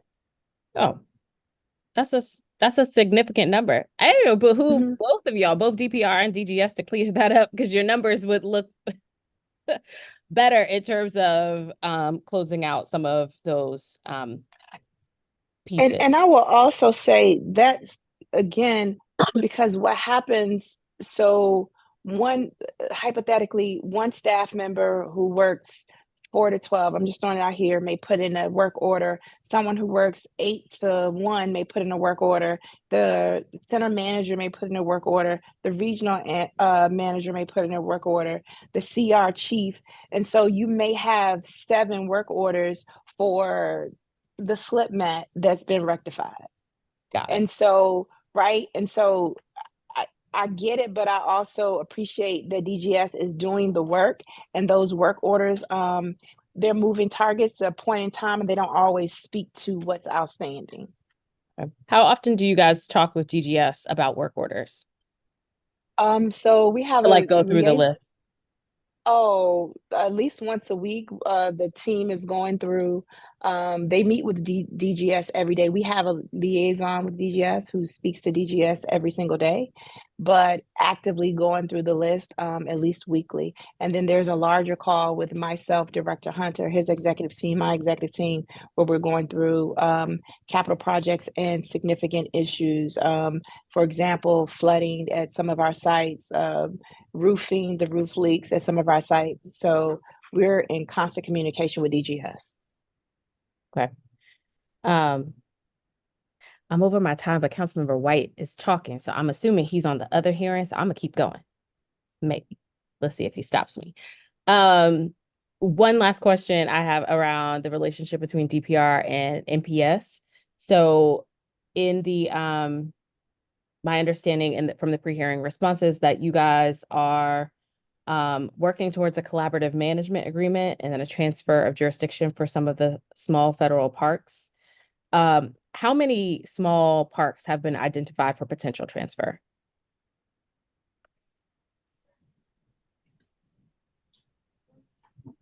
I actually, it's interesting, Councilmember. I actually went through the rate of play before the hearing and counted about 21. Okay. Actually, but that 21 does include a bullet that says small parks. So I'm not sure how many are in that bullet. But that according to rate of play, that's about the number. It may be a little bit more than that. Okay. Do you all expect an agreement will be reached this fiscal year? Hopefully, but again, that's something that's at the executive level. You know, but we're hopeful of that. Okay. Hold on, somebody sent me a. Oh, okay. Let's talk about a couple other things while he's finishing up on his piece. So one of my colleagues introduced legislation, the Weekend Equal Access to Swimming Amendment Act of 2023. Are you familiar with that bill? It would require that all publicly owned indoor aquatic facilities are open year round, at least one weekend day per week. At this point, do you even have enough staff to make that possible?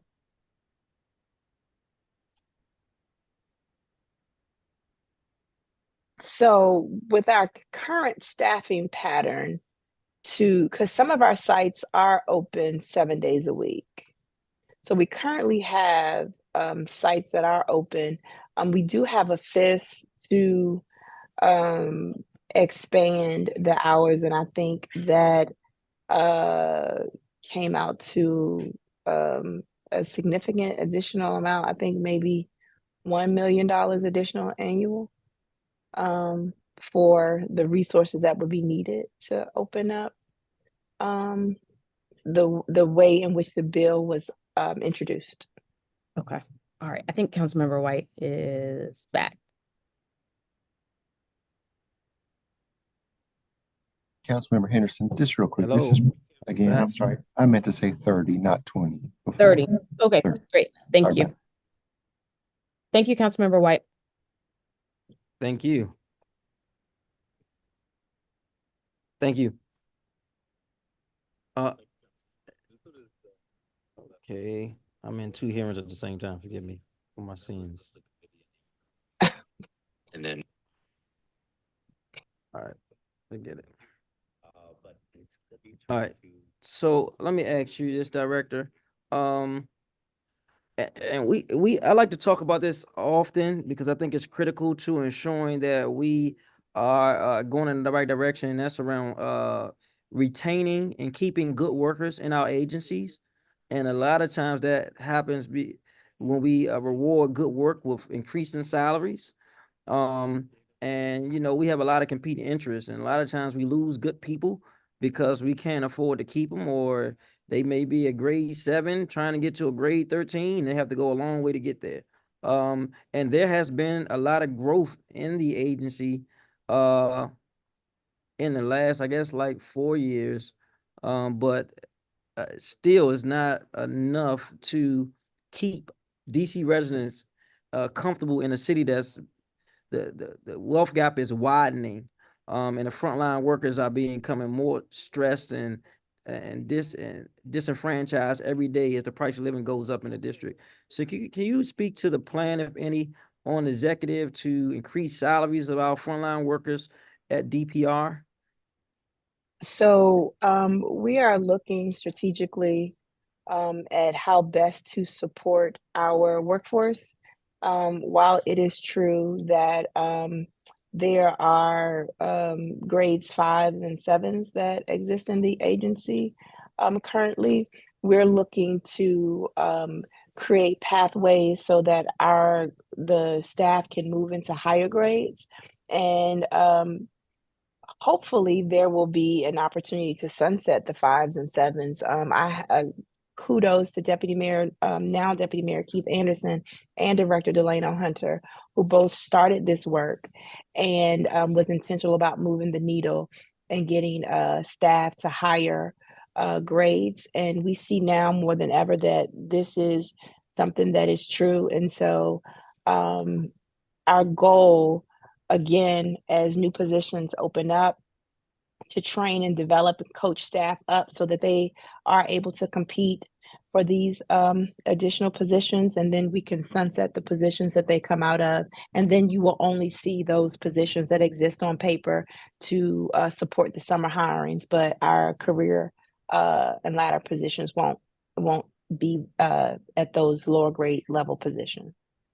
Thank you, and I look forward to working with you on that on this end, trying to give equitable wages to our employees here in the district, in which a lot of them are DC residents. And I guess I had saw 700 or around 700 employees, but I can't see it now. I can't find it now. How many employees do you all have at DPR? I think so. Our census is usually around 630, and then in the summer we're up around 1100. All right, and I guess my concern now is twofold about increasing the salaries, but also anticipating that we are building new recreation centers in DC and doing more work as we expand our program. Remarkable work, I must say, that requires more people.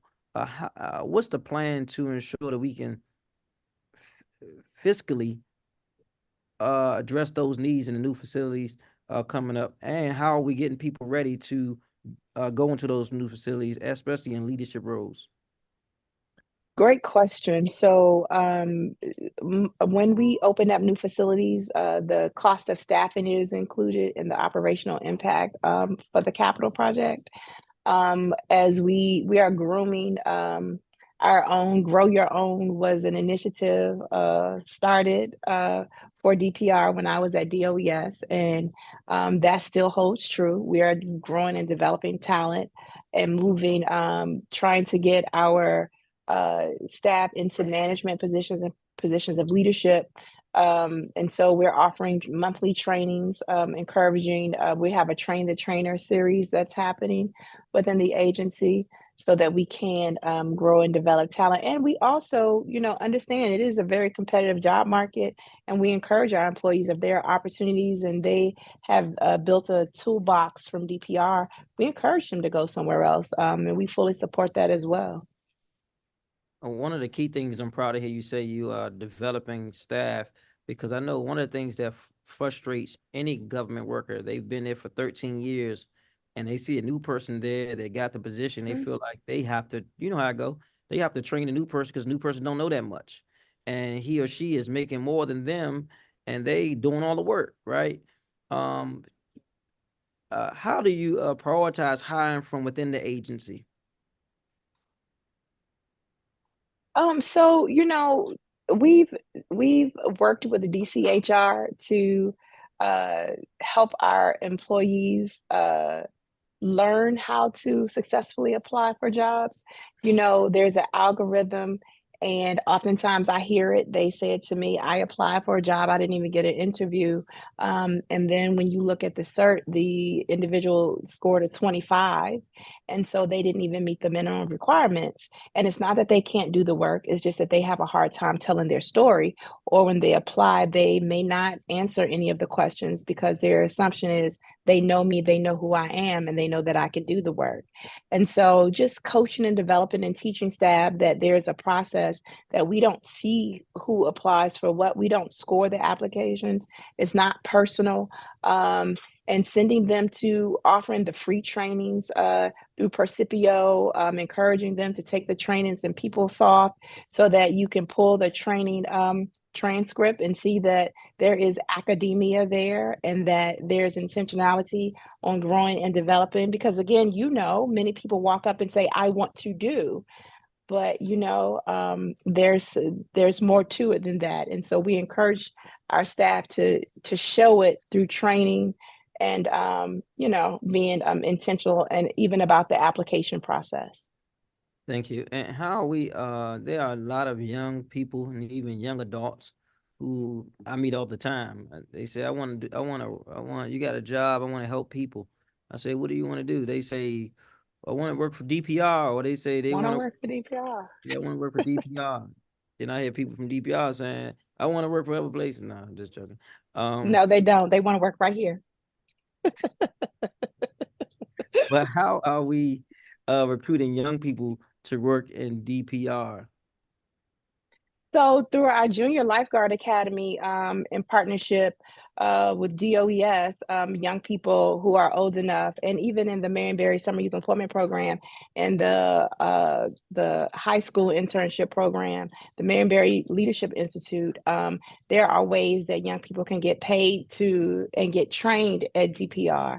And so we're partnering even with the colleges and the universities, recruiting those who have degrees in recreational training and trying to get, everybody wants a Marcus Coates, right? Someone who grew up in the city, was a rec baby, went to college and came back, and now they can show the work, and that's the one thing that I am proud about in the executive leadership is that it is homegrown from within. And so that's the goal. Young people say it all the time. It is where the fun happens, but fun is serious business, as you've heard today. And so I think sometimes people take that for granted. And so while we do a great job of putting it on a great show, but there's a lot of work happening in the background. Thank you, and I appreciate that. And thankful that Marcus is there. And I even saw you said that people are getting skills there and go other places. My friend Tiffany, who was there when I was there, now has got her PhD doing things around. That's right. Dr. Johnson. It's an That's excellent right. starting place for people to expand their careers. I'm gonna jump around a little bit. I heard Matt Fruman mention the leaks at Chevy Chase. We've heard that Riggs LaSalle has the same issues. They said their ceiling been leaking for over 10 years. And now it's leaking in the lobby. Are you aware of that? And what's the plan to get that fixed and immediately? So Brent, can you speak to the roofing project that we have? Sure. Yes, ma'am. So Councilmember, we have two ongoing FY24 roof replacement projects, and Riggs LaSalle is definitely one of those. I certainly can't speak to how long that roofing's been occurring. Sounds like a design issue from when that was first built that may have started to present itself. But When were you made aware that this facility had a leak in the roof? I knew it had roof issues. I don't know the exact date, but it was Was it 2 enough years ago, a time. year ago, 5 years ago? It's been in the last year because we added it to our FY24 roof replacement sort of budget. So it would have been in the last Let me, and last year or so. how long you been employed at DPR? 15 years this year. 15 years. And residents are saying this roof was leaking for 10 years and you just heard about it in the last year? I just heard about it in the last year. What is in place that so normally if there's a manager or rec, he or she puts in some type of request to get something fixed in a facility, and then it goes through the chains to get to GPS and get funded. Like, what's the process with that, and how can we miss something like that in 15 years? Yeah, I think I could probably explain this because I'm the capital projects officer. So when things get to a certain level where it becomes a capital project, that's when it comes into my shop. When it meets a certain threshold of money that needs to be spent to fix something or a full roof replacement, if there are roofs that are leaking, most of the time that's not a full roof replacement project. That's a DGS project that goes through the work order submission and through to DGS in that direction. It only comes to me when it's a capital project request. All right, so I don't want to make it about you. If you can explain to me the process, Director. Can you all hear me? Yes. Okay. I keep saying you don't like this. I don't know if you can.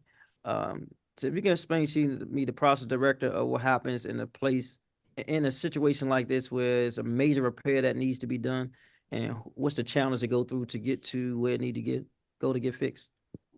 So major repairs are still, as Brent was saying, capital improvement project. And so DGS will put out the scope. An organization I would guess I'm speaking to before it gets to DGS, the protocol inside of DPR before it gets to DGS for the replacement. so work orders are submitted about the roof if at the site level. And so once a work order is submitted, and a vendor could be contracted out to come repair it. And that can repair it. And then if that happens again, same thing, work order submitted, it's repaired. Then there may be a time where work order is submitted and it can no longer be repaired. And then it becomes a bigger issue and it becomes a capital improvement project. So I think that's the difference. Does that answer your question? Yes, I just wanted to know the process of how it gets where and how and why. So, Director, in addition to that, can you send me the work orders for Riggs LaSalle and Chevy Chase for the last 2 years, please? Okay. Thank you so much. So back to Jelliff, we've been talking about that swing space at Duke Ellington, and there have been a number of community meetings, community engagement, walks about that space right there. Director, can you give us an update on what's happening with that additional space? So for Duke Ellington, which is DCP or Jelliff? Well, I believe that it's the field right there by Jelliff. Let me make sure it's the right one. Yeah. Hardy. It says Hardy has been not able to use the additional space adjacent to Jelliff. This was communicated by Commissioner Puta. Yeah, I'm not sure. I'm not sure about that. Is there a space at Duke Ellington that's supposed to be used? Duke Ellington is DCPS. Yeah, I know, but I guess in the conversation, people were trying to figure out what other spaces could be used because they couldn't use that space, and people were saying Hardy wants to use, okay, I think I know what he was referring to. Hardy wants to use the field at the same time as Murray. And so Murray has an agreement for certain times. And I think now Hardy also wants to use it, but Murray has, I think it's our agreement is until 2026. But we made Duke Ellington available to DCPS. The Duke Ellington field. So if that makes sense. Okay, I'll check back with you, get some clarity on that so we can respond back Okay. to the commissioner. Because we talked about that in previous hearings, and it sounds like from listening to the commission today that they still haven't gotten answers about that. It says that the Duke Ellington has not been renovated yet as promised by DPR. So DPR was supposed to fix Duke Ellington. Oh, they're waiting on the field to the redo of the field. Yeah. Okay. On that line right there, there was some contention about uses of space in the district, as you are well aware of, over a couple of years, you know, and I think we actually did legislation to try to categorize who has access to what space. Can you speak to how the community is given priority over the use of space over people who may have money or resources to just block the space out for rooms, fields, you name it? So correct. It's DPR sponsored activities first, then partners with the written agreement, then athletic programs organized by DC Public School, DC Charter Schools, or the DC Athletic Association for competitive league play. Then it's youth and nonprofit organizations that serve the district, and then it's adults, and then it's other organizations.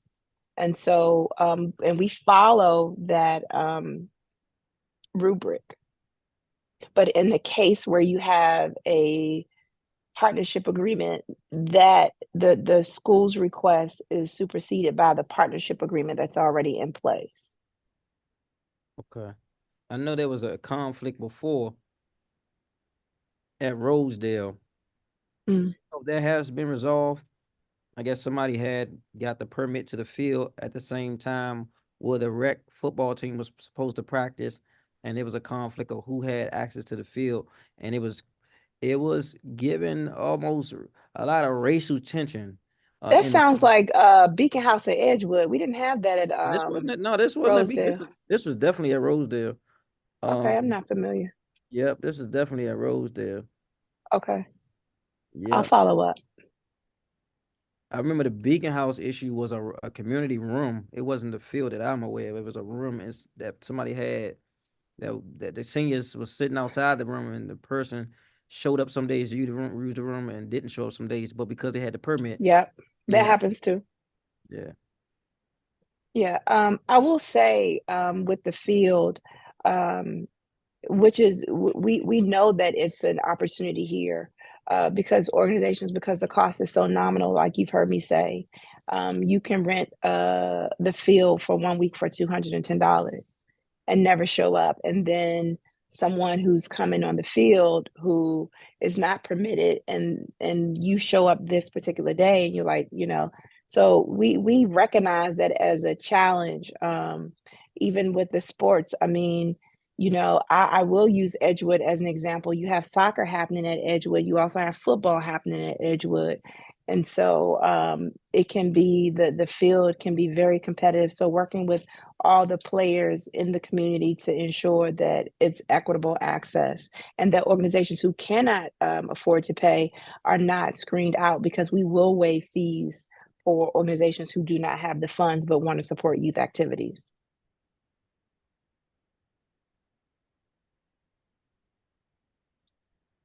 That need to be met. So I'm proud of. Sorry. Thank you for the answer, Director. And I think with the Rosedale issue, from what I gathered, one thing was Frisbee.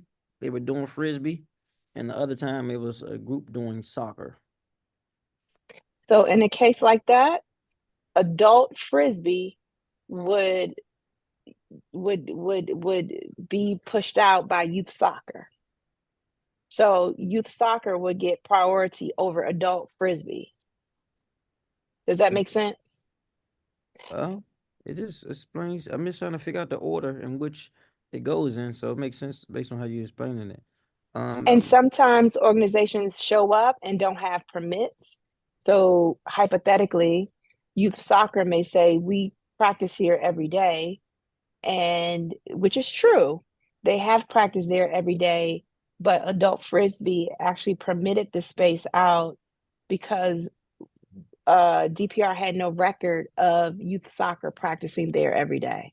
So those are issues that Seth Shapiro, shout out to Seth and his team, mitigate daily. Got it.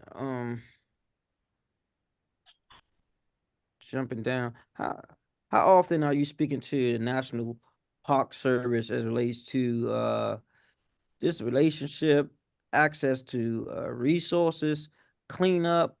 How's that partnership coming? So we do have meetings often because some of the parks are localized. We speak to the various superintendents about the various parks. I'll use Anacostia for an example. There's broken swings at Anacostia that sits directly beside our pool, and the pool is ours. The swings belong to NPS. And so we get the complaints from the community, and we're trying to mitigate to get those issues resolved. So we do have conversations often with situations like that. All right, and there's the Mayor Bowser did a press release a while ago about the company Therma coming to DC, which is a aquatic facility, therapeutic water facility. I think Poplar Point, if I believe. Has NPS yielded that land to the district?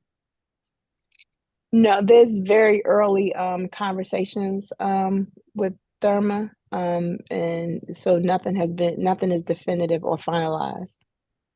All right. And also, there's about $19 million in the budget for an additional tennis center in Ward 8.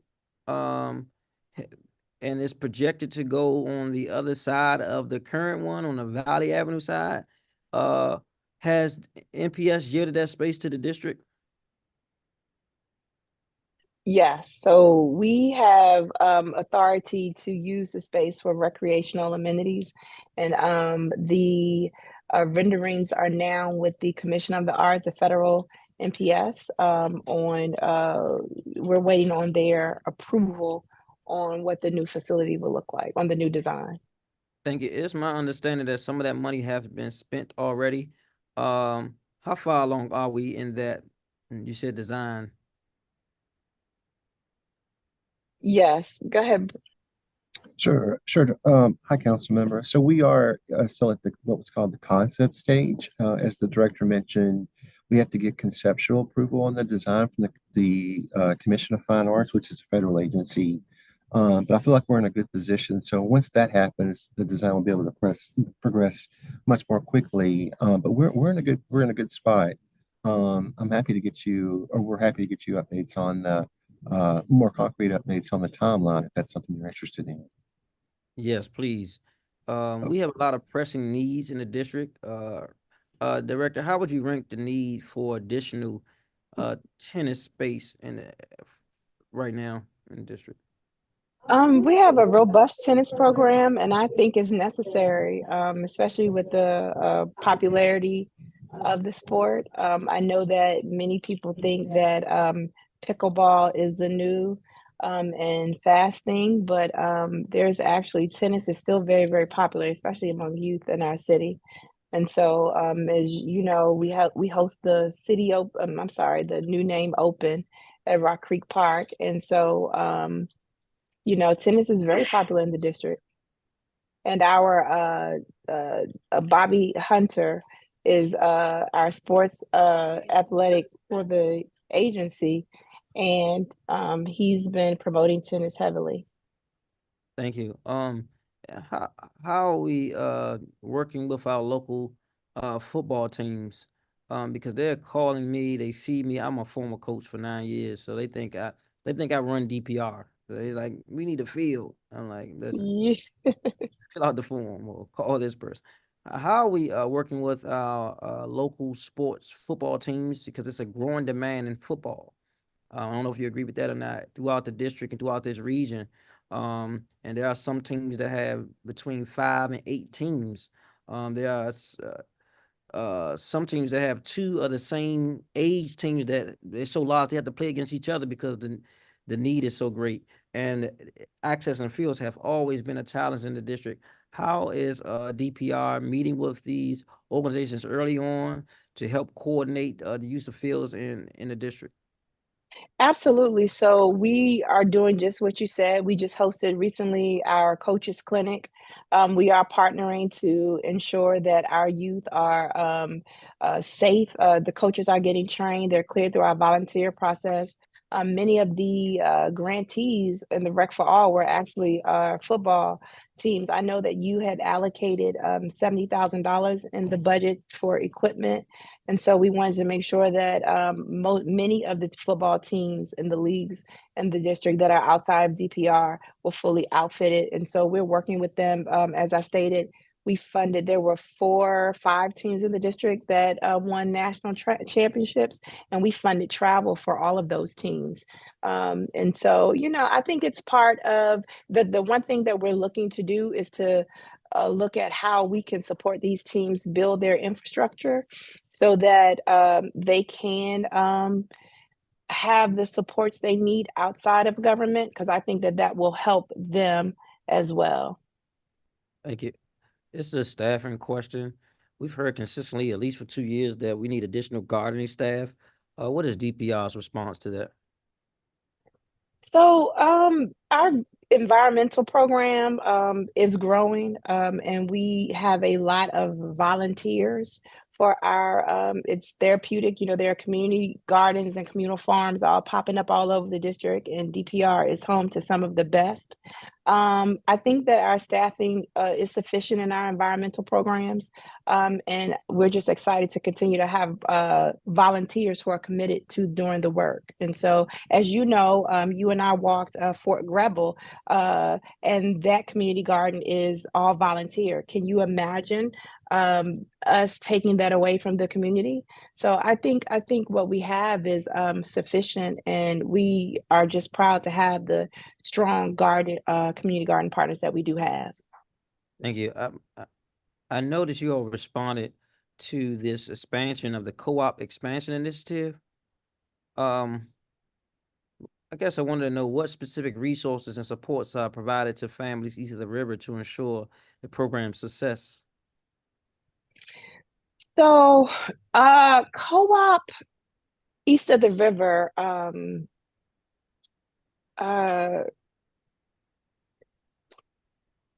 we had a co-op at Bald Eagle, and it wasn't as successful. What we recognize is our families in some of our communities east of the river do not benefit from the half-day sites where a parent has to be present, but they benefit from a full 8-hour day.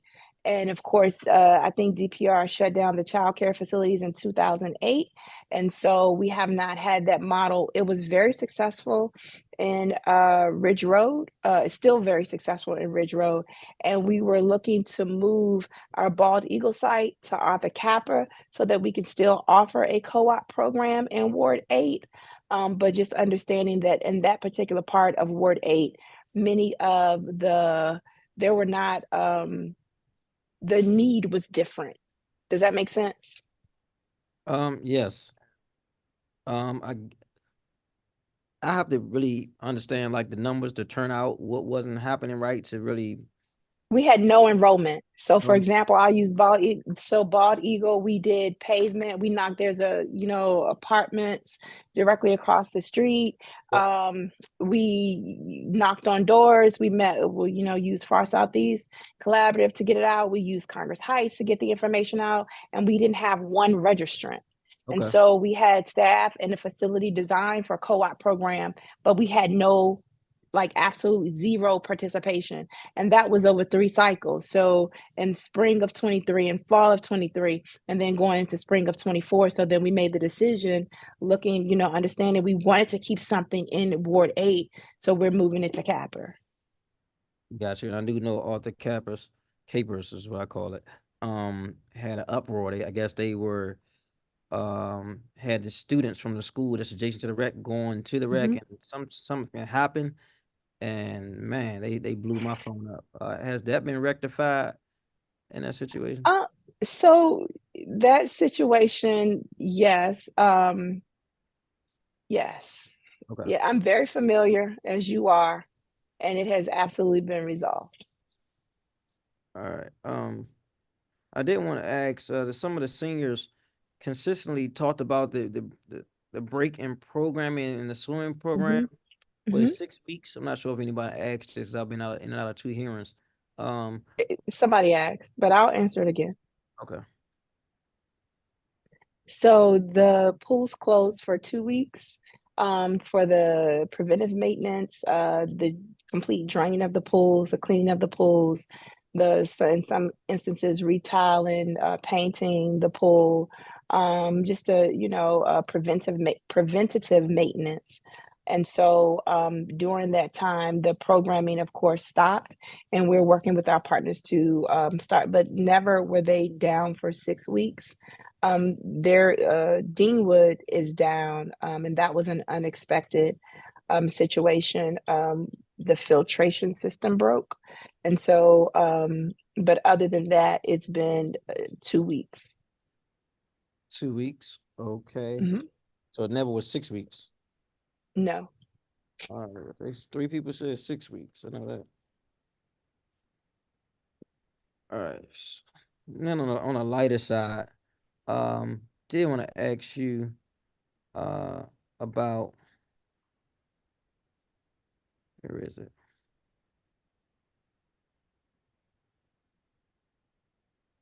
Give me 1 second.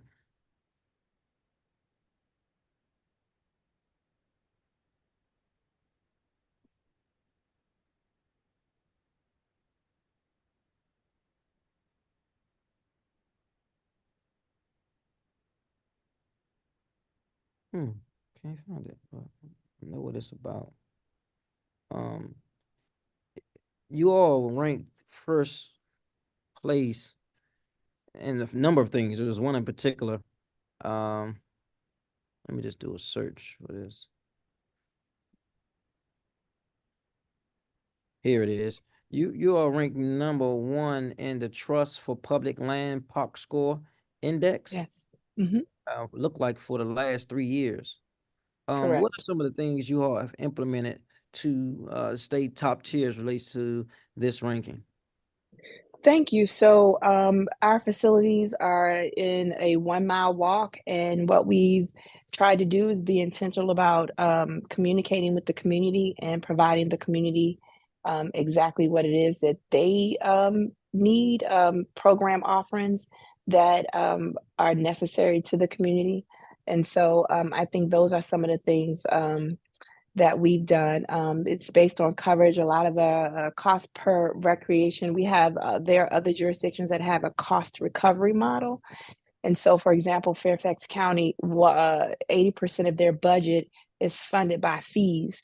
And so to rent their field, it may cost $450 because they have a cost recovery model. DC does not. And many of our programs are free. And so we are highly equitable and reasonable in our approach, which ensures that residents can access without many barriers, and finances being one. Thank you, Director. That's all I have at the moment.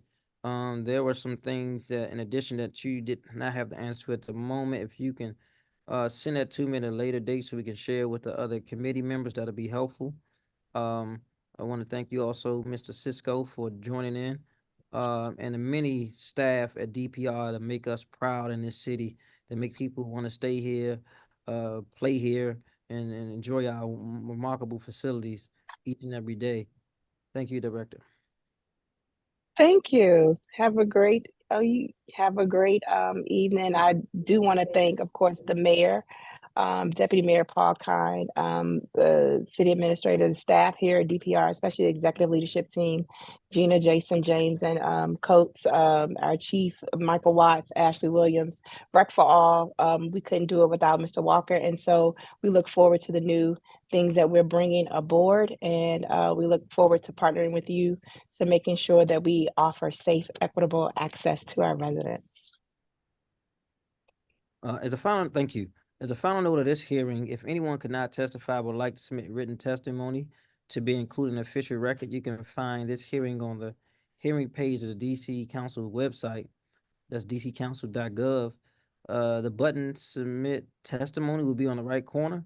The official record will be closed Thursday, February 29th, 2024 at 6:00 p.m. With no other business before this committee, the time is now 5:34 p.m. And this hearing is adjourned.